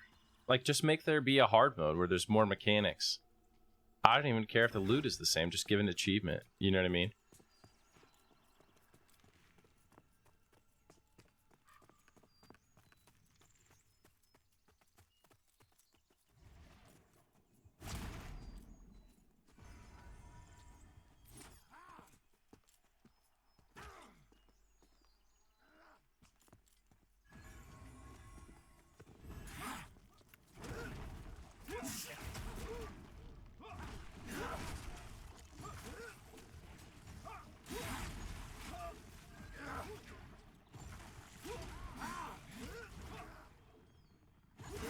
I mean, EQ EXP wasn't really that slow. A death was weeks worth of EXP.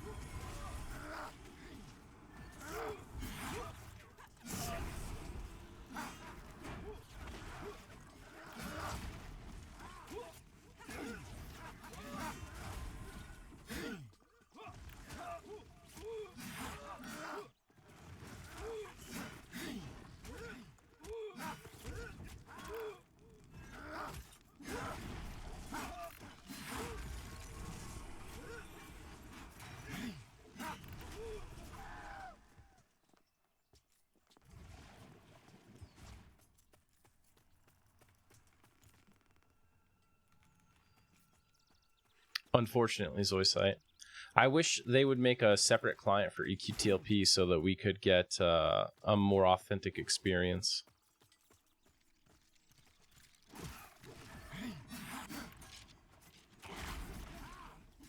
But I mean, classic EQ is fundamentally easy.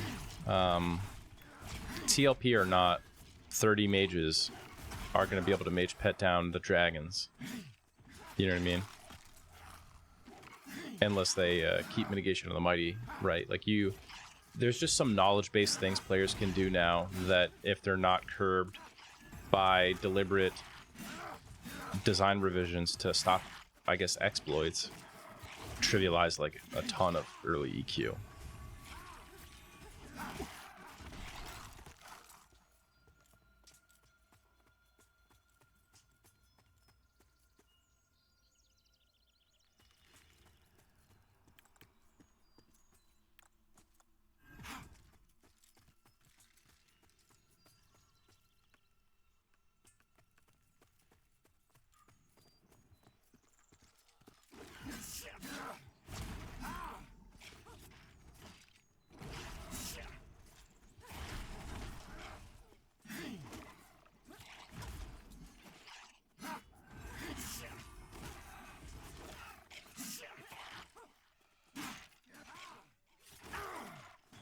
You just have to park them in the right spot. They never need to path at all.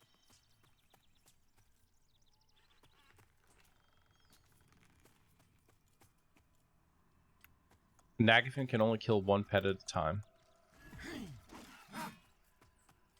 If you do it right. I mean, like, you're not sending them to punch them in the face, right? Like, the pets are attacking through a wall. And Nagafen also attacks the pets through the wall. So they never get hit with an AE. Because he doesn't have line of sight, so he doesn't cast it. Or even if he did cast it, it just wouldn't go off, right? It wouldn't hit them.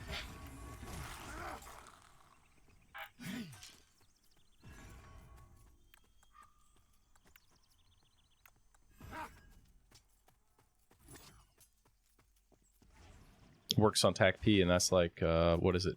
2002 era EverQuest.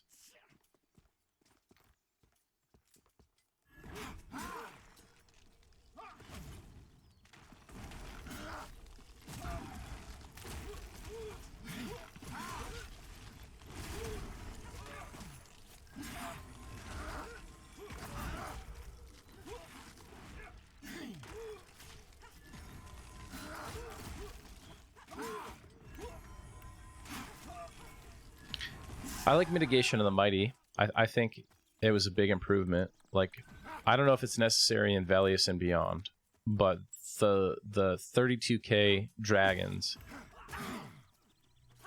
just, you know, were totally out of place in the TLP scene with the skill cap changes and AC formula changes and all that shit. Like, players were just obnoxiously stronger than the dragons. So Mitigation of the Mighty made a big difference. And having done raids on like P99 and Project Worm and TLP, I would say that TLP mobs are harder than the attempts at classic emulation from those other servers. TLP raid mobs with MOTM specifically.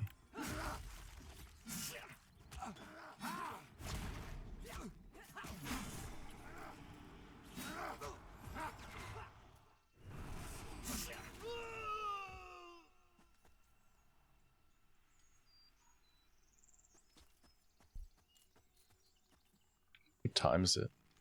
15. 3 p.m.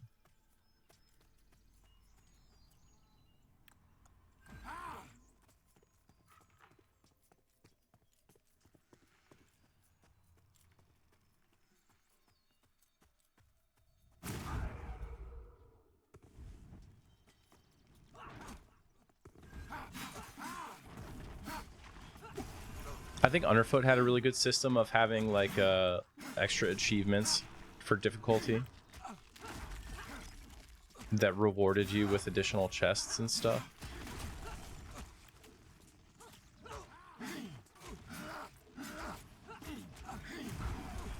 Yeah. So when Lockjaw came out, we killed Nagafin and Vox 40 hours after the server came up using like a bunch of level 30 mages basically. And then they made MOTM. But MOTM actually didn't stop the mage walling. Just made it take a lot longer to kill them that way. So then they added Mark of the Old Ways. And at this point, we weren't even doing it anymore. We only mage walled like that server first one to get it down really quick. But some other guilds still did it. And they put on Mark of the Old Ways, where now basically any raid mob will just ignore a pet. And they transfer that threat to the owner of the pet, which I like. I think it's a good, logical way to handle it. And it's also like if you go over a certain number of pets, I think it's 10 now. Pets, all pets on them do less and less damage, so like there's not a huge incentive to stack pets. And then they added Presence of the Mighty, which is like just being in the area around a raid mob, and it's a big area. There's an aura that reduces all your resists. So I think like you get -40 to all resists just being like, you know, that little 4 or 5 spawn area of giants leading up to Nagafin. I'm pretty sure like right there you get hit with Presence of the Mighty. It's big.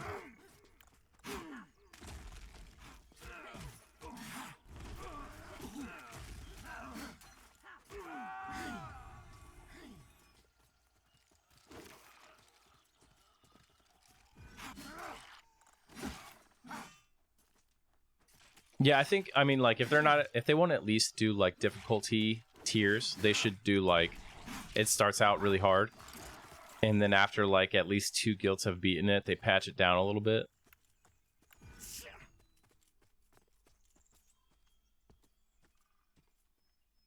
Seeing the results of the new raid tiers drop, and it's, like, within an hour, a bunch of guilds have defeated all the content is kind of crazy. You know what I mean?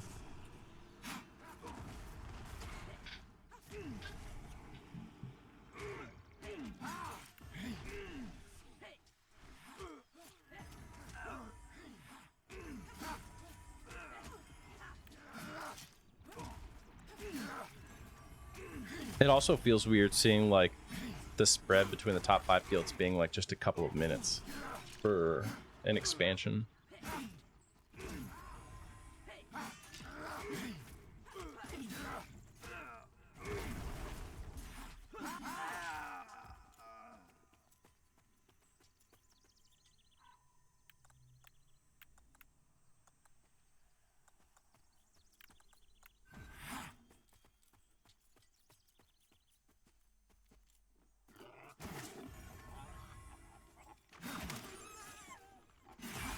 Somebody told me that the devs get end of year bonuses for the expansions. So if my bonus was tied to an expansion and its success or whatever, its sales, then, you know, I know where my focus would be. I don't know if that's true at all, though. Oh, it's not true anymore? Rip. Don't even get the bonuses.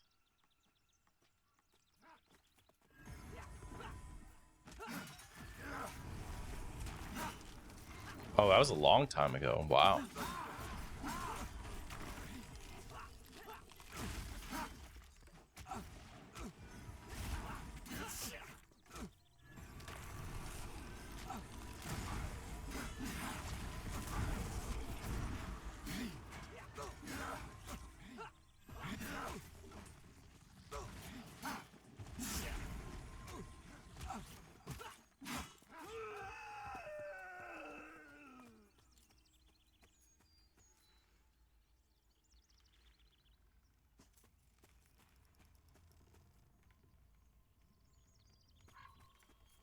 Man, I remember this guy on the TLP forums arguing about how the TLPs weren't really that popular, and like Finalizing was the most popular EverQuest server, and like, I don't know, man. I think Finalizing is the most popular live EverQuest server, but Mischief is more popular than FB.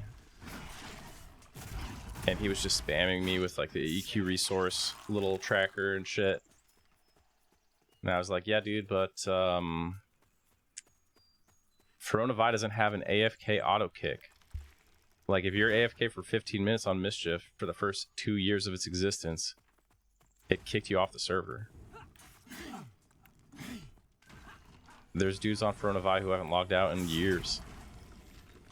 So recently, they got rid of the AFK auto kick on Mischief, and now it's pretty consistently higher than Finalizing.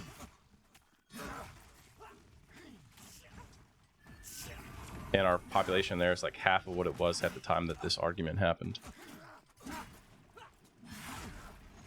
Like, I don't dispute that Finalizing is a dope server. A free trade is great.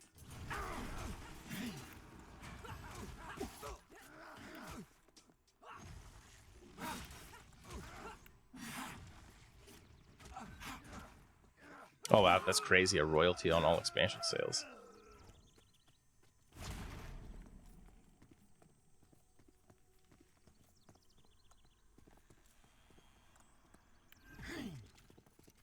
All right, it's nighttime. For the next 30 minutes, we can't see.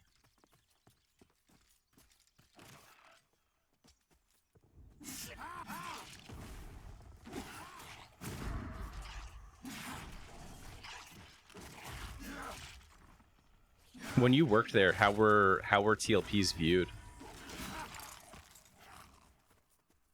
I mean, I assume another big thing is like when you're a video game developer, you want to actually like create new content. You don't want to just like tweak someone else's old content from a million years ago.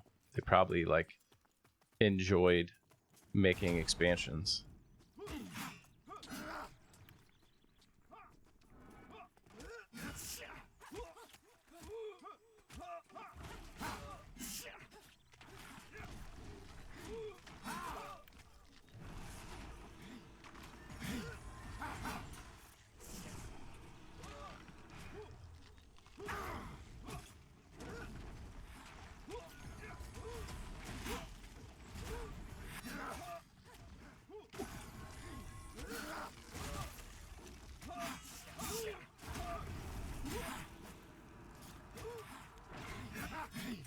SOE games and combat upgrades.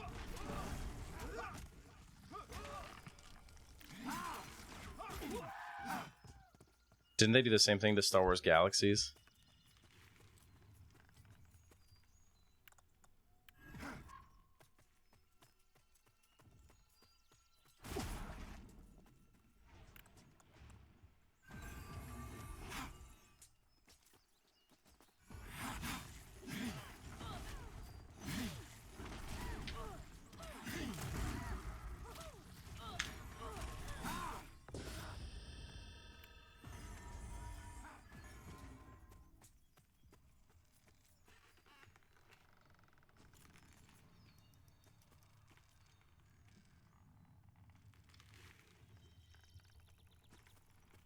Man, I can't see anything again.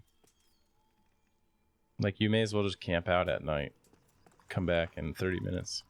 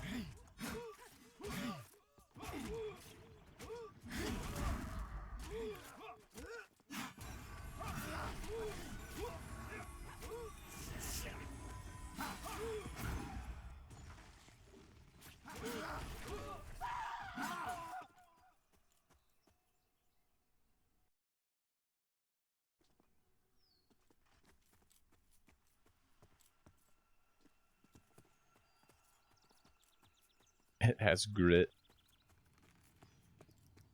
I mean, like, dude, look how dark it is. You can't do anything.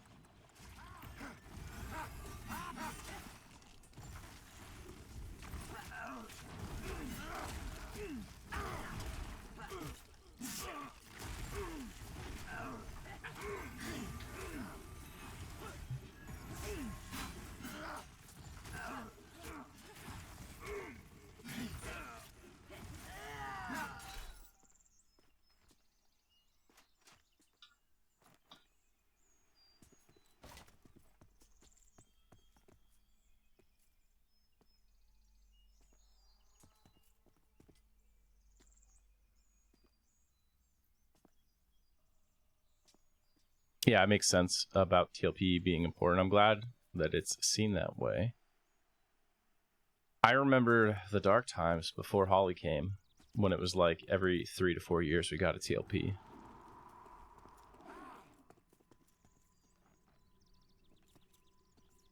And then Holly saw those dollar signs and said, every year. It's weird, people still ask for like seasonal. They're like, hey, can we get seasonal TLPs? I'm like, dude, you get seasonal TLPs every 12 months, dude.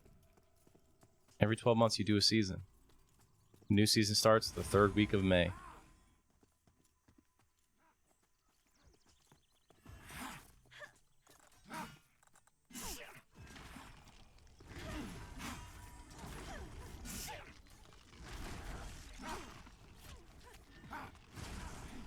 Wow, that's crazy. 30 applications.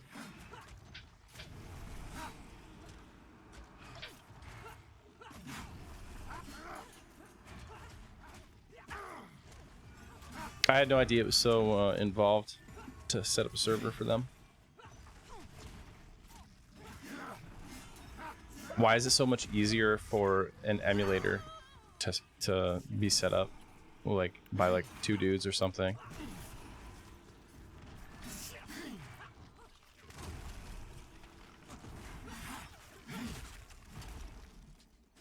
Yeah, the day looked great. But keep in mind that the daytime was with my gamma like almost maxed out.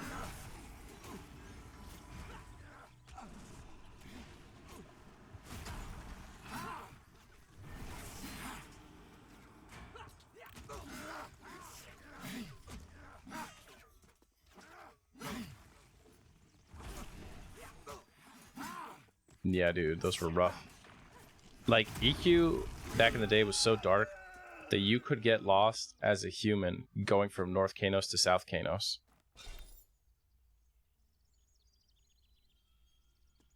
There's that little tunnel that you had to go through. Very small tunnel.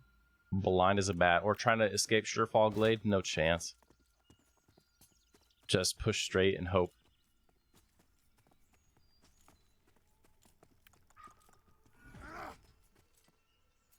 Oh god, I'm climbing the wall.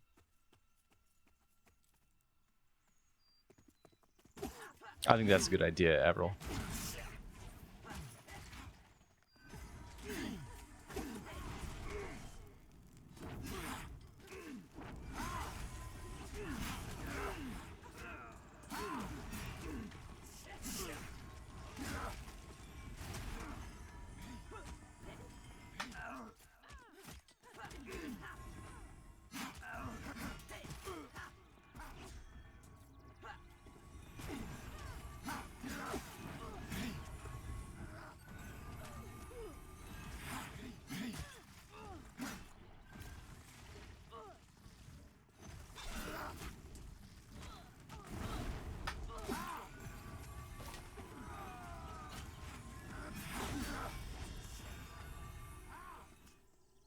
Spicy.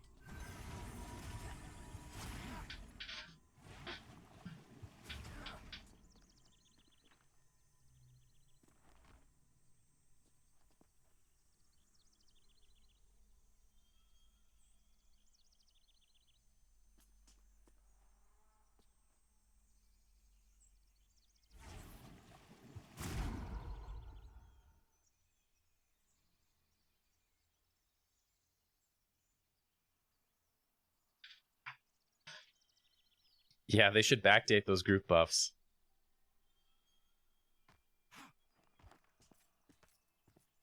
Let me get MGB in Classic, please.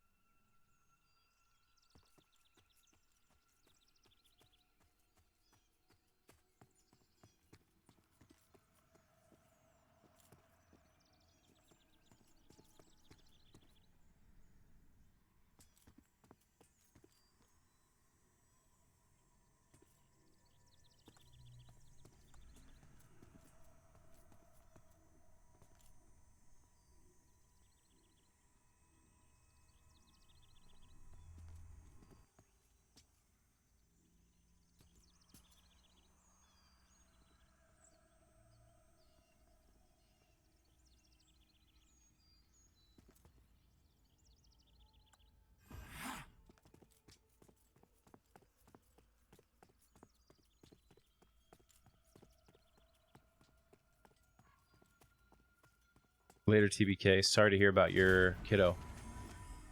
I know that pain.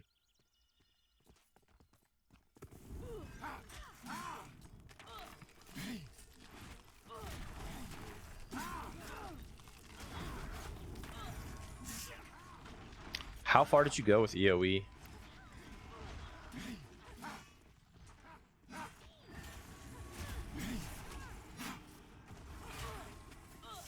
It's weird. There's like a invisible wall behind me. Yep. I could tell by the way it was like pushing my camera in.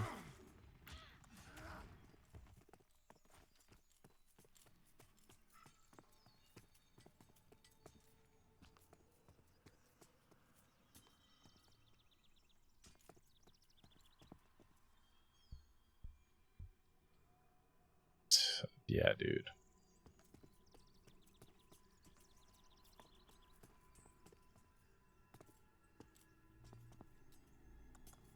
Everyone in my house has been sick for like a month.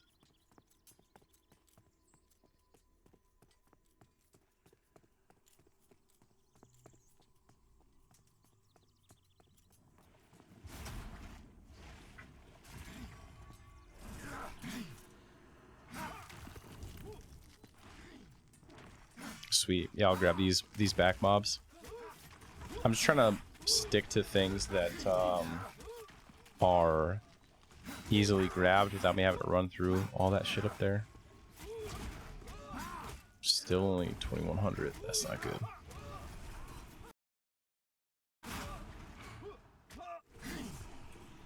Feared.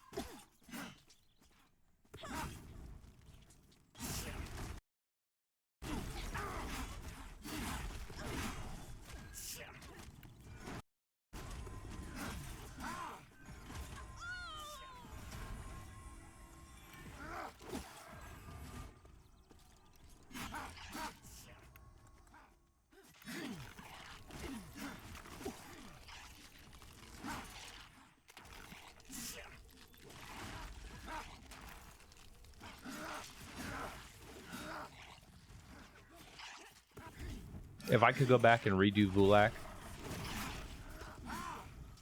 I would cheat.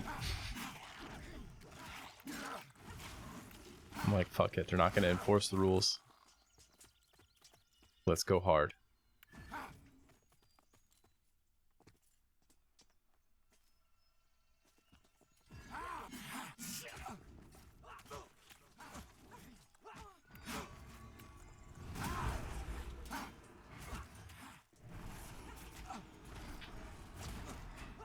I was a fully, like, glasses half full idealist on Vulak, and I was confident that if we could just show SOE that EOE were true villains and were cheating and being not nice to us, they would totally step in and give us a forced rotation, and all the guilds would band together and EOE would lose.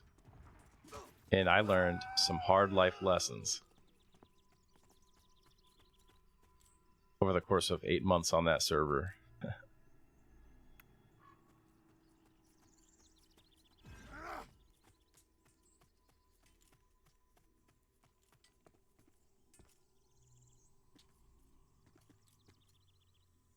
Yeah, that Kunark launch is still one of the spiciest launches I've ever done. 12, 13 years later. Ooh, Bitterbone is up.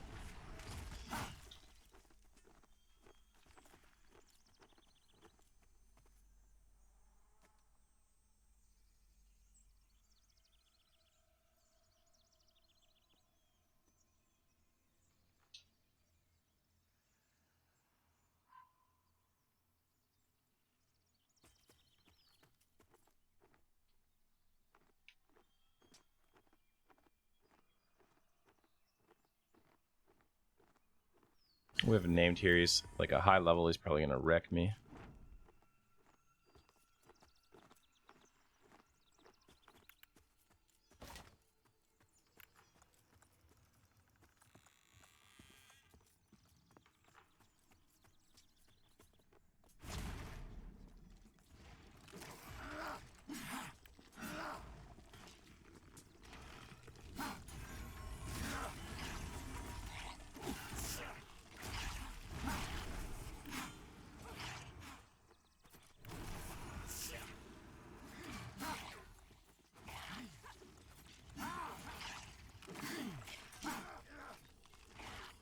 Man, he's soft. He's not doing any damage.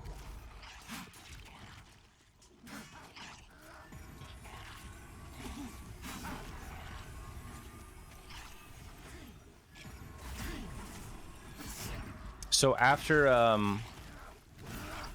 there were some problems on these servers, which like one big thing was cheating was like absolutely endemic. To the point where people just considered it normal and acceptable, and there was like no consequence. Iron Hammer, ceremonial breastplate schematic, faded black tome. Cool. Too tired is here. Hail. I wish there was a hail button here.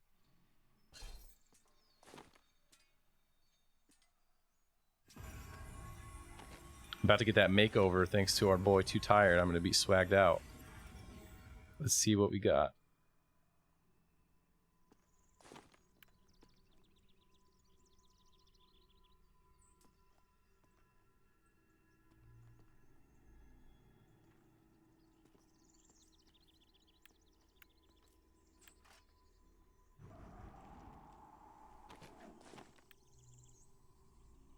I think that is all. It's a big upgrade. Yeah, we got a real plate look. Tired, thank you so much. That was awesome.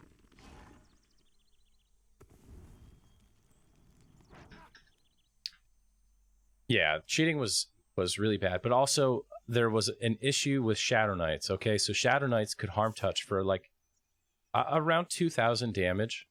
And remember, Classic and Kunark mobs only had 32,000 health. And you only needed to win the DPS race, which was basically do 16k. So if you had 8 Shadow Knights you could instantly win any DPS race. And if you had more than that, you could pretty much instantly just delete a mob. Have you ever seen the Citizen raid video, Zaide?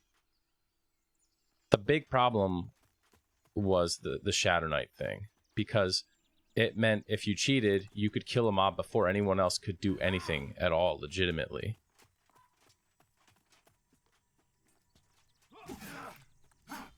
And I was like, dude, I was begging them to do something about it, to nerf harm touch. They wouldn't do it. So we had what we called the harm touch wars, where you would just poop sock dragons for like 20 hours, and then the moment they spawned, they would just be corpses. And where did this mob go? Just like ported. Shadow stepped. When Kunark came out, EOE warped a team of Shadow Knights to Veneral Sathir instantly and killed them. And I petitioned and said, like, there's no way that this could have been done but like by natural means. And head GM Kale Dread was like, we investigated and we found that it could be legit. And I was like, dude, no the fuck it can't.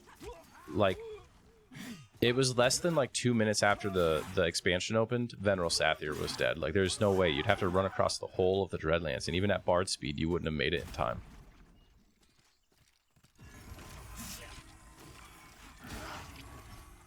This is terrifying.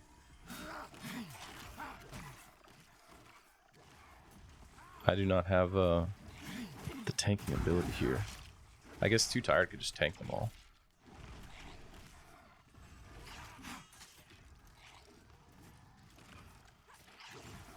Yeah, I heard that there's this one DPS race that Damdor always said he lost because he was in the bathroom. And he sent me a tell and he said, I don't know, there was, I could tell there was big drama about it. He was real mad. Yeah, exactly. So anyway, Zoicide, eventually, I just said, like, to my guild, I was like, hey, man, I'm not willing to play in this environment anymore. We're going to close up shop. So we wrapped up the guild. And it became sort of like a one guild server, one or two guild server after that. And then the Kale Dread came out and said, we're going to enforce mandatory rotations on the Fippy server, which was the sister server to Vulak, because we don't want a repeat of what happened on the Vulak server. So they never did save Vulak, but our departure and all that shit that happened got a mandatory rotation implemented on Fippy.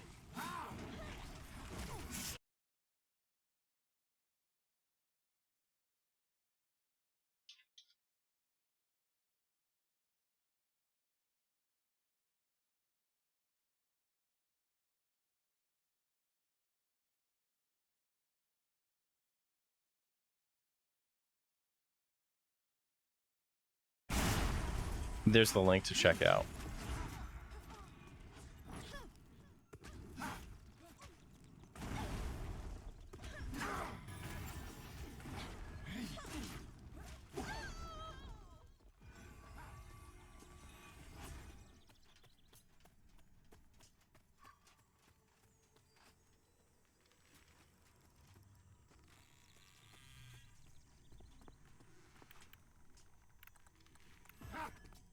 The final straw for me, the thing that actually had, like, made me quit on Vulak, I went to my girlfriend's house my girlfriend's dorm for the weekend because she was at University of Florida, and I had to drive out there 3 hours to be with her, and I was staying there for the weekend.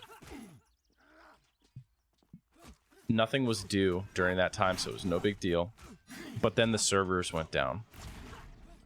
Of course, like any good guild leader, I had my laptop with me just in case.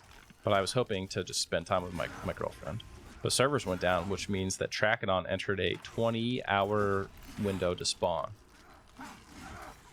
And I remember sitting in my girlfriend's dorm for 16 hours straight, poop socking Trachodon with the guild. And that Veneral Sathir video is exactly how the Trachodon fight went. And I was just like, dude, I can't do this again.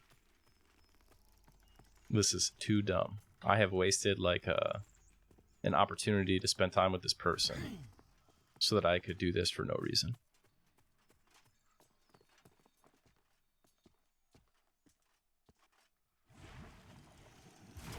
We literally just went to a test server, made a self-enforced progression guild, and cleared all the content in era ourselves at our own pace with no griefing or, you know, having to compete with people, and it was awesome.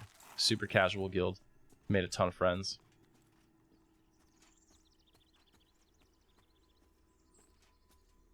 I'm encumbered. Oh yeah, all this armor.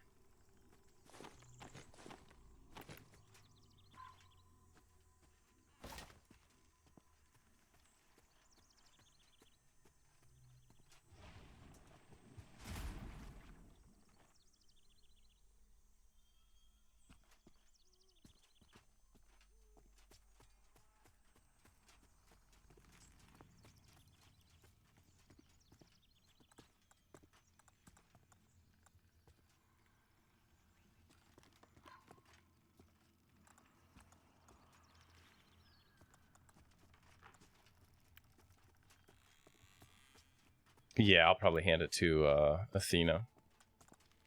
She can wear it. It should be an upgrade for her, I think. It looks like Gray has the same armor already, so no point in giving it to him.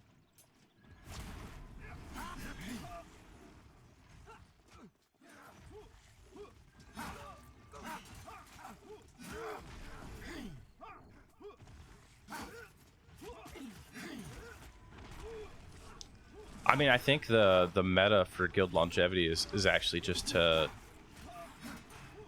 have like one person, like a small team of people who dedicate a tremendous amount of time toward making it so that a casual but loyal player base can be like maximally successful. Live is a perfect environment for it. You've got a whole year for an expansion. You probably could just raid one night a week, 2 nights a week. And then when it's time to beta test, just go really hard that last 2 weeks of beta, and that's your grind time for the whole year.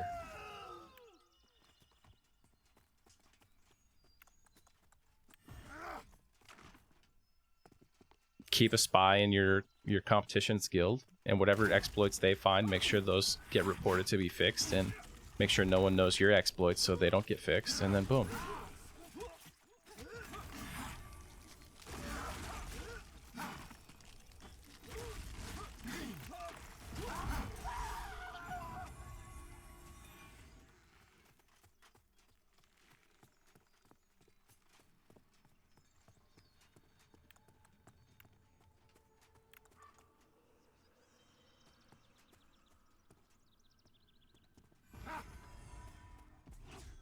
I'm going to be a lot more casual on this next TLP. On Mischief, I went a little bit too hard, I think, in some of the expansions. Like, harder than we needed to.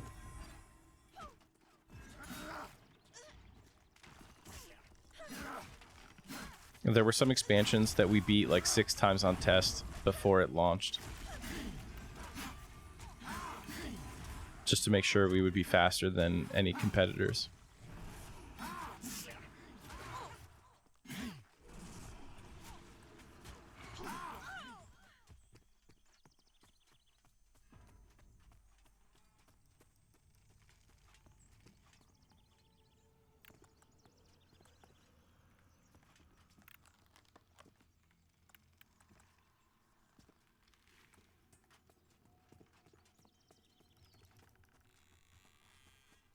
I think the new meta for TLPs is going to be like, don't even play on them the first year. Join them like year 2. So you're fresh, 100% fresh when you roll in, and it's just getting to the expansions you wanted to see.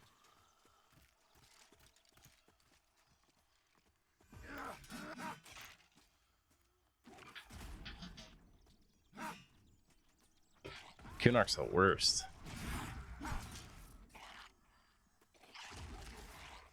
If anything, I would join during Velius so that I could be ready by Lucklin, because Lucklin's a lot of fun. It's not dead, Grizzlebrand.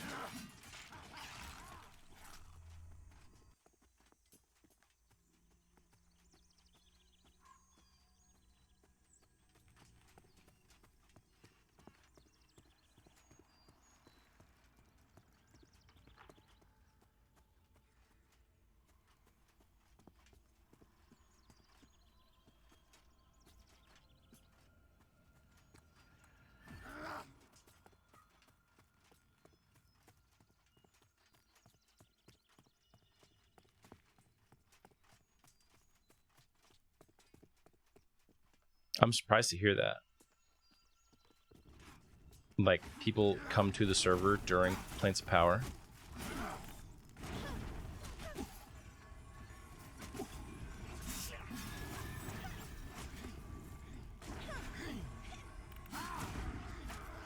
I know historically around Gates of Discord is when I notice there's a lot less idiots on the server.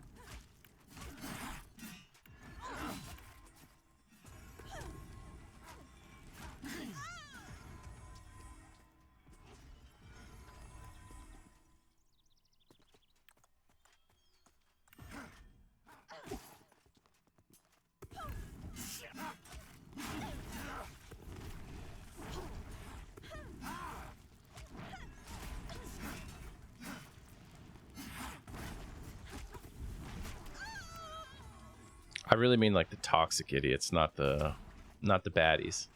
Baddies are okay.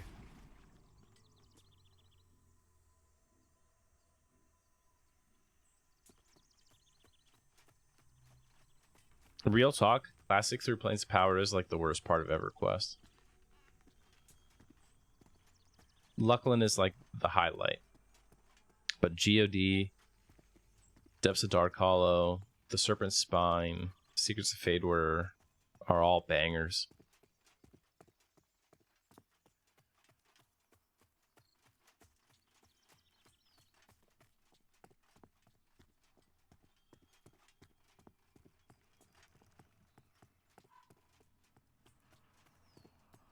I think Meldrath might be my favorite raid in EverQuest. Oh, I'm gonna die.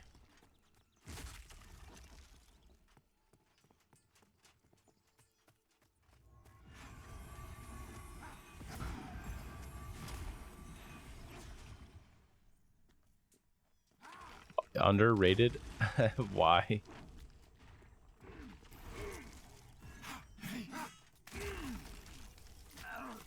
Death Knell is like just not fun. Not fun to raid. The upgrades over DODH are too minor. Other than the Circle of Power clickies, it's just like, why?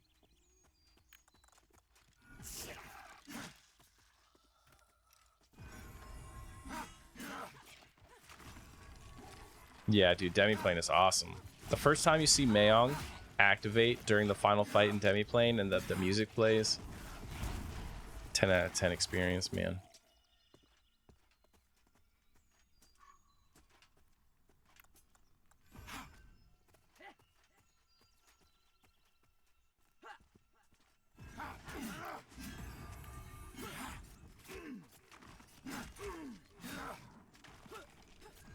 Honestly, just doing that final fight with no Banes, you know what I mean? With just like your one set of Banes, and you're just like you're pushing your DPS to the absolute max at like 4 a.m.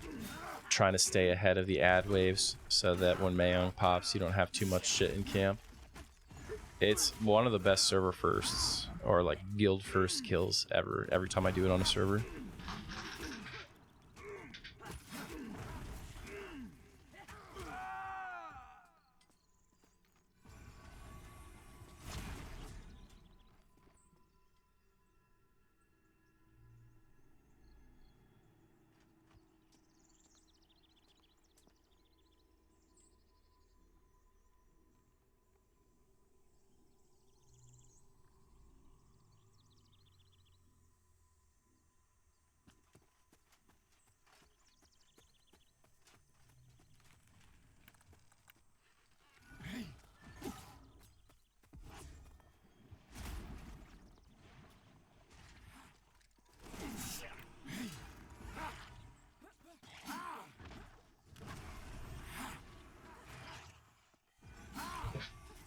I just don't like the blockers.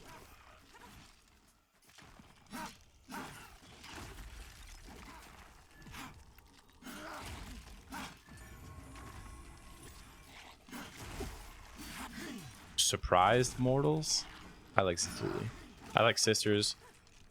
Honestly, I think I like every single fight. Cthulhu is definitely the most boring one, but I like every single fight in that zone.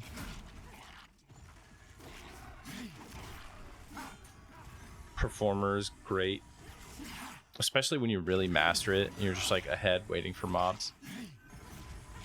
When I first did demi-plane back in the day, like first Red Fang was like almost impossible for us. We didn't have like any druids in the guild. But when we finally got to Performer, I remember our first Performer kill, it was just like trying not to wipe, kiting shit in a circle around the table and like off-tanking the orc and the spider, neither of them dead. And then it all just despawns because you win and everyone's like cheering in Vent.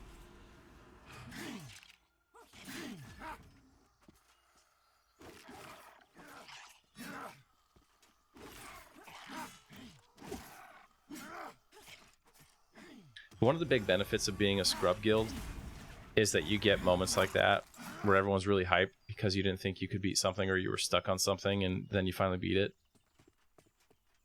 Being in like a hardcore guild, top guild kind of thing, it's just like when you beat that hard encounter, you're just like, yeah, of course.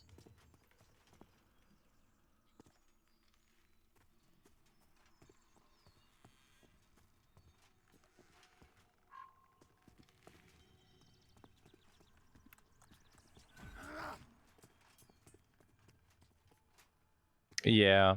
I mean, like, I try to get more people. I try to rotate people so that other people get to do sisters. So many EQ players are scared of trying it. Like, they are really not comfortable being the person that the raid's success or failure is dependent upon. I had a guy say, like, if you try to make me do sisters, I will leave the guild. I'm like, okay.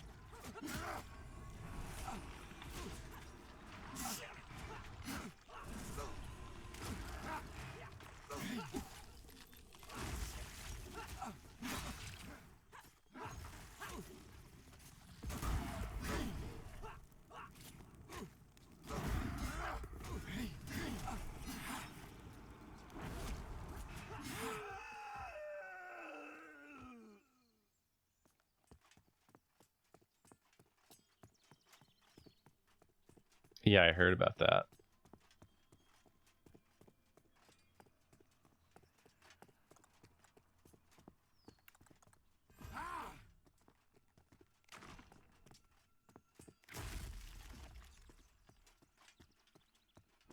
I wonder what the demographics are like between live and TLP. Like, are TLP players younger on average than live players?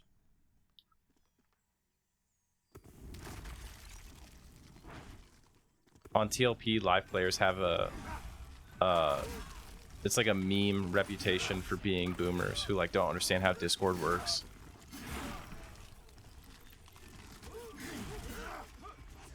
You join the guild and sign the guild charter, adhering to all the rules. You may not be anonymous. You must always proudly wear your guild tag. Sign up for our web forum.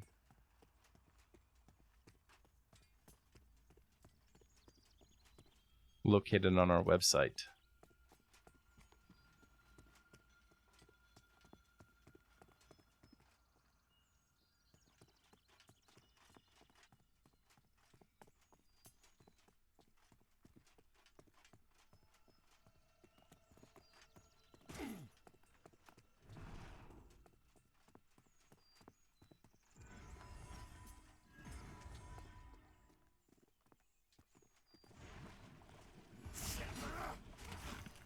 Finally back in the daylight hours here.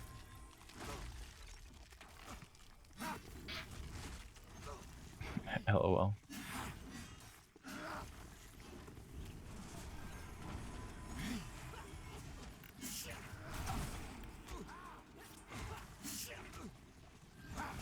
Some guild I saw advertising in the live guild threads had a Discord server just for their apps. Like, not a channel, like a rules-based thing. They had like a separate server for their guild and the applicants to their guild. I want to say it was Triton. And I'm like, dude, what are you doing?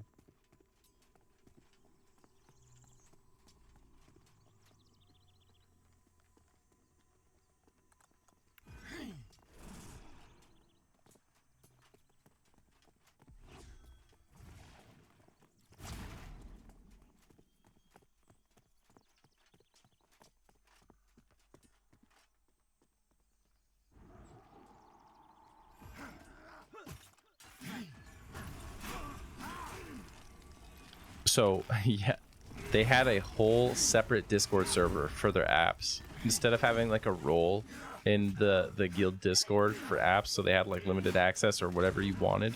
They just made a whole different Discord server for them. So you got a Discord server with like 15 people in it.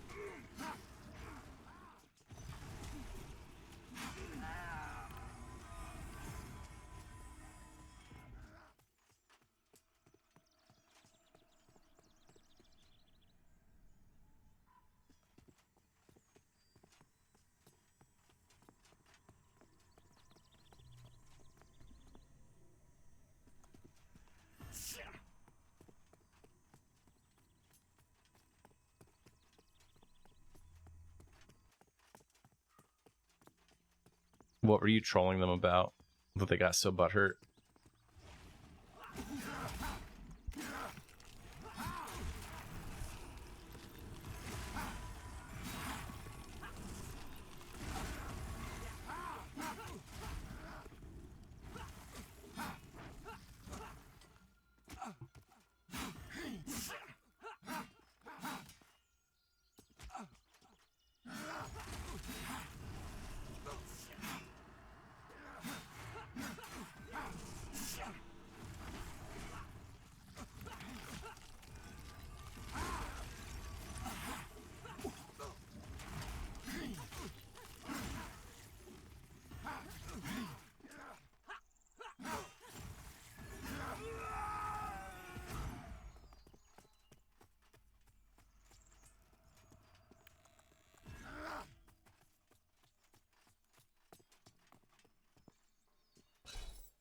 I'm not sure that I can do 24 hours of this. I think I've bit off more than I can chew.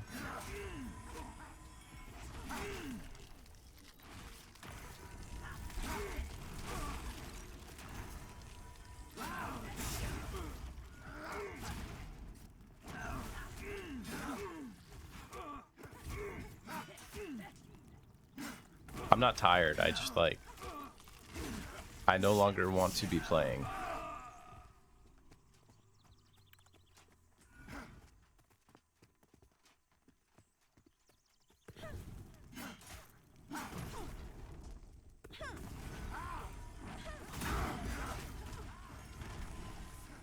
It's the EXP rate that really does it. I've gained a level and a half in 5 hours.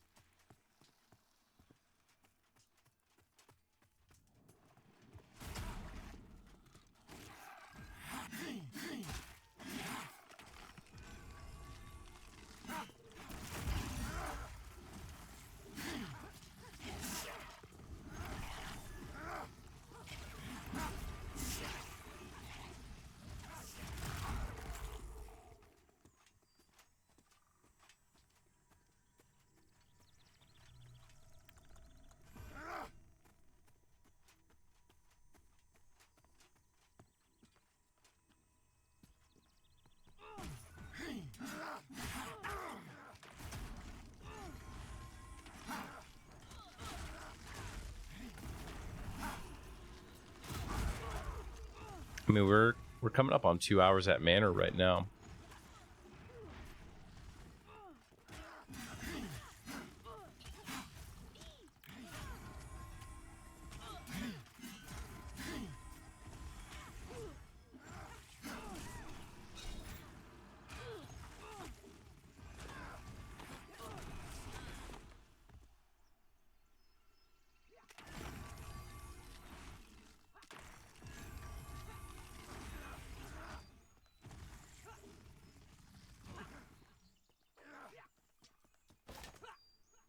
Can you accept trade on Athena?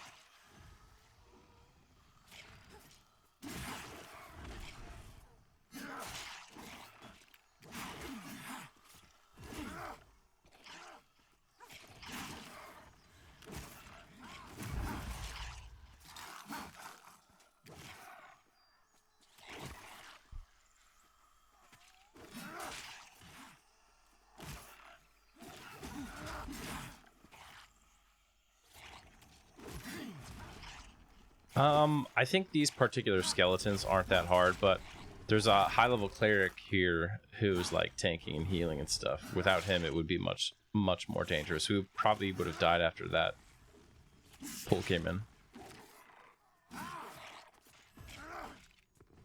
Also, I have like super good armor.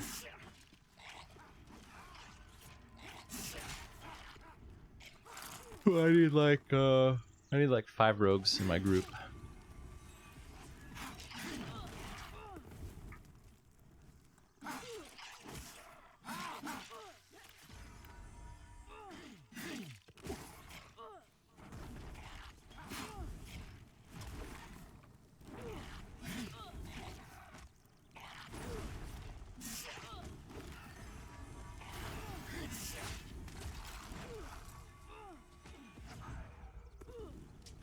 No, I'm saying I wish we had like 5 rogues in the group.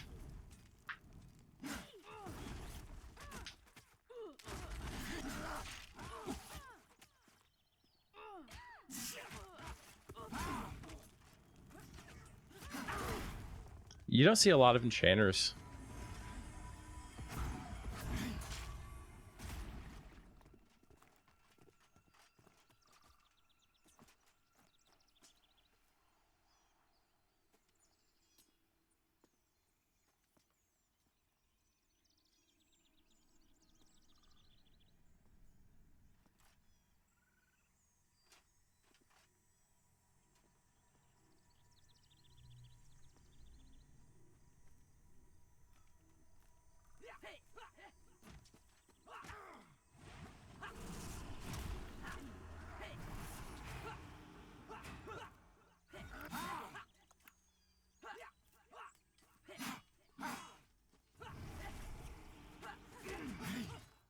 Yeah, that's kind of how we felt. Zaide, thanks for chatting so long. Have a good one.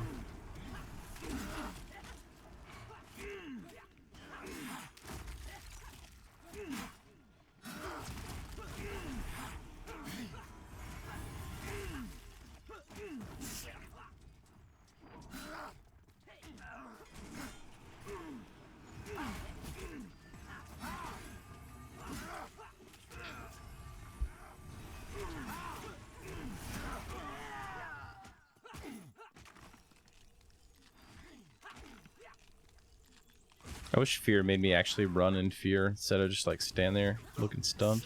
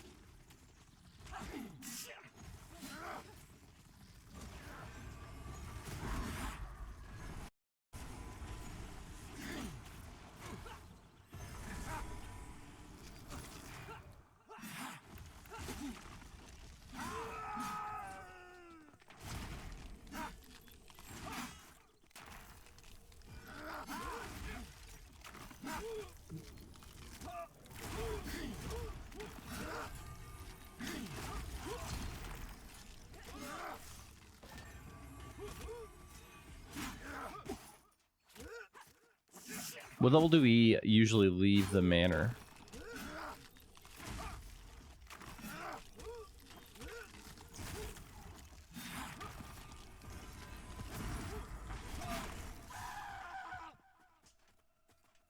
$13 or $14.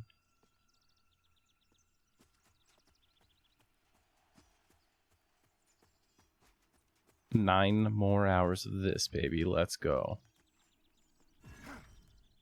We're playing Manor Quest.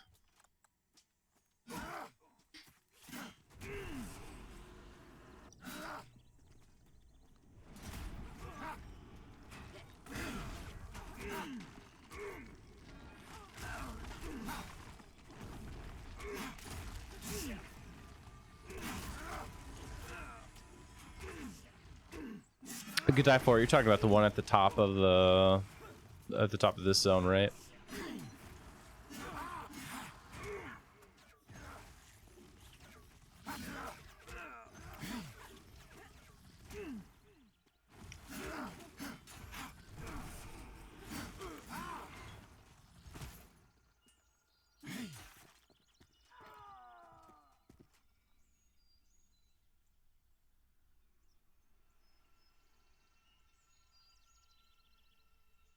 I'm feeling it, 12th night. Feeling it. So, Too Tired, you guys don't do any AVP in your current grind route? Or, sorry, I mean, yeah, AVP.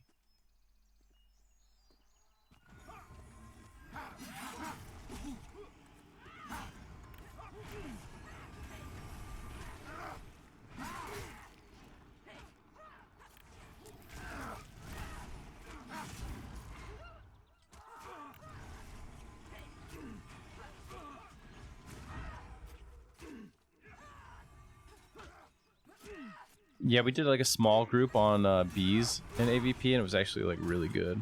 But if we had a full group, it wouldn't have been good.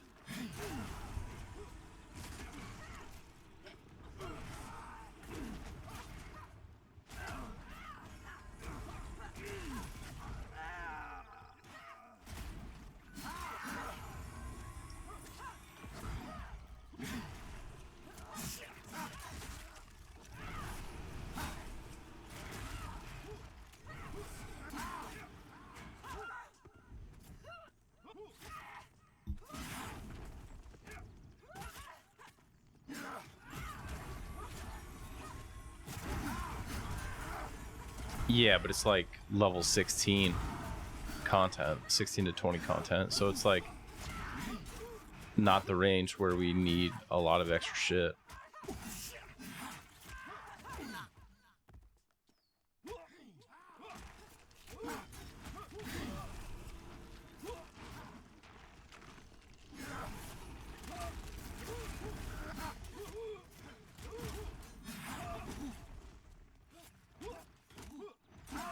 You think you'll be able to start it as soon as you hit 14?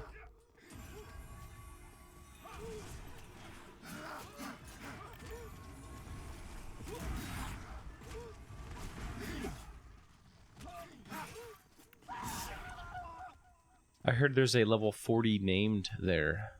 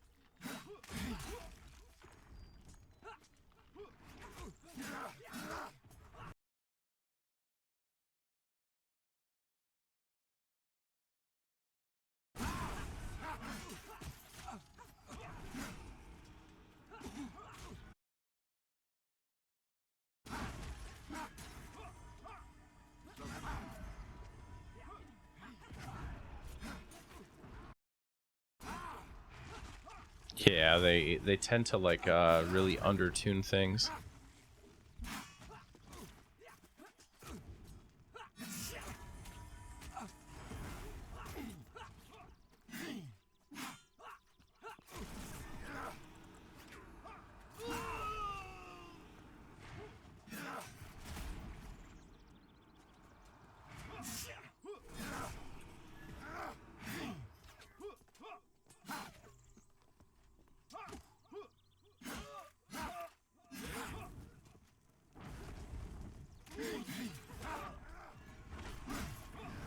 I wonder if by harder he just meant slower EXP.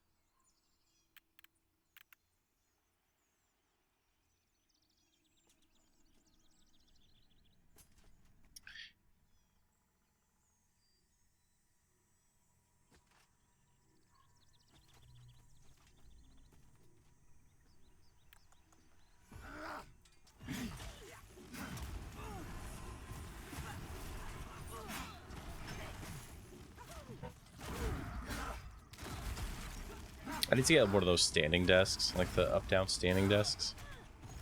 Be really good for these kind of marathons.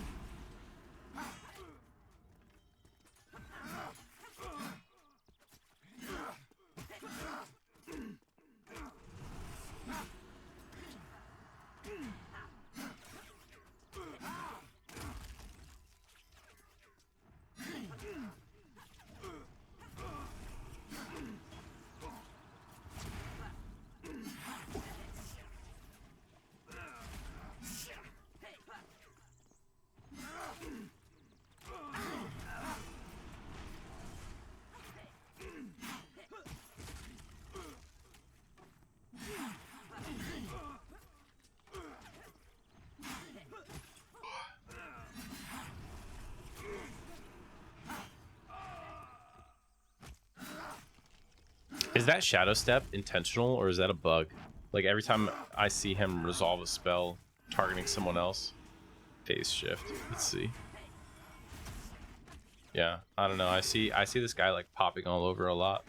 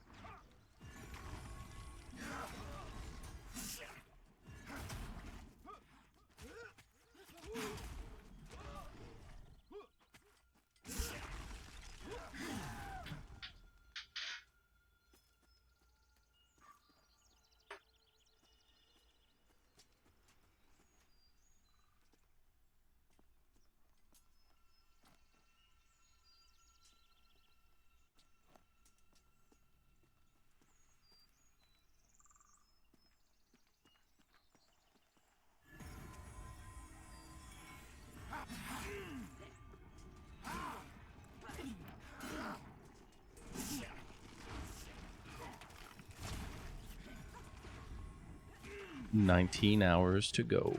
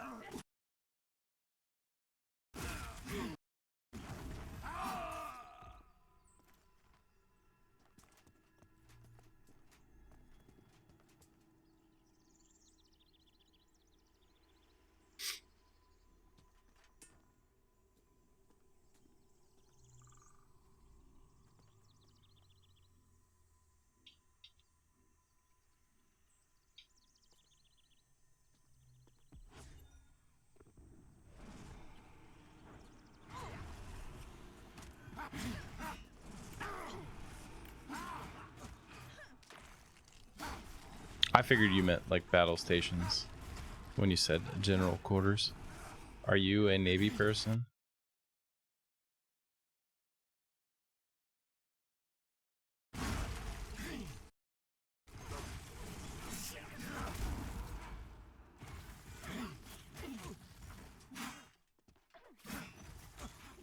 I gotta see my doggos to go potty soon.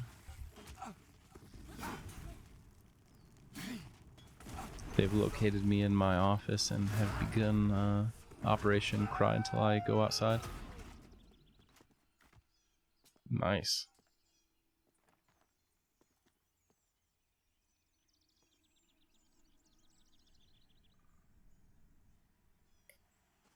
I too am in the Navy. I just hit 12 years.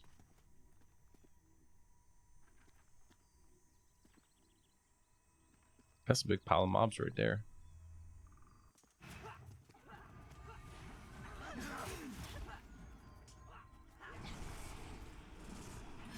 Too tired. Is there any risk that one of these could kill you when you do these big pulls?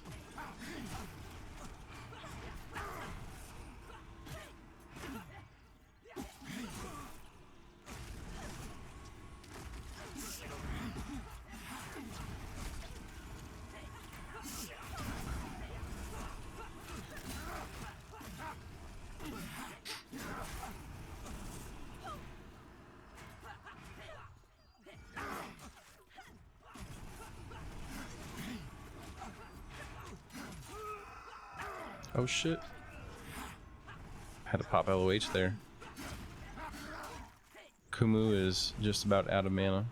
How'd I get aggro on everything?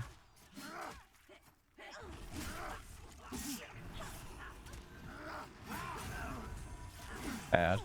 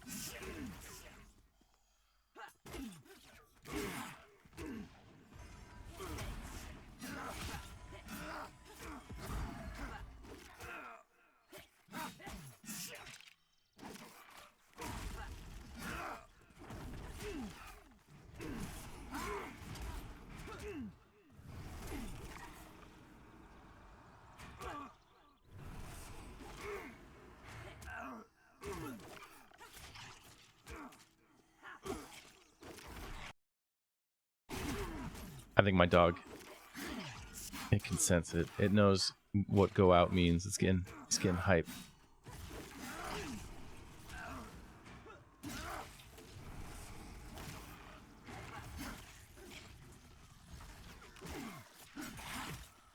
I wish my dog could have held it like a little bit longer so that we could time it for nightfall.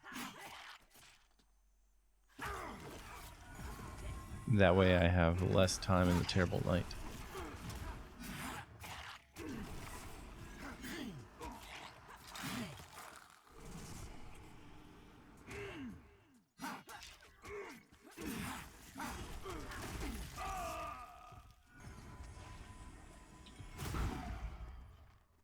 Alright folks, I will be right back. I gotta take my dogs for a quick potty break. I will be back.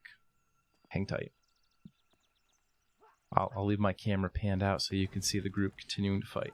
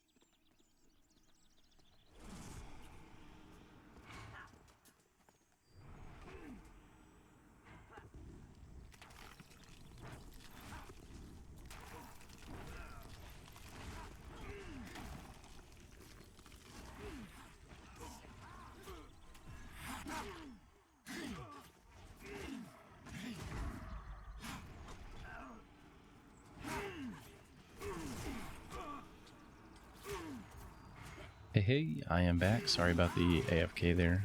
Had to take my doggos out. And while they were out, my kiddo woke up. Had to go take care of her. So got the whole family back and resituated. Nick at first does still come play with us. And even if he's not playing with us, a lot of times while we're in voice, he'll come chat with us and stuff.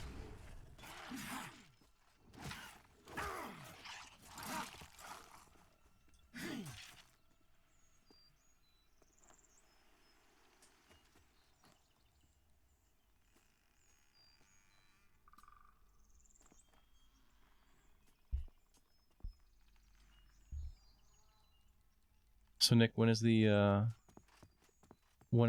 next open play for good old Monsters and Memories?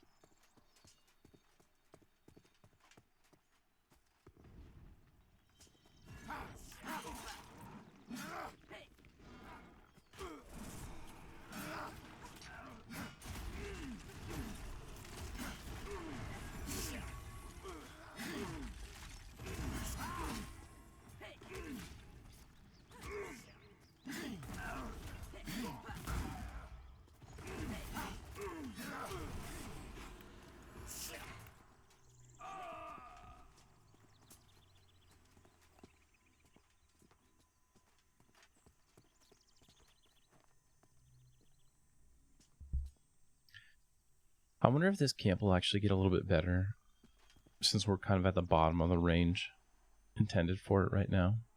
As our DPS level up a little bit more, we'll kill faster.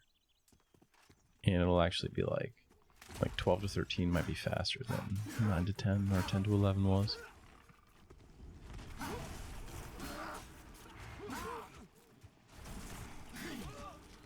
Couple months, okay.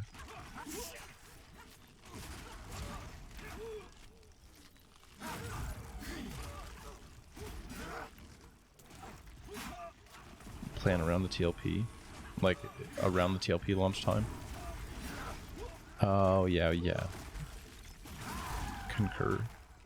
If we're gonna have a 1 month classic and 2 months of Kunark, you should do it like exactly 1 month after Kunark comes out, or like 3 weeks before Velius comes out, something like that. That'd be the perfect time.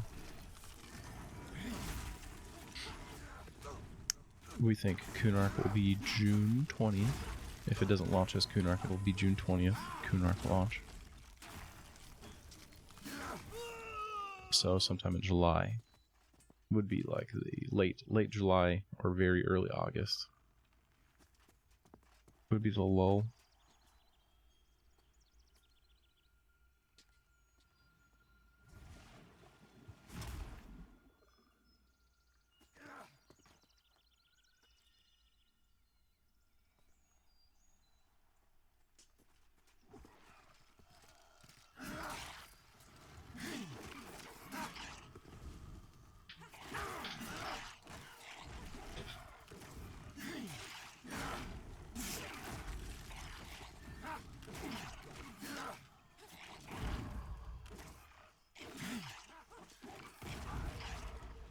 We're gonna move a little bit. I mean, honestly, too tired while you're here. Is there any reason we can't just like move right up to the gate? Like over by that tree northwest of us?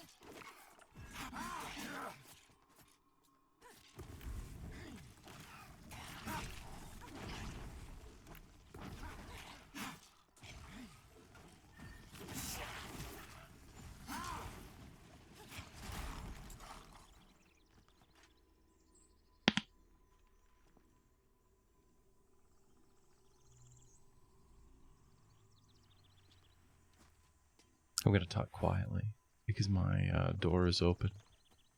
This office was getting like so hot.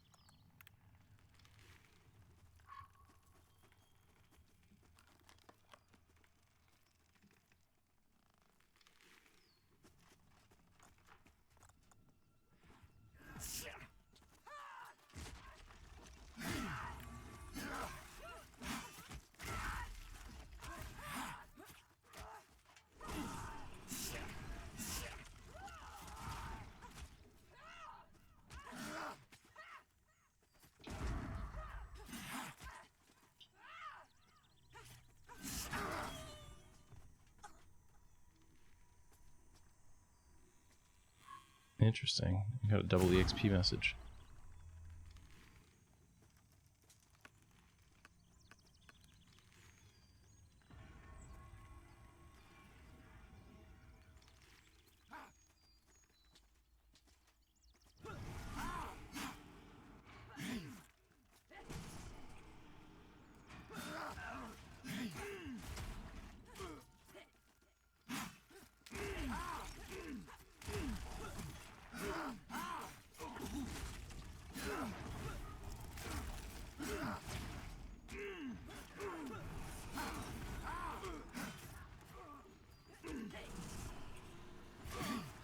Nick, do you still have a recording of when we first killed Nashra? I was going through all my old Pantheon shit, and for some reason I'm missing that one. March 18th was the date that we did it. I got the week before and the week after.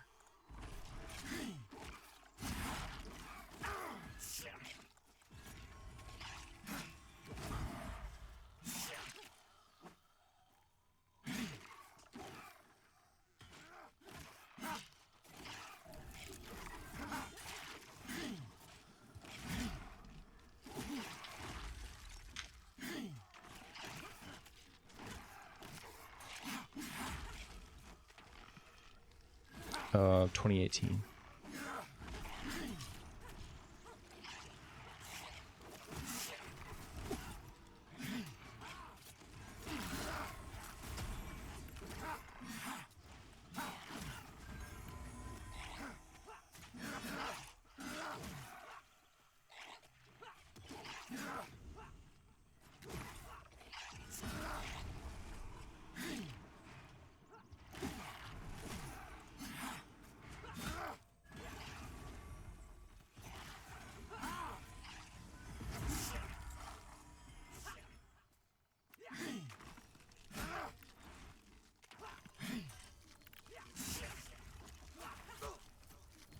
Hey, Palos, yeah, it's fun.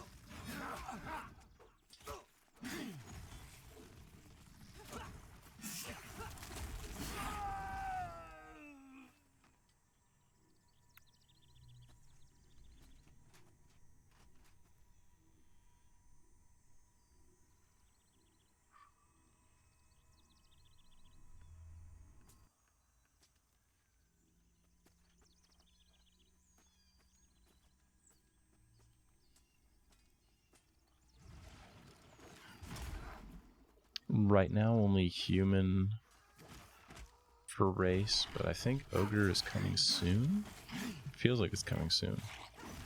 And for classes, we have warrior, dire lord, paladin, rogue, monk, cleric, shaman, enchanter, wizard, and I think that's it.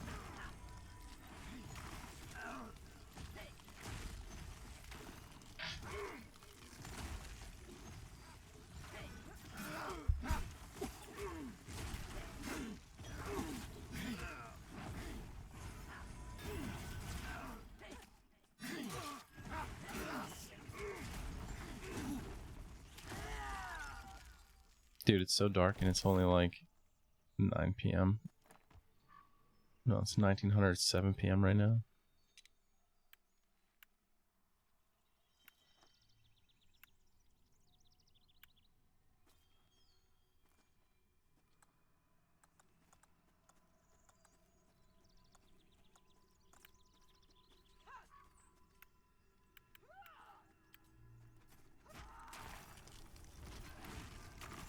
Can't take auto attack off the bar? That sucks. I don't know what to remove for this.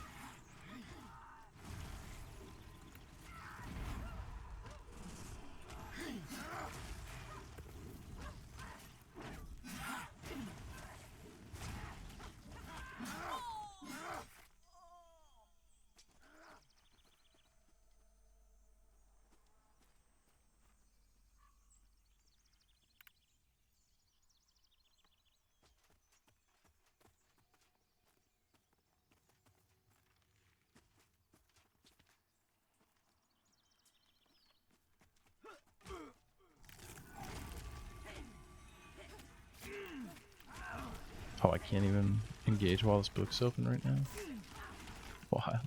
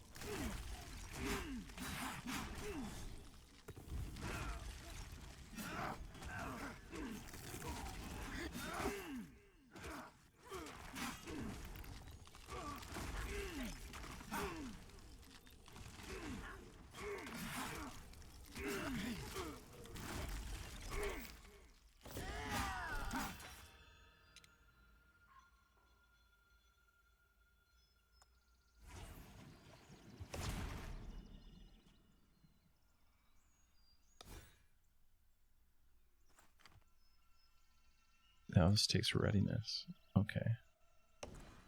So it is this.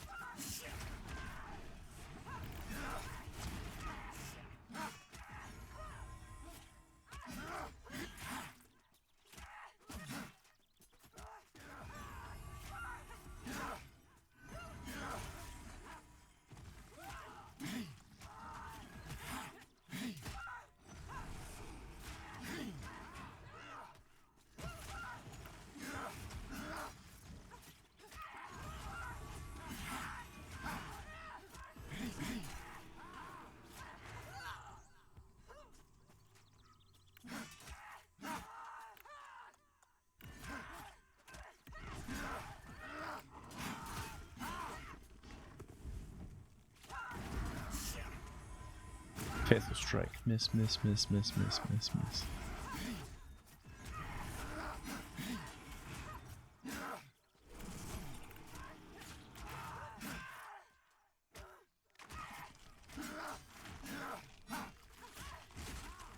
Rip. Oh well.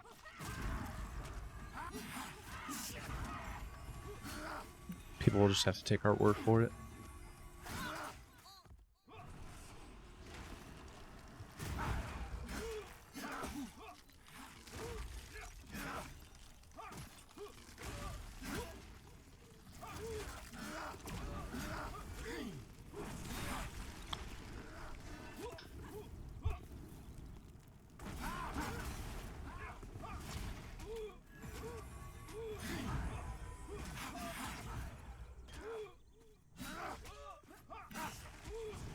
What builds up readiness? It's just time? Time in combat?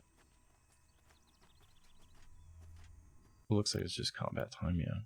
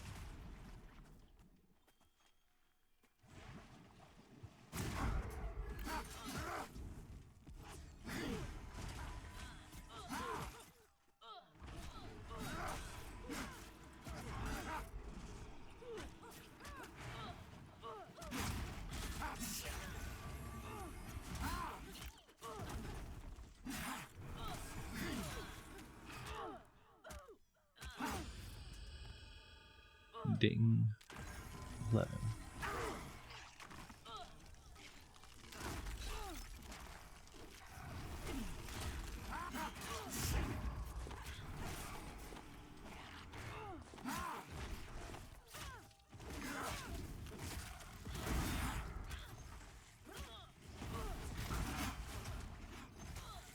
Now I have a Divine Aura, right? Golden Aegis. Pretty sure it's Divine Aura.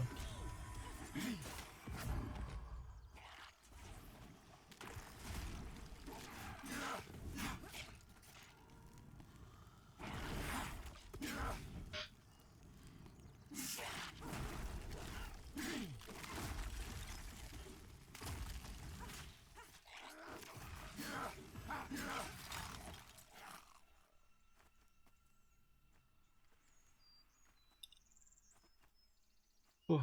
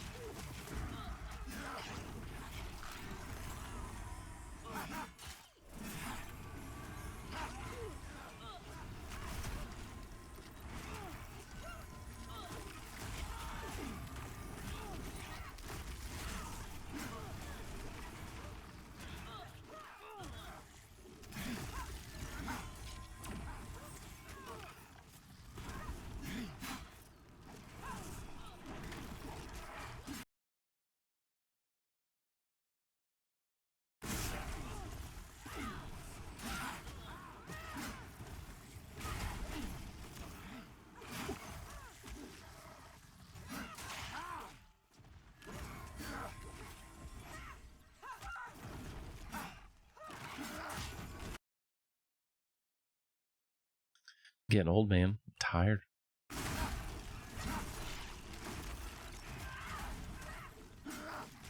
I haven't even hit 24 hours a week yet.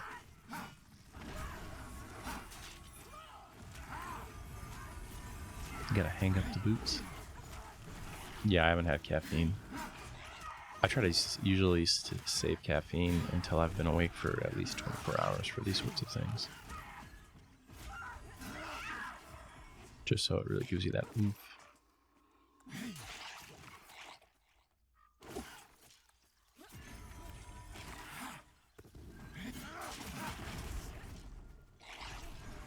I really hate that when I kill something, it like keeps the corpse targeted.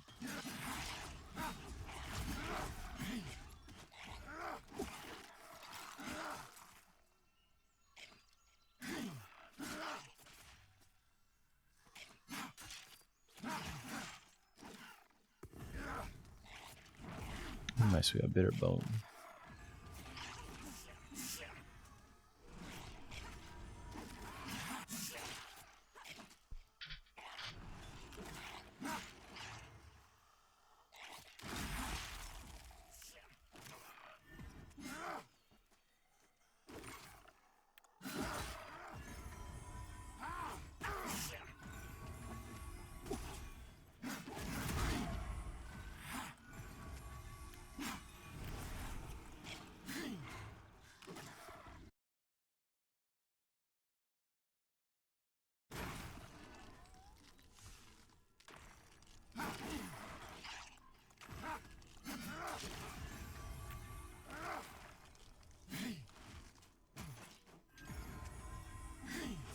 Yeah, Bitterbone is not taking much damage at all from us.